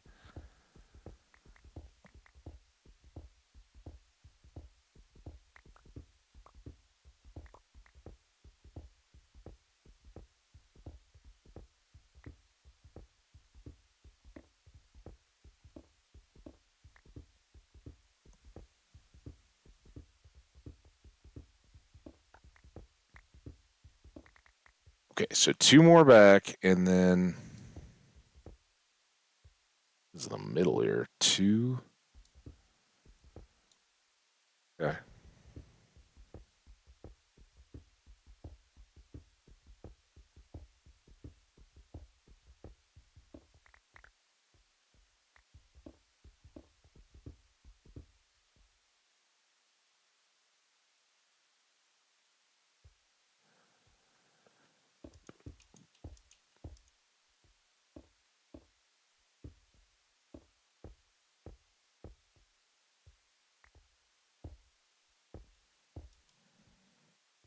Right.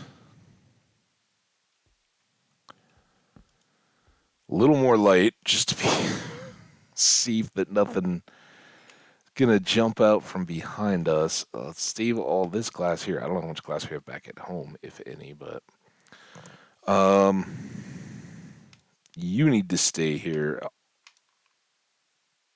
They can stay or go, really. Um,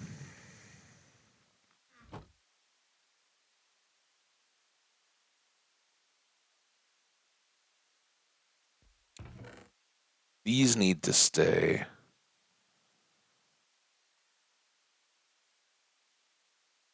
The bucket probably should stay. I don't think we're gonna be short coal, so let's cook that. We can take the gold home.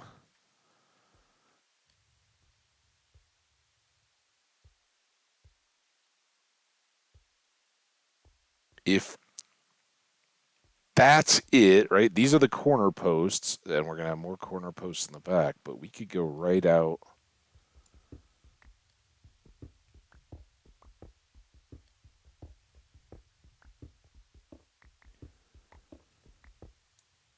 Let's do that. Let's do. Well, what the coloring was there, I thought that was a diamond block for a second. Not too likely at water level.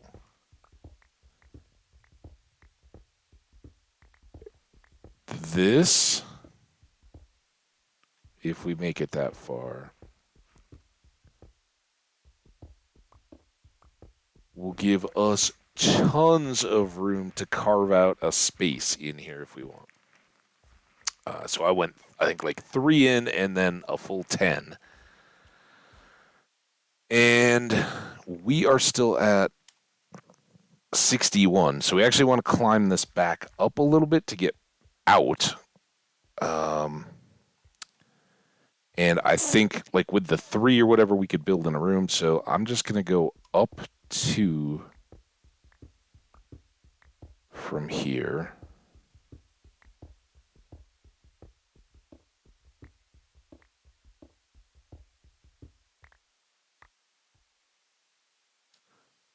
So we're standing on 63, and then we'll just make this our tunnel to something that's got some light. Did I do this? I did. Look at us. Who knows? I think we came down from here. Ooh, it's nighttime again. So part of what I don't want is um, mobs coming from any of these areas into my little chill farm, right? So we're gonna put doors and all that. Make this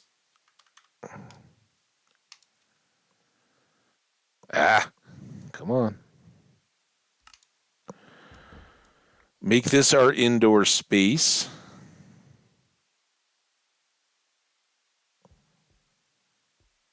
safe space.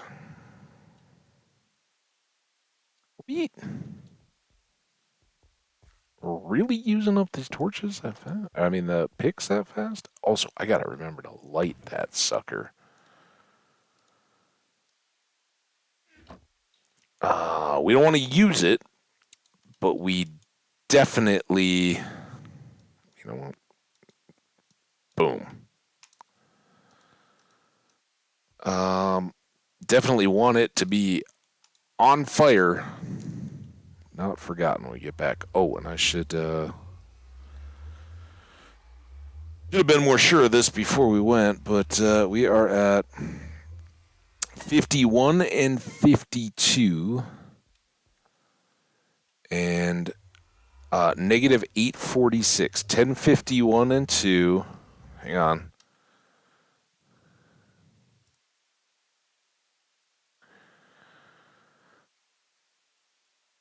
10, call it 52, and negative 849. We said 6, right?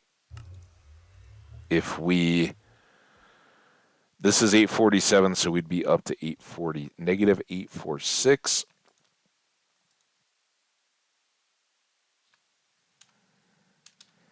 And let's see if that makes any difference when we bust out the old calculations. 1052. Is that a divisible by 8? No, it's 8. It's a half. 131 and a half, that becomes a 132. So one block change there. Again, they probably would grab, but we can just try to be as good as possible, right? You don't want to have to redo any of this. And then 846. And that is a 106. Move 2.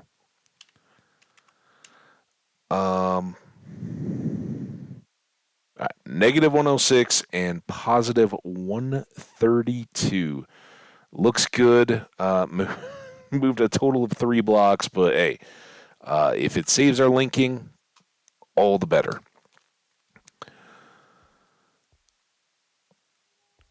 I think that's all going to be light enough for now.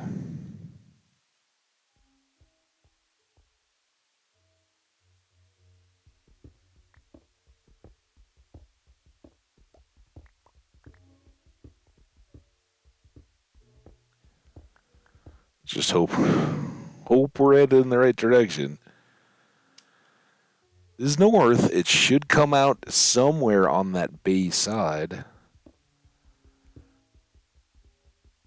And we can clean all that up. The problem is, if we're here, we're not generating zombies unless we're standing up beside the spawning room. That's the biggest drawback of these guys.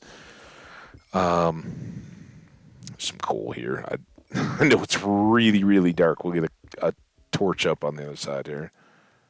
Oh, I won't because I don't have the torches in my hand. There we go. We'll grab it. I would like to get to 33 so we can possibly do 2 enchants when we get back, and we can certainly use mushrooms and chucks for that as well. Just because cobble.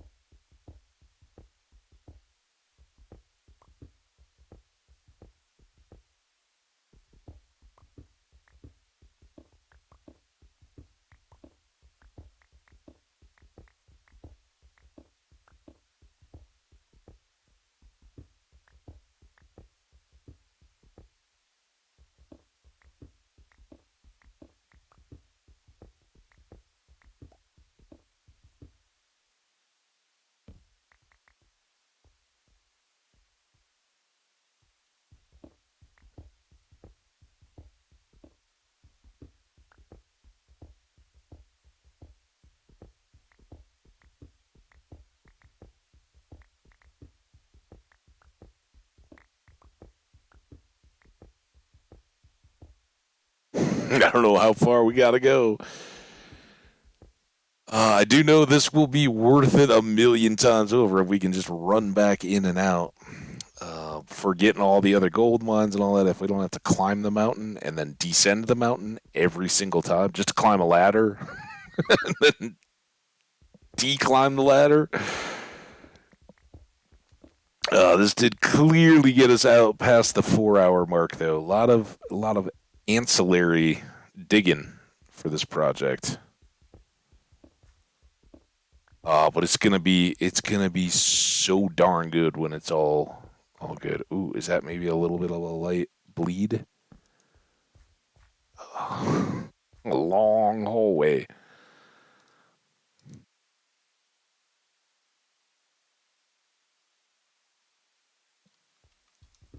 Come on. Hey, we made it. I thought that maybe there was a little light bleed. And look at how close we are to where we parked.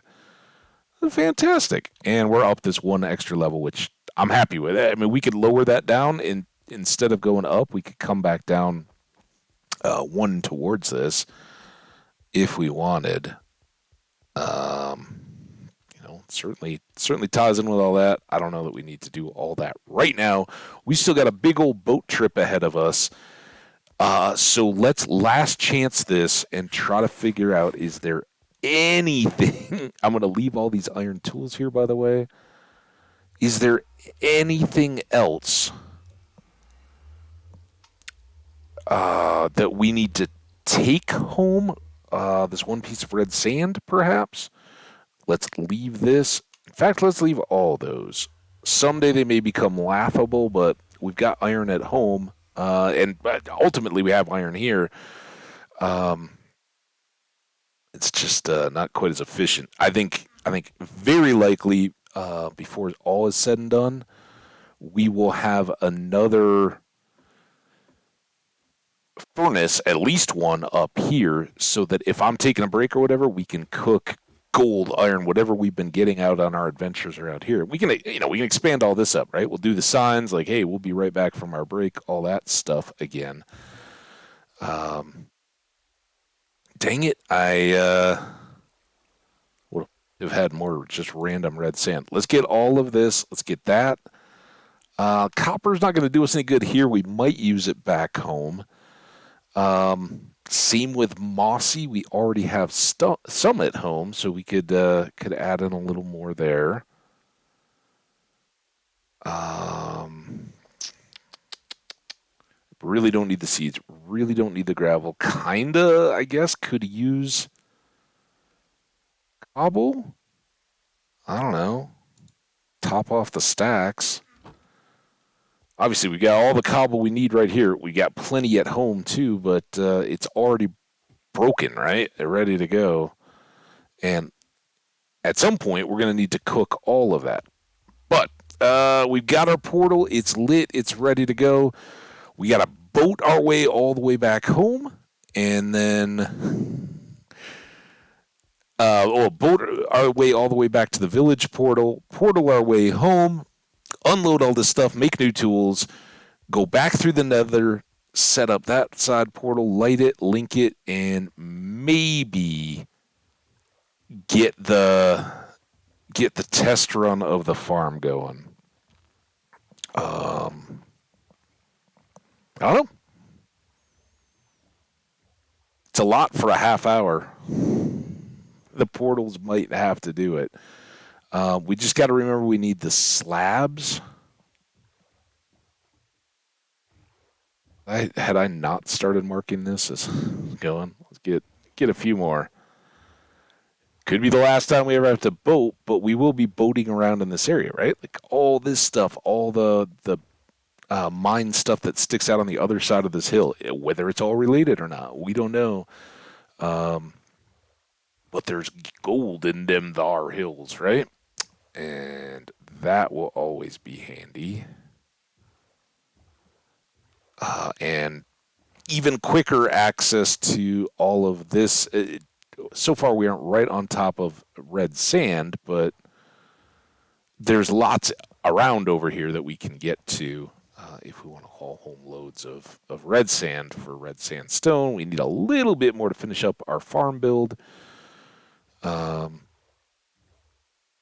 and whatever else we want to use. But look, you can see there's mine stuff absolutely everywhere.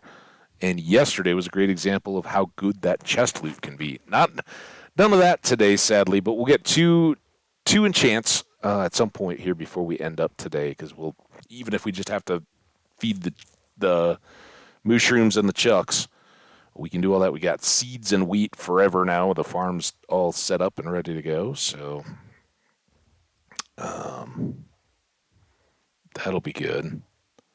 But yeah, this is see the sun's already setting. Um, it's a big old trek, and the only thing we really need to remember for future boat trips, if we ever did them in between these two,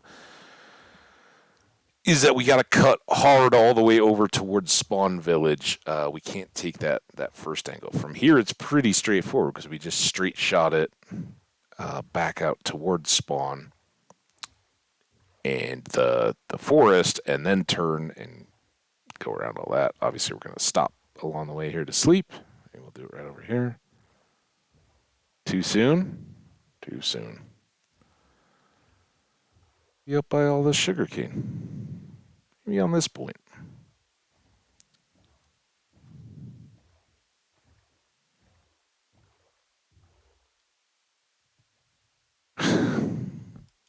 Thought I was out of the water.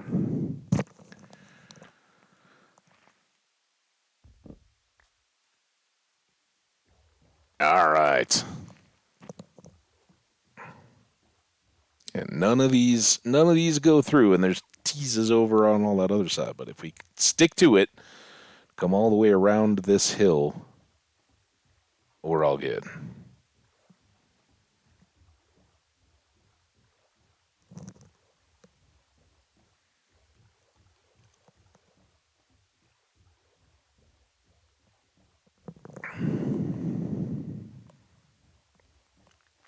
Think we got to go around this little point. I don't think there's a. I don't think I can go straight the way I'm going. I think I gotta just go a little bit off here, and we can zigzag. This is probably about the most helpful torch we can put up. If I see that before I get too far over there, that'll get me on the direct path. And then here we can cut right up through here.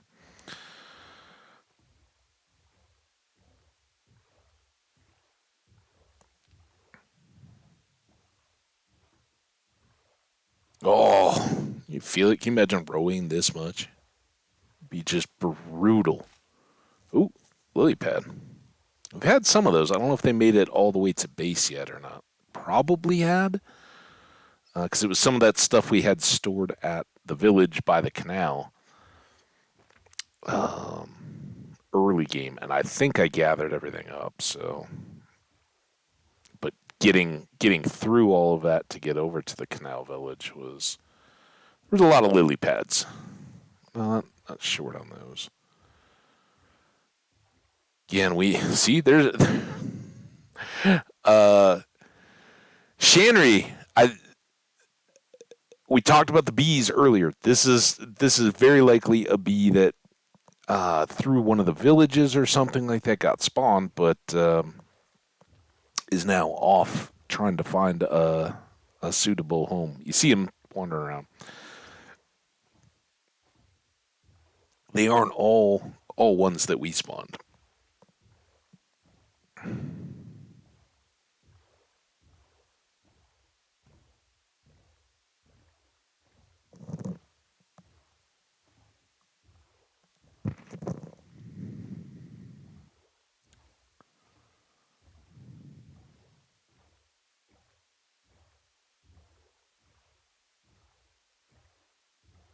Oh, all right.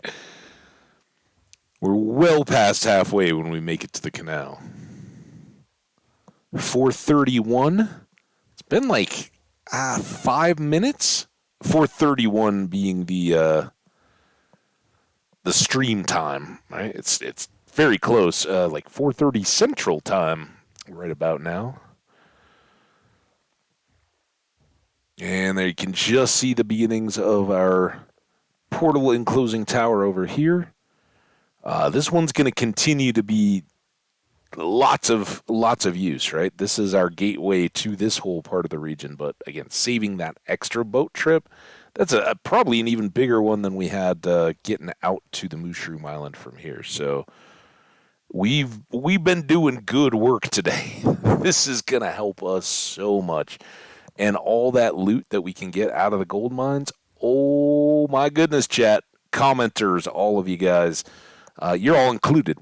I hope you know that, you VOD folks. You're included when I'm talking about chat. I haven't forgotten you guys. You're very much included. So, Shanry, all the rest that are so kind to hit those likes, drop the comments when you get a sec.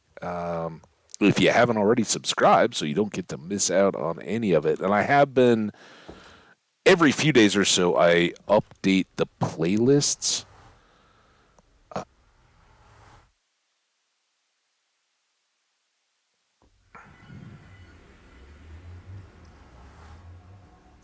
So excuse me. So that the playlist can play all but the last two episodes or whatever. The only reason I don't have it constantly, I can't preset that when I export, and usually I don't get back to see the video until 10 to 12 hours after it goes live, because I basically change the name and export it right as I wrap up the stream, and then it just hangs out there. So appreciate your patience there, but the playlist should be going. I think it should be up to like episode 5, and this is 8 today, so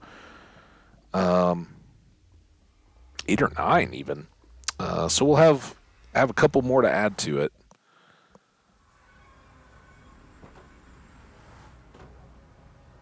All right.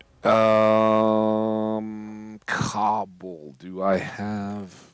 I don't think I have anything other than this box for cobble at the moment. How's our coal situation? Better top it off. Better cook some gold for XP. There we go. Almost got us to level 32 right there. Another full stack of gold. If we had apples, we could make them. We could stack some lapis. It's getting close. But let's live dangerously, right? A little more coal. Some more flint. Halfway to a red sand block. I love it. Mossy, I think we've had over here. Oh my goodness. What was that? Oh, it was a cough is what it was. Kind of out of the blue. Hit like a sneeze. Didn't we have any moss? Maybe we don't even have mossy. Did I have some and just left it elsewhere? I thought we gotten some out of a portal or something, but I don't know. Maybe that was James Dean the Pig's world. We had a lot of it there from the temple. Was that the coffee world? Morning cup of coffee or whatever it was? Outdoor coffee drinker? Something. Do we have glass here already cooked? Have I done that at all yet? I know I've got a lot of sand. I know we've made a lot of sandstone, and I know I've even talked about how we want to have sand for glass and gunpowder and all that. But if we don't,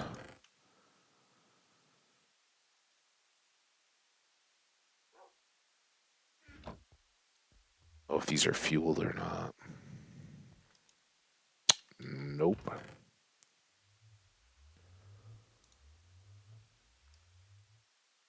Oops.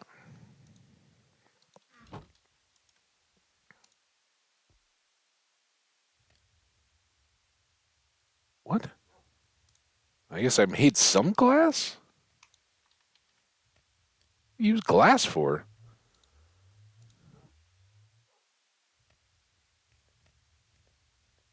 Let's see how far that gets us. What the? I just feel something like right at the corner of my throat. Like, there's not even like a, oh, yeah, I feel it's like, you're going to cough now. Okay, I guess I'm going to cough. And then it goes away. Like, I don't feel whatever it is now. It just is like, okay, it's going.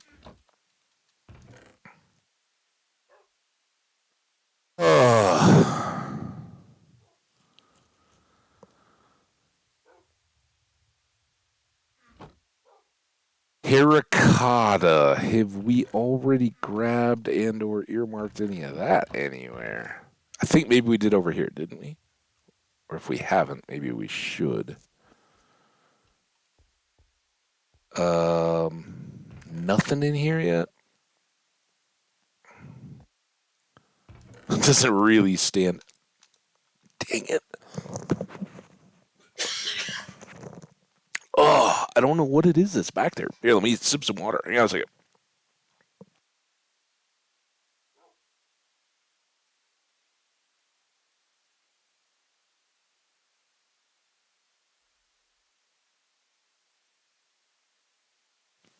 Those are what we call internal boogers, right? Drainage. Ugh. It's gross stuff. Hopefully that helps gets us through the end here. We have been going for about 4 hours and 40 minutes today. And clearly that start to get you a little bit. All right. New tools. All of them. All the tools. 1, 2, 3. Jenny! How you doing? The shovels and the axes.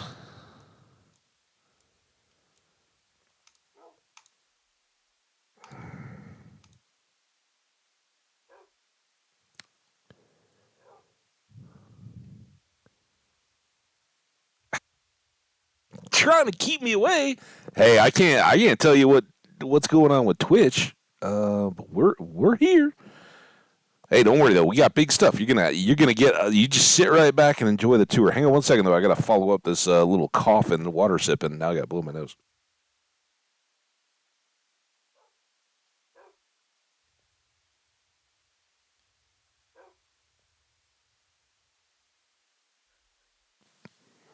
Didn't have a Twitter one either. I don't think so. This like literally 30 seconds after a 4.5 hour stream so far. I coughed like 4 times. I don't think so. I don't know.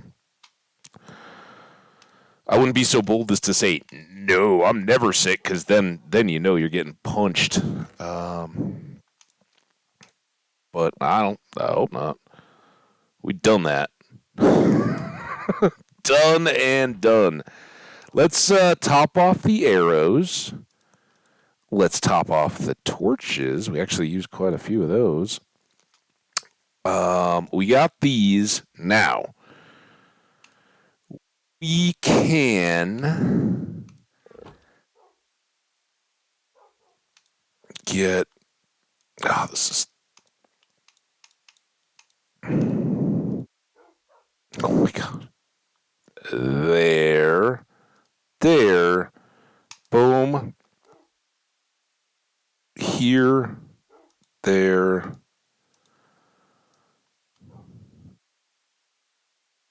There.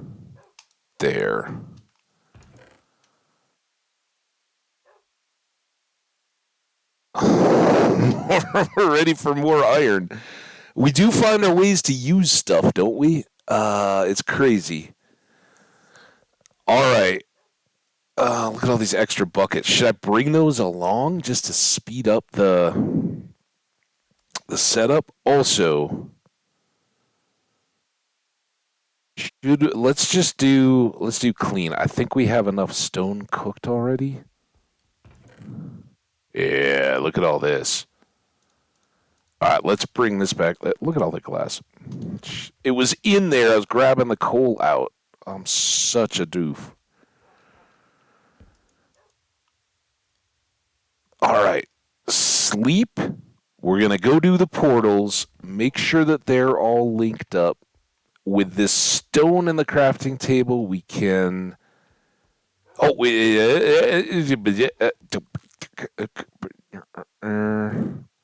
oh, here. Take stack. We can get plenty more. And just so I don't have to deal with it while we're there, let's just take a stack of logs. No delay on chat. Nice. So gutted. Oh no. No. Don't worry. I hope you can hang for a little bit, Jenny. Stick with me. We're gonna probably push over the 5 hours. But there's gonna be a culmination to end all culminations at the end of the stream today. You folks get what? Let why won't you let me out? What the? I had to escape. I don't know what was going on there. Let me out of my portals. Let's go make a new one. Sure, it'll be fun. Nice. All right. Got the good stuff. Shout out to everybody who's been hanging in the chat. I know it's been a long one. We've had a few moments. We've had some quiet times. But Shanry coming in, learning about the bees. Skash coming in, joining in on all that fun. Dr. Acceleron hanging out. I guess making buttons, hanging in the garage. All the good stuff for Doc. And everybody else who's been a part, whether you're lurking or hanging out, I appreciate all you guys. Thanks so much. So there's our new tunnel. It's very nice. It's bunny hoppable. Right through the middle of old Basalt Mountain. Got some striders by it.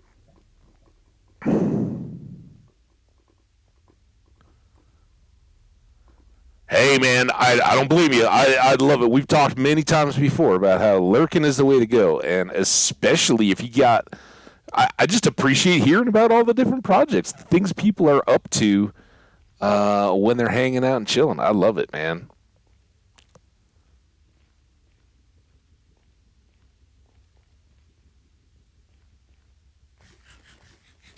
Boy, are my bunny hopping legs tired. All right, now, our spot moved just a touch.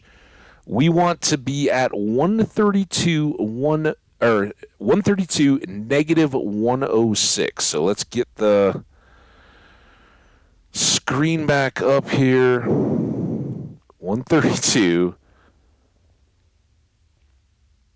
106. So these three. We got our spot. All right, there we go. Let's get these in here. And yeah, again, for people who either don't know anything about portaling or know everything about portaling, this is kind of in between, right? It doesn't it's kind of like hand grenades, right? You have to get those coordinates and be close enough so that the divisible by 8 part works. I think we only need to go 3 to get you within that same range of reach on the portal. And back closer to home, we got the much bigger issue in my mind, which is trying to manipulate portals so that they don't overlap and connect. Because when you've got a range of 8 blocks in the overworld representing this spot, right? In both directions, right? This is an 8x8 block of overworld all tied to this spot. And the same here, right? We grab that one in the middle. You can spread out, but it also, if it was right here, it would probably work just fine, right? It's going to pick that one up. The only problem that you start to run into issues with is when there are multiple portals and it's trying to decide, or it goes, no, that one's not quite valid. I want to link you to a different one, and then it just spawns a new one somewhere else, like 40 blocks up on top of the surface, right? So that's why we lit the one, and we're gonna leave it waiting for the goodness. And then when the game goes through, it should go, oh, I don't even need to bother. There's already a portal here. What a nice Hambbage setting that up for us.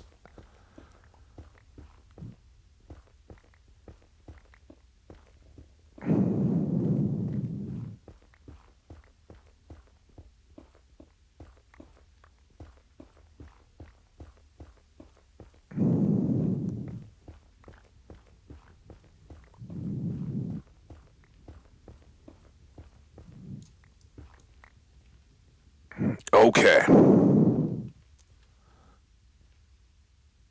Ooh, got some alohas. I love it. Yeah, I got my grass skirt on, right? My Tommy Bahama shirt. I got some aloha vibes. All right, let's 1, 2, 3. Oh my god. What? What? Why did I do that? Seems stupid. At least I still got the pick. Right pick for the job.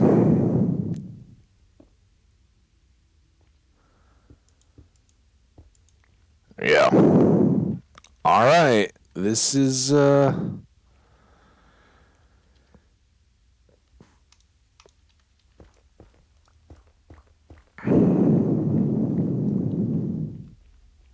this is the one. We got to go so far if this doesn't work. Please work.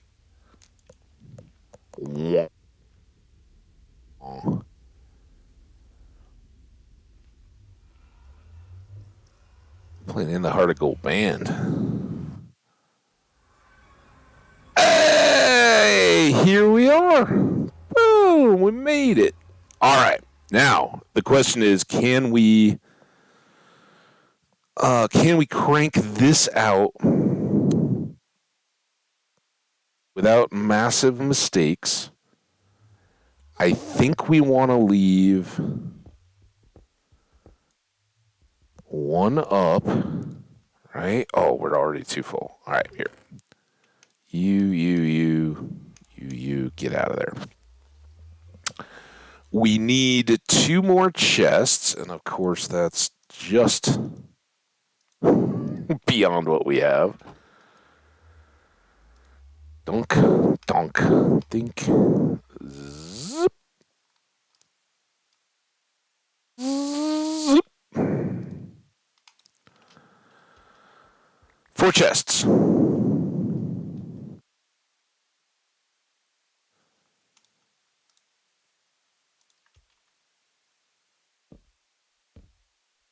Okay, I can still get out of here. There's our chests. There's our hoppers into our chests.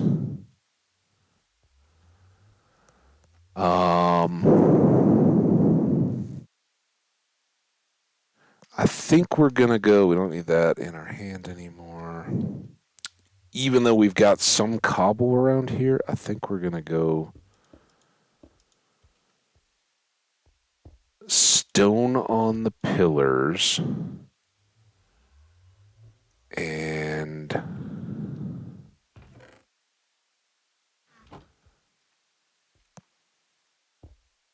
glass to there, and then slabs, and then we'll have to build up all this other stuff. But I think we can largely save our cobble problems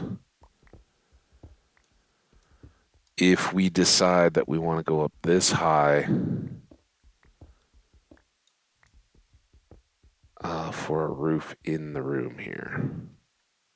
Hopefully that will take care of the dirt and the cobble. Oh, come on, get up there.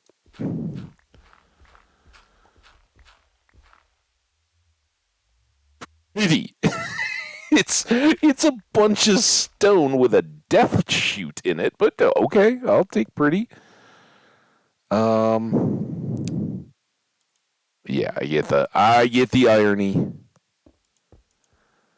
It's coming in pretty thick and heavy at the moment. All right, but now we can do this. Um, we can probably splurge a little. Fix that.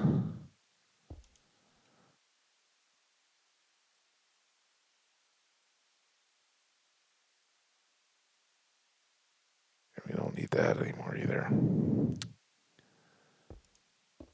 There.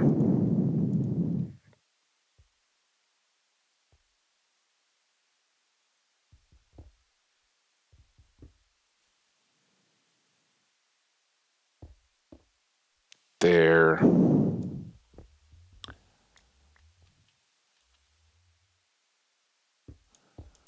Want to have Death Shoot ready to go before anybody starts arriving in Death Shoot, right? I don't know about how you guys like to build your Death Shoots, but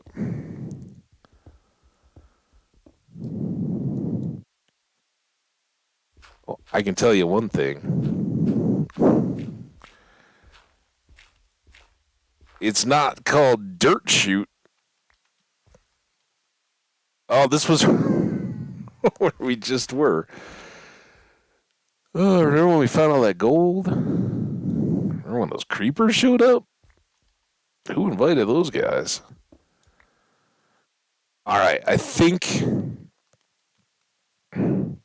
if this is going to be our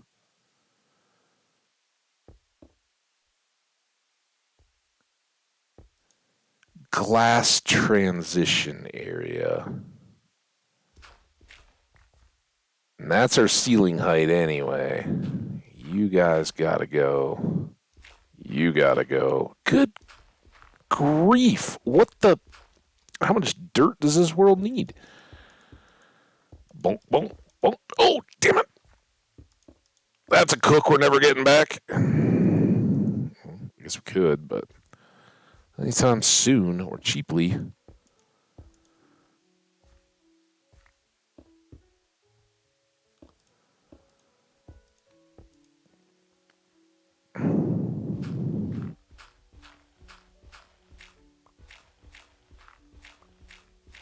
This bit's okay because I like having the big room. That's why I went out the 10 blocks when we were making the tunnel to get to the lakeshore, the bay or whatever. I don't know, Jenny. Have you been online while I've been doing any of this kind of stuff in the recent days? The boat adventure or the mines or anything? Seen what? Or if you got any bearings on where we are, I know. Death shoot. You've definitely think back cave version 2. All right.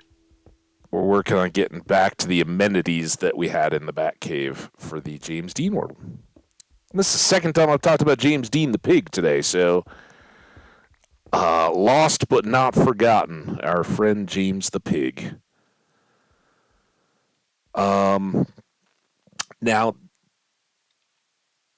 that I don't know about. I think we're better off doing stone all the way through because all the other sides are going to have it. I love that it's open all the way up so we can see them better, but I think as we come around the death chute, we gotta let that open up. And since there's light down here, I'm gonna go ahead and expand this a little bit more. We're basically just trying to get around the outside so that I can build down in here, right? And then again, we want this to be glassed. I can probably avoid accidents a little better if I just do it like this, right?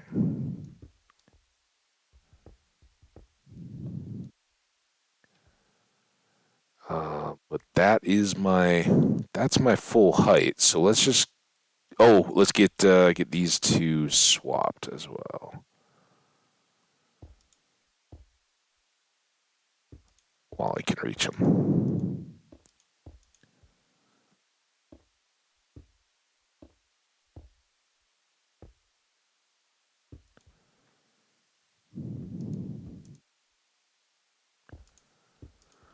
All right, death shoot is getting secure.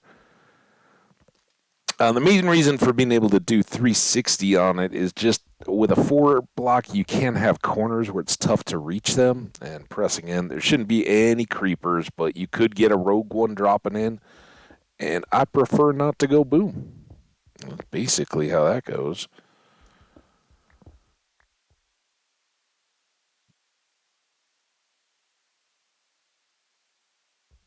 You called out. You were like, that could be Batcave 2.0, the one down underneath our mushroom home.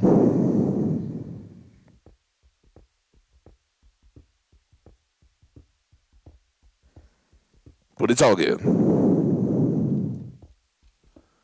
This is just trying to catch us back up to when we had such things as bat caves, and they had nice waiting rooms for me to take breaks and you guys to watch mobs spawn. What I would like to do in this one is tint some glass for sure and make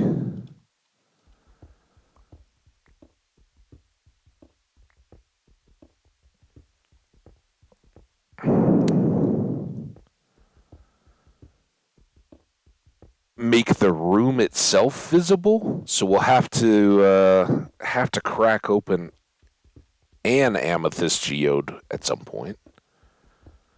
Maybe before we do much more than just test this system out. Oh, look at us all full, and we don't need to be because there's chests everywhere.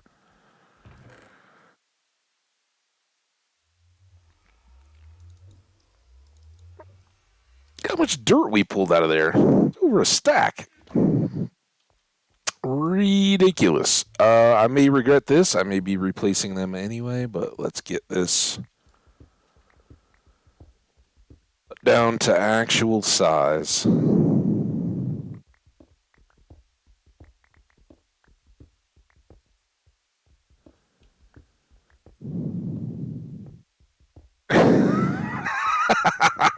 I love it. Pimp my cave.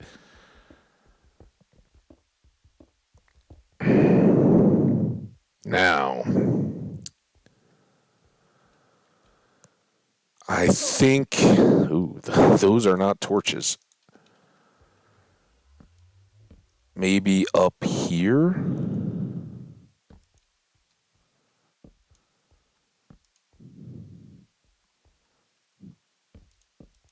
And then.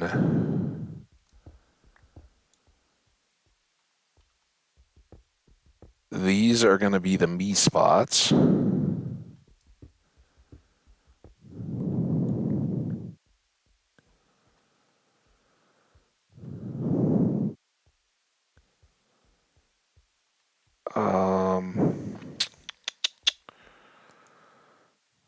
Slabs. We really don't need. Probably will be just fine. I don't know where else. We may want to stairs them or something, but.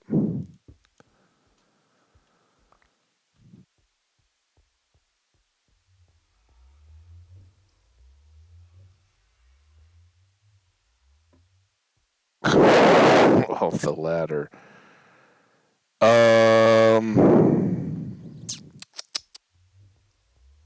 This is where these things tend to get big and where the whole room will grow, and that's why I didn't mind pushing it out so much. Let's start over on this backside. So if we went.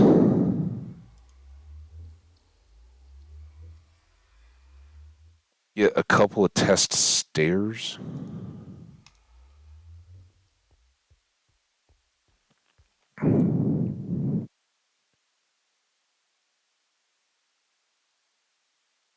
we could do...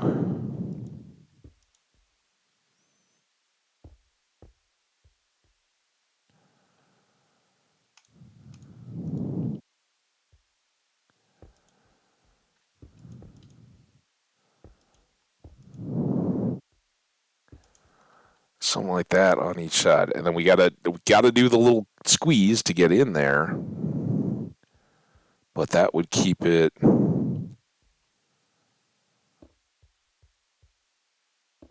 decently contained, I guess, here in the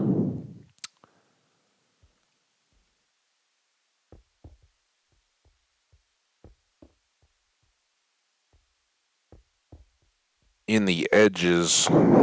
That one's not getting done for a minute.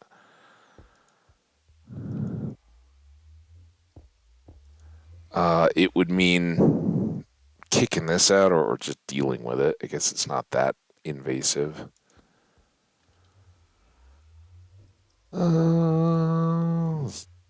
Zip. Zip.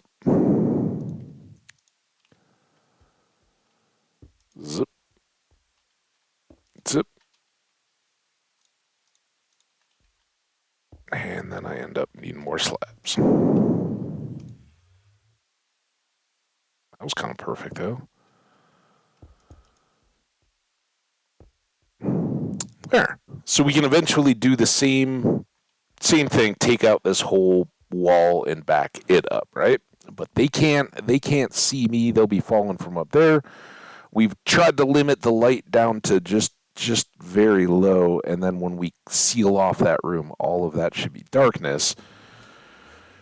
And spawning shouldn't be a problem. So let's leave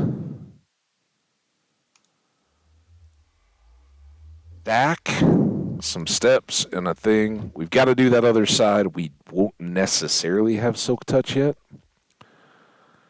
Next up,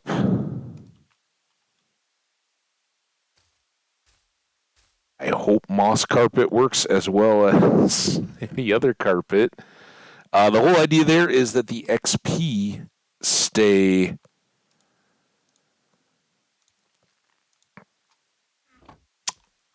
out of the hoppers, right? It can get a little caught in there, so it won't flow over to us. But then everything that drops down into the hoppers should be good to go. We got some extra cobble there, just what we always wanted. Okay, I think that's the guts. Other than I would very much like to get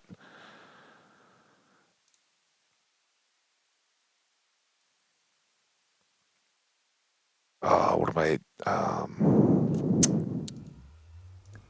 That stained glass, tinted glass, eventually up in this area where we're going to have our little hangout. I think we're good to go.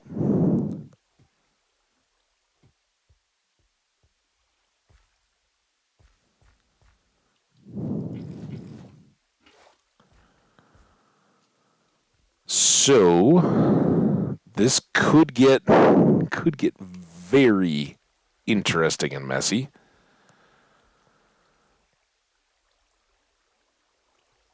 Let's see if we can keep that torch going until we've got our new buckets refilled. The same buckets, but refill the buckets. Oh, it's kind of perfect. This is not.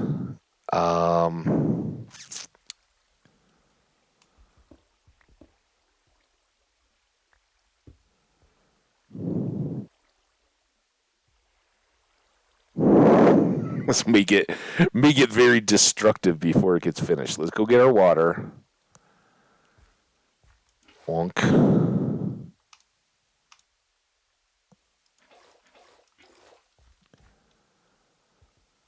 That's why we do part of why we do a 2 deep wall.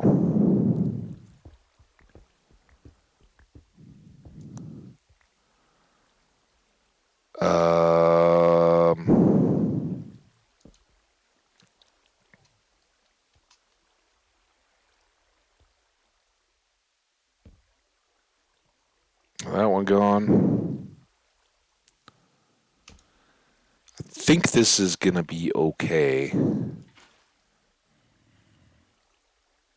Here he goes already. We've got early volunteers ready to dive in, do their part. This is the nice part about not having skeletons is they can't be shooting at me, right? You can stand there and pout all he wants, but there's not much. So now he's probably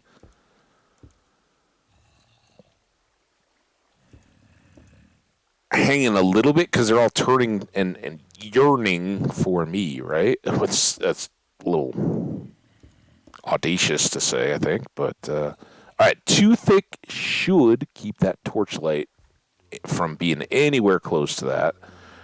We've got our. You can hear they're spawning, right? Yay! So we got zombies, and just like in the James Dean the Pig world,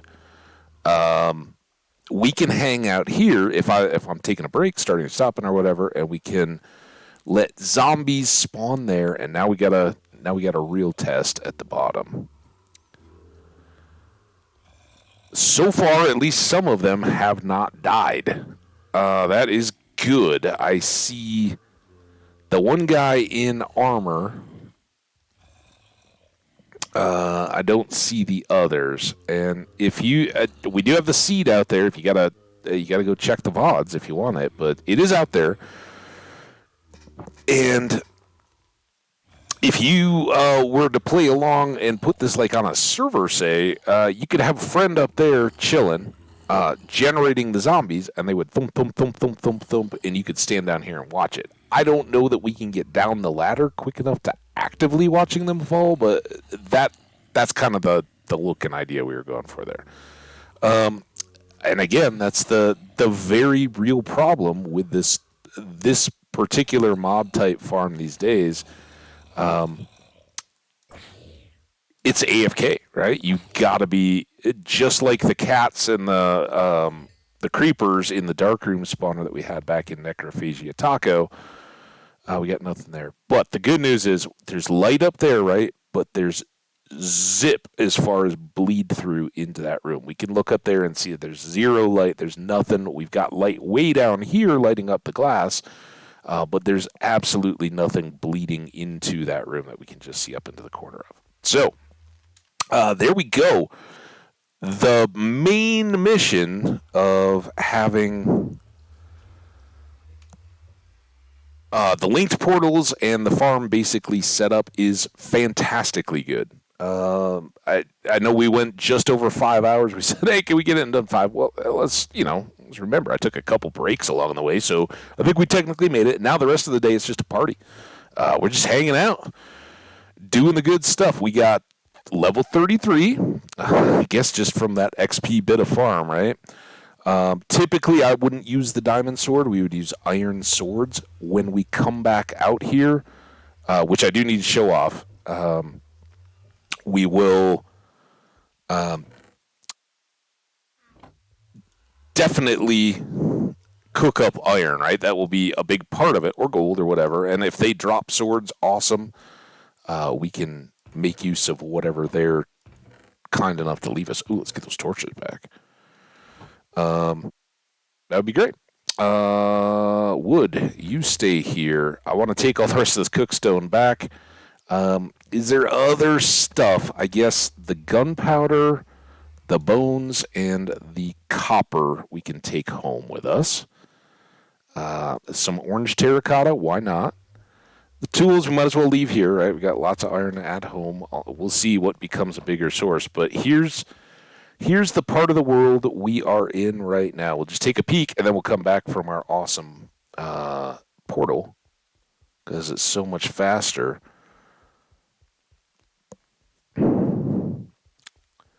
Oh, it's amazing. We got stony shores right around this little bay. We got a little bit of coral. This massive mountain is all pockmarked with gold mines. And I brought the boat just to park it out here, right? Because we won't ever make the full boat trip. But we're back on the opposite side of spawn from that very first day. with all the desert villages and everything. If we go up to those spires and hang a left, it's out there, and then the tower village and all that is way the heck back that way. And of course, the home is even further beyond that. So we have now linked up a long, long way away, shortcutting through the Nether, and can get here to get red sand, to go many, many, many more gold mines, and getting all the loot that we got yesterday? Was it only yesterday that we were doing all the gold mining? It was so good. Um, and yeah, connects to a little bit of the caves that we've already explored. This is probably all gonna have to go, or at least step up. Probably from that height, or just run level or whatever, to make that flow a little better. Oh, dude. Remind me in future episodes, we gotta get rid of that dirt. Gross. All right, let's go home. Um, awesomely,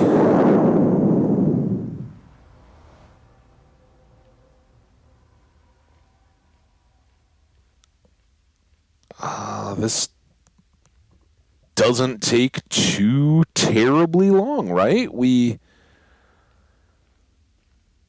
in the 5 to 10 minute range on the boat.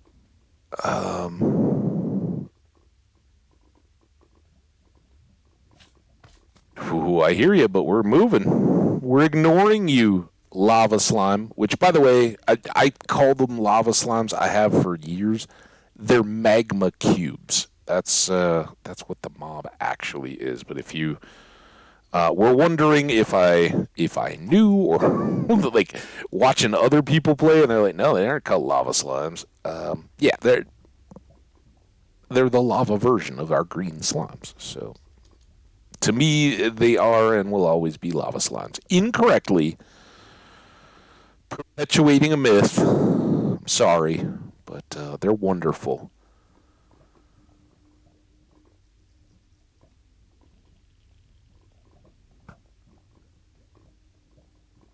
Oh, and they both dropped in.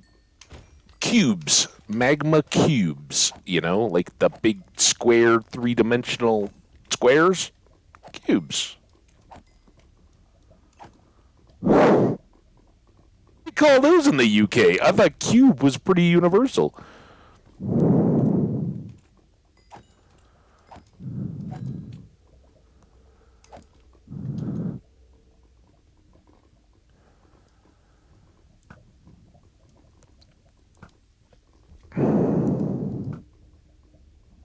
All right, that's enough of that. I was just checking. Sometimes the differences in English sneak up on me, and I love it. It's the best. All right, so here we are back to our home portal. Yay! And we got the one for the diamonds over there. We're gonna have to put in another one for the farm over there. Home again. Home again. Wonderful. It's nighttime because the sun was going down, but I look maybe a minute and a half. Lava slimes, which again, ice boats and all that take care of all of that kind of stuff for us. So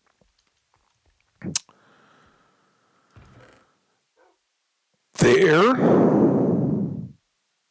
This doesn't need to be carried around all the time. This.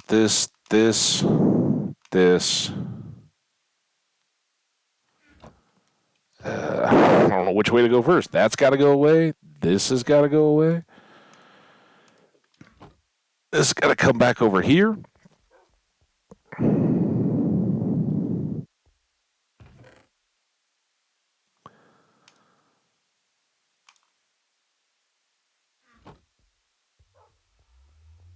All right.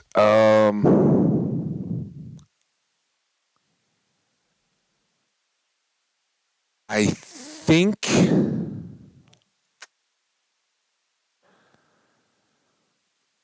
let's enchant now. We got two enchants to try for. I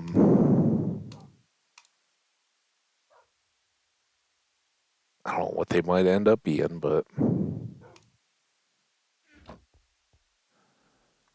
Everything here is still going. And there's really nothing more we could put on the helmet protection wise. A Res 3 on a helmet would be outstanding. Aqua Affinity, any of those kind of things. And reminder for anybody who wasn't along for that ride, we've got a Sharp 5 that goes on a sword, right? That's the universal damage, and a Sweeping Edge. Because this one has Bane of Anthropods, I'm not going to waste the Sweeping Edge book that we have on it. We'll save it.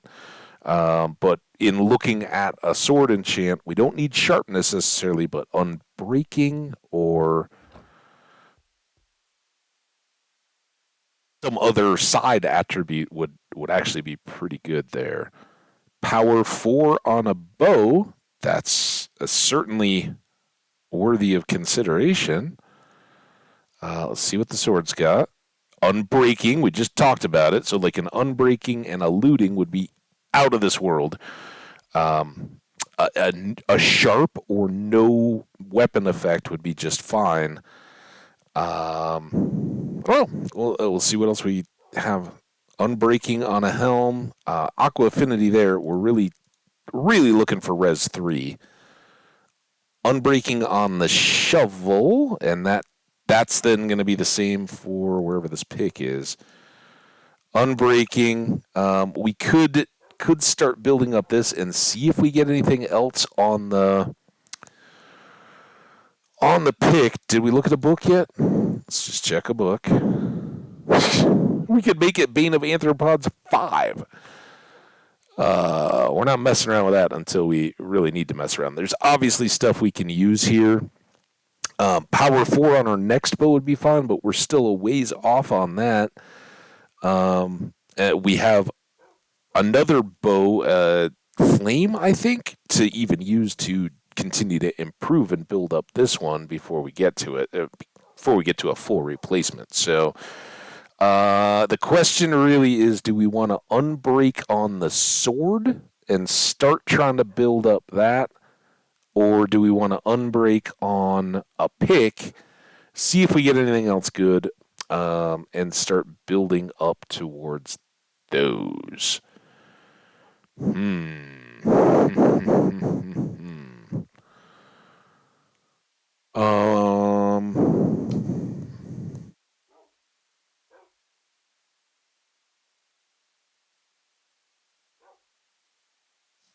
I think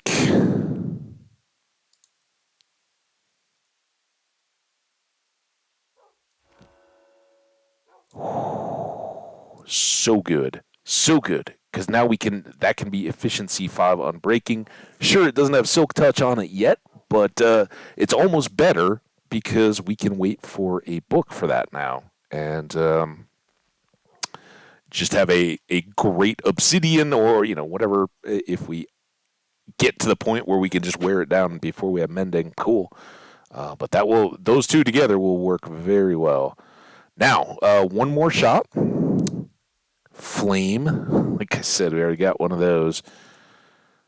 Still unbreaking there.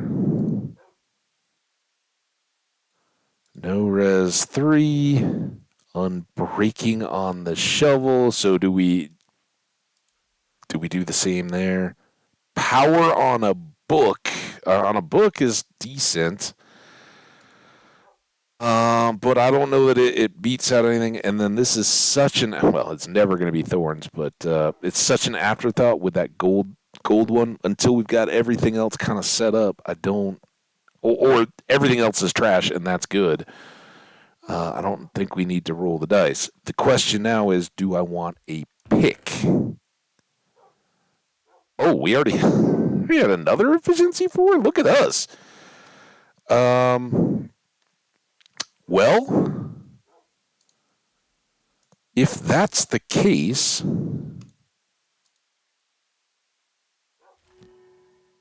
all right, let's go down to levels broke. Anvil.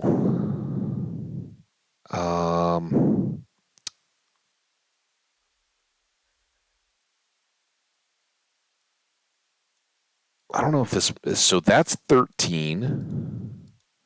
That's 7. I like that. It certainly makes a full pick. That's with those two. I'm just rarely have the chance, right? So that was 7. What the? Oh, wrong. Oh my God. Don't do that. Scare me. That one's down to 5. All right, so it does cost us a little bit more that we're repairing. But I think that's probably the way to go. The only other thing, we'll need the silk touch, ideally on both, and then mending. But certainly on this one, only spending 5. That one's ready to go. The real question would have been, should I split these out to possibly save something? So that's still 5 if we did that. And then that would still be 7. I don't know that there's a real drawback. Let's just get these.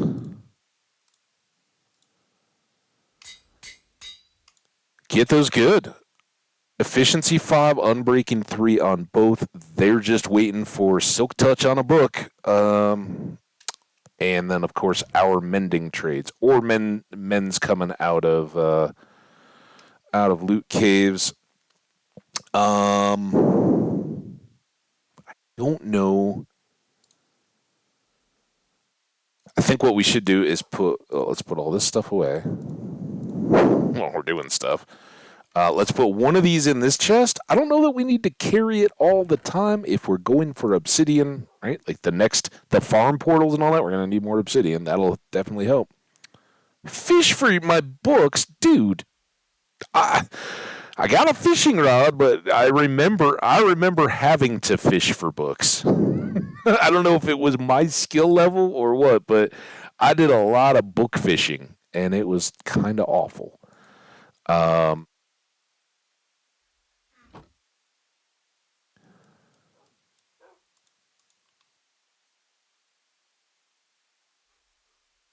Gear up here. Our hopefully all those cart chests in all those mines will hook us up quite a bit.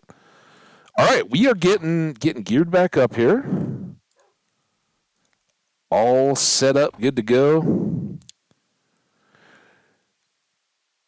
Oh yeah, you got to have the fully juiced fishing rod. We will, don't you worry. Don't forget about your Unbreaking 3 on your mending Lure 3 Luck of the Sea fishing rod.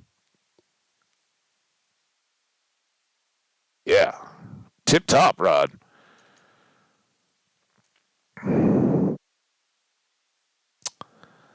But yeah, maybe someday we do the full fishing stream. We really should, because we do need fish for cats. More on that in a second. But some of you guys haven't seen the whole work we've done over here. Some of it worked on just this very stream. We got our bees. We continued to breed, made some more bee hives today. And we got the last field section in. It hasn't been prettified. We haven't done anything down at the far end. Remember, that's where we're going to put all the chests and everything. We'll do villager breeder and probably composter and everything down at that end. And then the portal at the farthest possible point so that we have as much spread in the nether between the home portal and the one that's going to be sitting basically behind it, and the one that's underground and way out there somewhere. So we have wheat we could harvest. I don't know that for one thing, getting a Fortune 3 hoe would be a big help. But it's there. We don't have to deal with turning this mycelium stuff into irrigated soil anymore. I hope, except if the wandering traders cause trouble. We got 2 boats over there to halt their stomping of melons and pumpkins efforts. Yeah, we love the bees around here. And some old friends over here that we gotta go catch up with. Now that we're down to level 15, you know what? We're at 5.5. Let's go. Oh, and we did bring back some wheat, right? Let's move what stuff is in the food bin.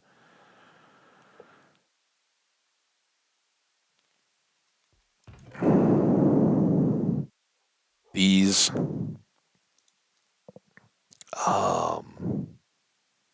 got all those hay bales. I don't know, maybe we should save those for decorating and feeding. There's so many more in the new villages and everything we found. I think good, right? Gotta be good. But close your eyes, everybody. Close your eyes. Cover your eyes. Everybody look away for like 2 seconds. I'll let you know when you can look again. All right. Don't let them know. Shh.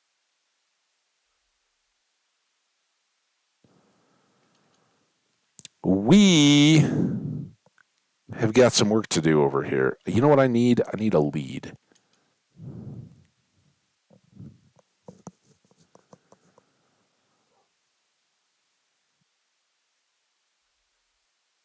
I don't know. I don't. That's not where the leads are. I don't quite know where or how this is all gonna set up well, or if it'll go smoothly. Um, Gotta try.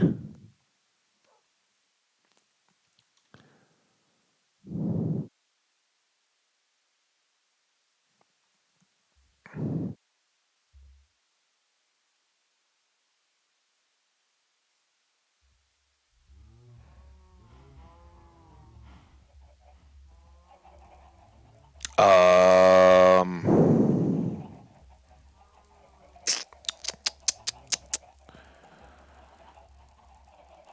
we've talked a lot. I'm not getting into this. I'm just wondering if I should store.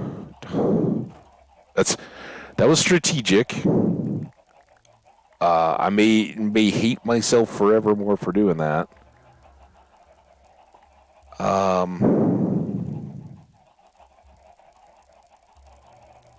Oh, dude. All right, at least we had inventory room. I didn't have to throw a shield on the floor.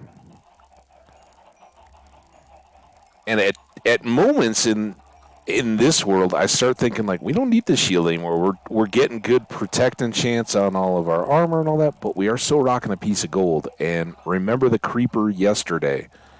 It was not so good. So next up,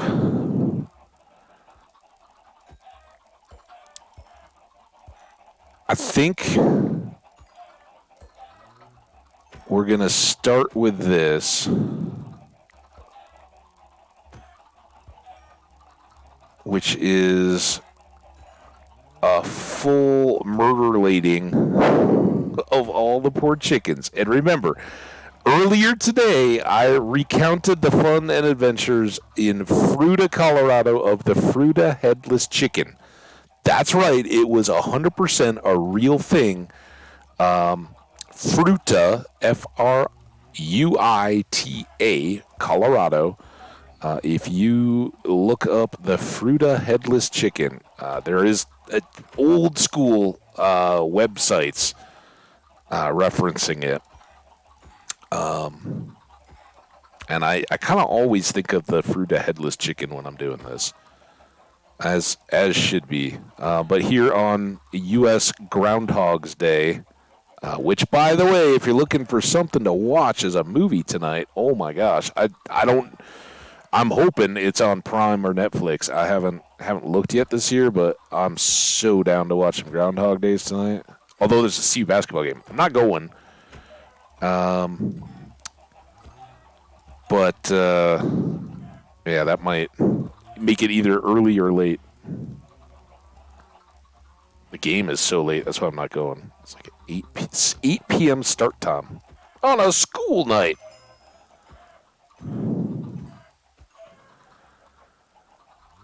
Which, if they were better, like, sucks to say that about student athletes, right?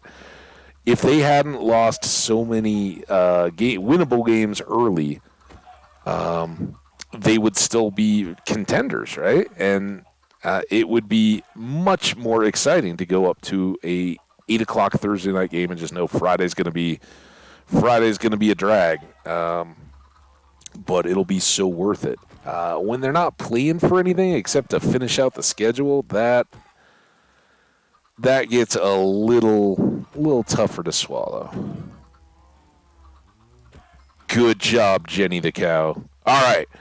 We have taken out all the adults. We're down to just a hardcore of baby chucks.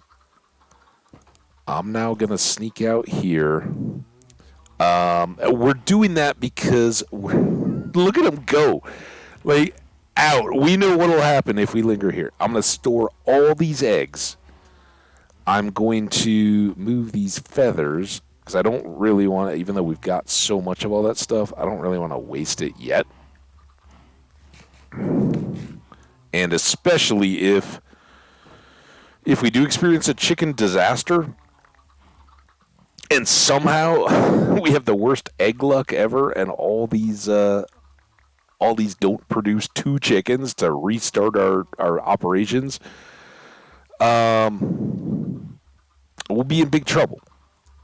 But then we won't be any worse off than we were when we started this thing in the first place. But ultimately, this space is going to become a habitat for a family of friends in our game. The first of whom, I don't know which one this is. It's not that. It's Jenny84.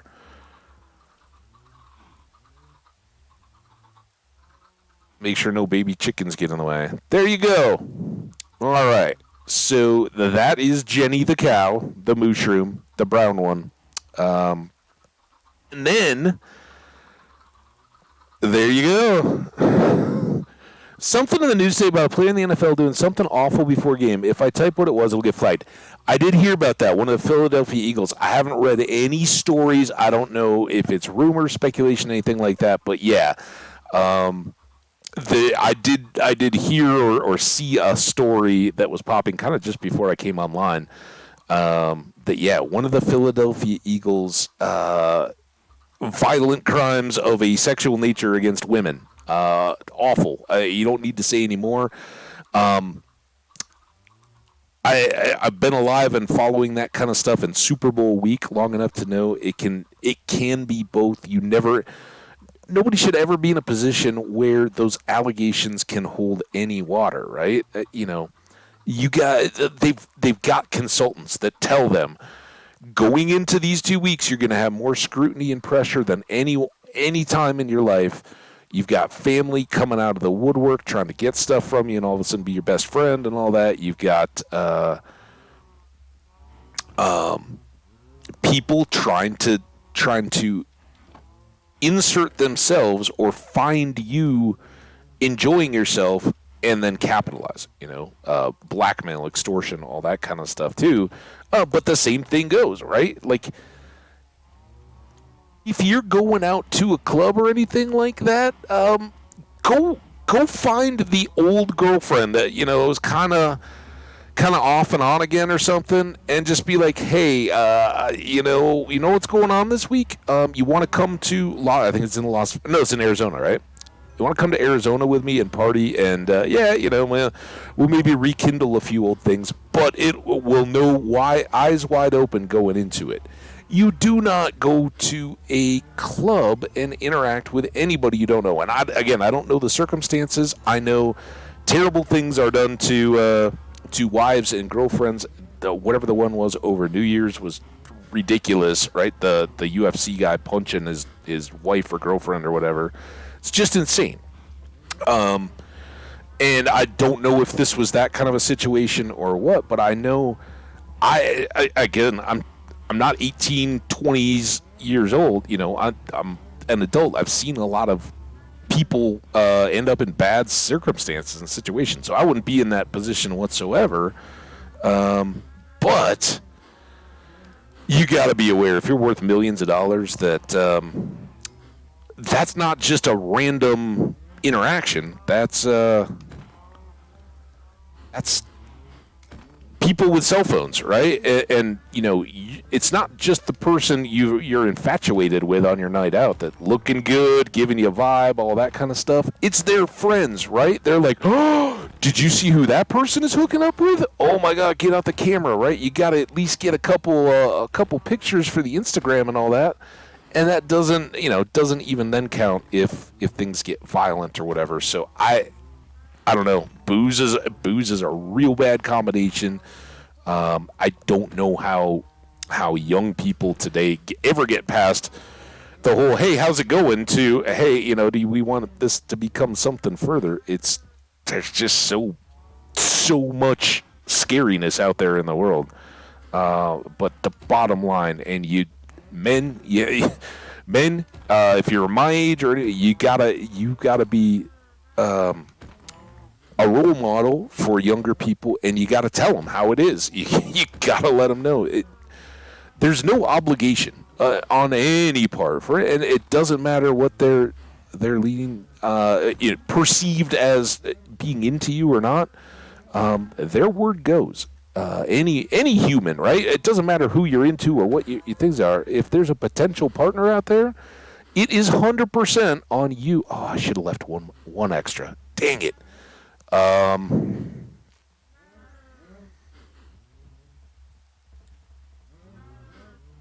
Can I feed all the babies so they won't be interested and only Sparky will? Let's try that. Thankfully, I have enough wheat. Let's try this. All right. You guys first. Oh, but they're always interested. Dang it.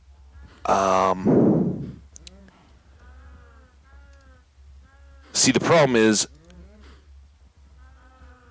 I can do this and get Sparky, but all of them want to follow Sparky now. So we need I should have left 2 cows. That was absolutely what I needed to do. But we needed the last survivor, right? That's Sparky.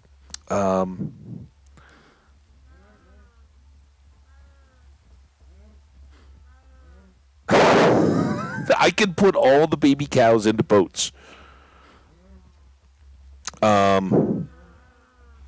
So yeah, sorry to go on the little rant there, but young men out there, if you're going out this weekend, wherever you may be, and you're thinking like, oh yeah, maybe this is a magic kind of night.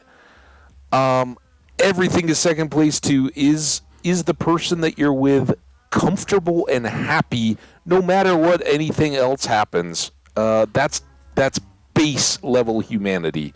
How could you expect anything to be mutually rewarding if that person is not in a comfortable, secure, confident place? I don't know. It's mind-boggling the way that some people go into those situations. But again, I don't know anything about it, and I do know over the years it's certainly less frequent than usually. If there's smoke, there's some kind of fire, and at the very least, if there's any legitimacy to those kinds of claims, then that person was in a bad situation to begin with. I don't know how to get out of this situation. Sorry, I'm trying to put a bow on that, and it's not a pretty bow, but to at least finish it up and also figure out this puzzle.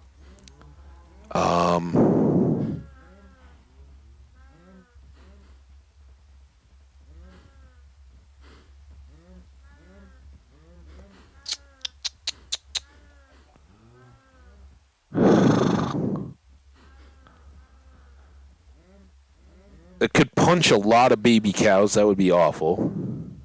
Well, of course they're all cute. And they all want to be around Sparky because Sparky is the celebrity of the moment. But Sparky, got to get you on your own. Oh, all right, let's just go. Come on. Quick. Oh no. All right. So we've done this. Now, can I do... Sparky, you stay out. Okay. Oh, this might have worked. Hey, Sparky! All right, kids, you guys behave yourselves. No adult supervision. That might not be good. Lord of the Flies situation. All right, now we got a new disaster ready. I don't have any seeds. Get in. Come on, in. Oh, shh. Jenny. Damn it. You stay there. Jenny, you've been so good, except for when you occasionally walk in front of eggs or potentially axes. Get in! Come on! Damn it! All right, Jenny, meet Sparky. Sparky is the unkillable cow. All right, so Sparky is, for anybody who doesn't know, Sparky is our honorary, he was the natural cow. Sparky was up on this hill underneath that big brown mushroom. We noticed him walking around as a brown mushroom. We suspect he got hit by lightning. That's how they come to be if they didn't just spawn in as a very rare animal. So, Sparky and Jenny, this is going to be their habitat. We will pimp it out, MTV Crib style, right? We will get all the Chucks out of here eventually. They're going to be relocated into their own Chuck home, but I don't know. We had to feed them a little bit for XP. So when we've got supplies to do so, these two will breed, and at that point, the baby, presumably a brown cow, will be Charlie, but we don't have a name for Charlie yet, so we're not going to breed them yet. They got to wait their turn. Then it'll be all good. All right, let's leave the red mushrooms for tomorrow. With only a 20-some levels. Look at that. The chest is almost done. We're gonna have to seriously revamp this area, and maybe tomorrow is the day that we, since we've kind of finished layout of the farm. We haven't done all the other stuff. There will be plenty more time over there. But maybe tomorrow we come back to the animals. We'll have to get more redstone. We'll have to loop out the fourth pen there that's going to be for regular cows. So we'll have the 3 different varieties and then the habitat for our family. So it'll be awesome.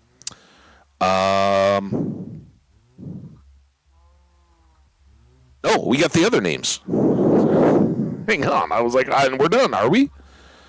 It's going to be so weird not throwing all these eggs. Also, I should put these eggs away. I see you over there. We're going to have a bounty on Chucks. Free-range Chucks. At least they don't breed themselves. As far as I know, like, they won't just wander around and then have extra baby Chucks. I don't think. Runner, you'll be well done. That's right. Well, not those 3 moos, though. Those were all spoken for. And Doc, we'll see. We got a couple in the hopper for naming, but right now we got to finish out naming the animals, and I can't screw this up. So this is Snowflake. Snowflake was our very first pet, our first dog, and he's Snowflake because he got white collar. Snowflake. Dong! And then we've got Clog Eye, which is our mother dog, arbitrarily decided, Claw Guy. That's how you spell it.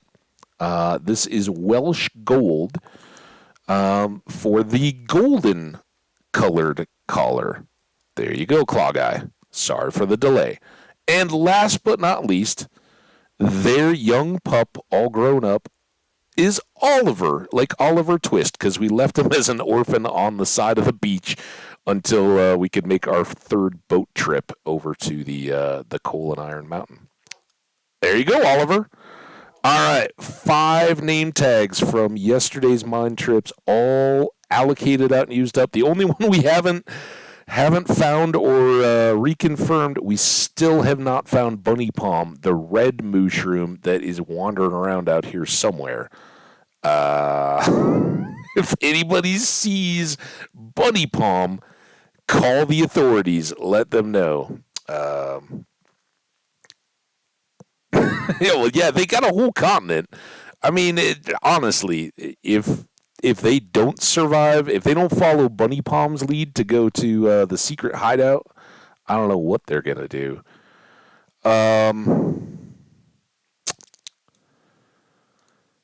Last, is there a last? Are we good? I don't know.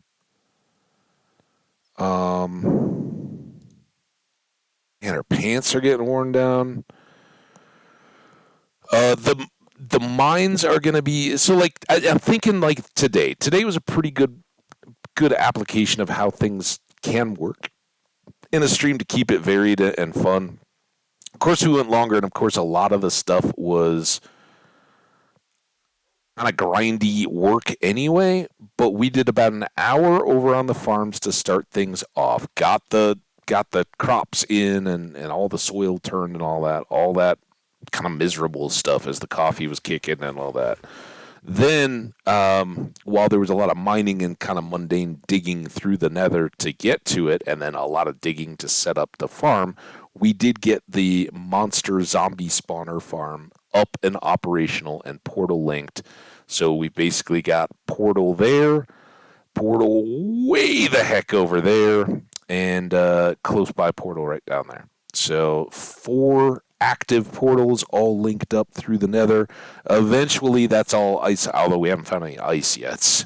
And we don't have Silk Touch, so that's a long way off. But or Res 3 to survive dropping underneath glaciers and all that. But we'll get there. Glaciers, icebergs, I'm pretty happy though. I absolutely look forward when I wake up in the morning. I'm like, is the sun out? How cold is it? Am I going to freeze when I get outside today? And then the whole time I'm thinking like, all right, what are we going to do today? I'm so excited, but I definitely want to get the 4th cow situation laid out, and we'll probably use that Silk Touch shovel. I don't know if we can get enough grass. Oh, that's kind of a nightmare. They may have to wait on grass. We may not be able to pimp out the family if they if they get together and a little baby Chuck pops out. Run free, enjoy your life. Who knows? Maybe they see. That's the problem though. Like, every time now I walk around outside that I don't want to pick up anything and have a full inventory, we're going to end up with a random egg. I guess that will help our for sciencing of always throwing them on this stuff, but yeah. I don't know. It takes away our hangout in the chucks, though, and it's still, even with the portals, it's a long way to go to park at that farm. So I think we may, maybe at the end of tomorrow, we're hanging out in the mines and staying there to grind up zombies or produce the zombies to then grind up later into zombie hamburger meat at the base. We'll bring some signs, right? Get our break sign and all that, so that anytime we're out in the area, we can just go hang out there, let zombies spawn. Oh, it was beautiful. Dolphin leap while we were sunset, dolphins jumping. Oh, I love this world. It's so good. Chat, you guys are awesome as well. You're all wise, smart, funny, beautiful people who only make fun of me when I deserve it, which is often. Have at. I appreciate you guys. You guys taking shots. It has been absolutely incredible. I appreciate all the folks that were on early, all the folks that dropped on and joined in at the end. And Doc, I think you got the hero of the day for most time spent hanging out, lurking, chatting when you can, and making me learn about button presses. I hope you got the good one going. Sounds awesome. No chicken farms other than free ranged and hand chucked eggs. Wait, I never. We're sleeping. No phantoms. All right, guys, that is it's gonna do it. We got no XP to be earned in egg form. We've got names on our dogs. I'm so happy. Again, Clog Eye. For those of us who are not in the Wales, Clog Eye. Clog Eye. I don't know about the emphasis on the syllables, but go. Good enchantments again. The picks not quite there yet, but they'll get close. And again, a few more days, all the fun priorities are going to start stacking up. But I think we're going to drop a bunch of time at the gold mines because the chest loot was so incredible the other day. All those name tags. We still have Charlie, the baby brown cow that we're going to hit with a name tag, and then Shanry, who was here early today, who needs an ocelot with her name.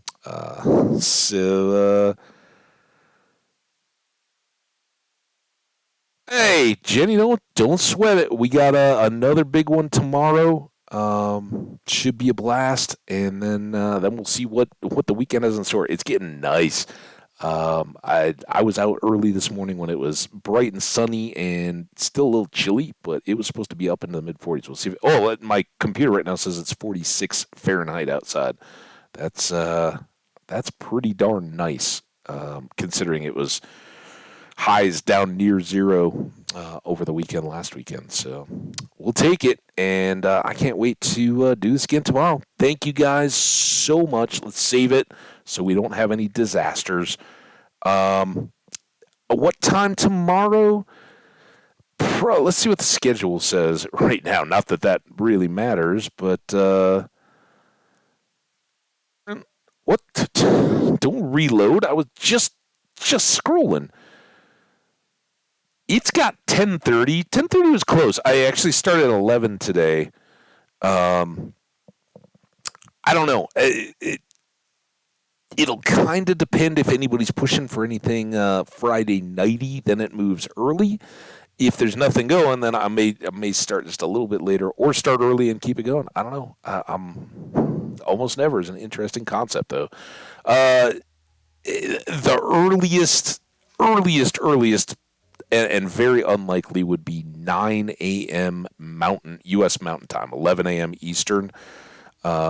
Much more likely to be, kind of increasing likelihood as it goes beyond that. 9:30, 10, 10:30. I doubt it would be as late as 11, but hey, if I'm outside and it's just beautiful and enjoying it and get slow, it's the flexibility. But sometime, between 9 a.m. and noon U.S. Mountain Time tomorrow, I'm guessing, is when we'll start. And we could go 4, we could go 8.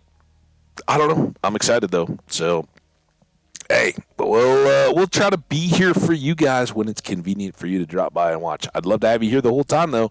So plan accordingly. All right, guys.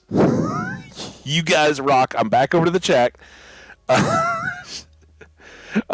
Jenny's adding 6 hours, so for all the Wales viewers, I love that we have a contingency. It's great. Again, for all the folks that have dropped by in the last couple days, you guys are awesome. YouTube was way back up again on views yesterday from the overnighty time, so I don't know what it's done today, but You guys are representing strong. Just keep those likes and comments coming. I appreciate them so much. They totally give me a little charge when I check in before I go live tomorrow and I look at YouTube and it's like, oh my gosh, look at all those comments. That's awesome. If there are some. Otherwise, just enjoy. And we will update the playlist again for Terminal Turbidity. That's our world. See you all very soon. Bye now.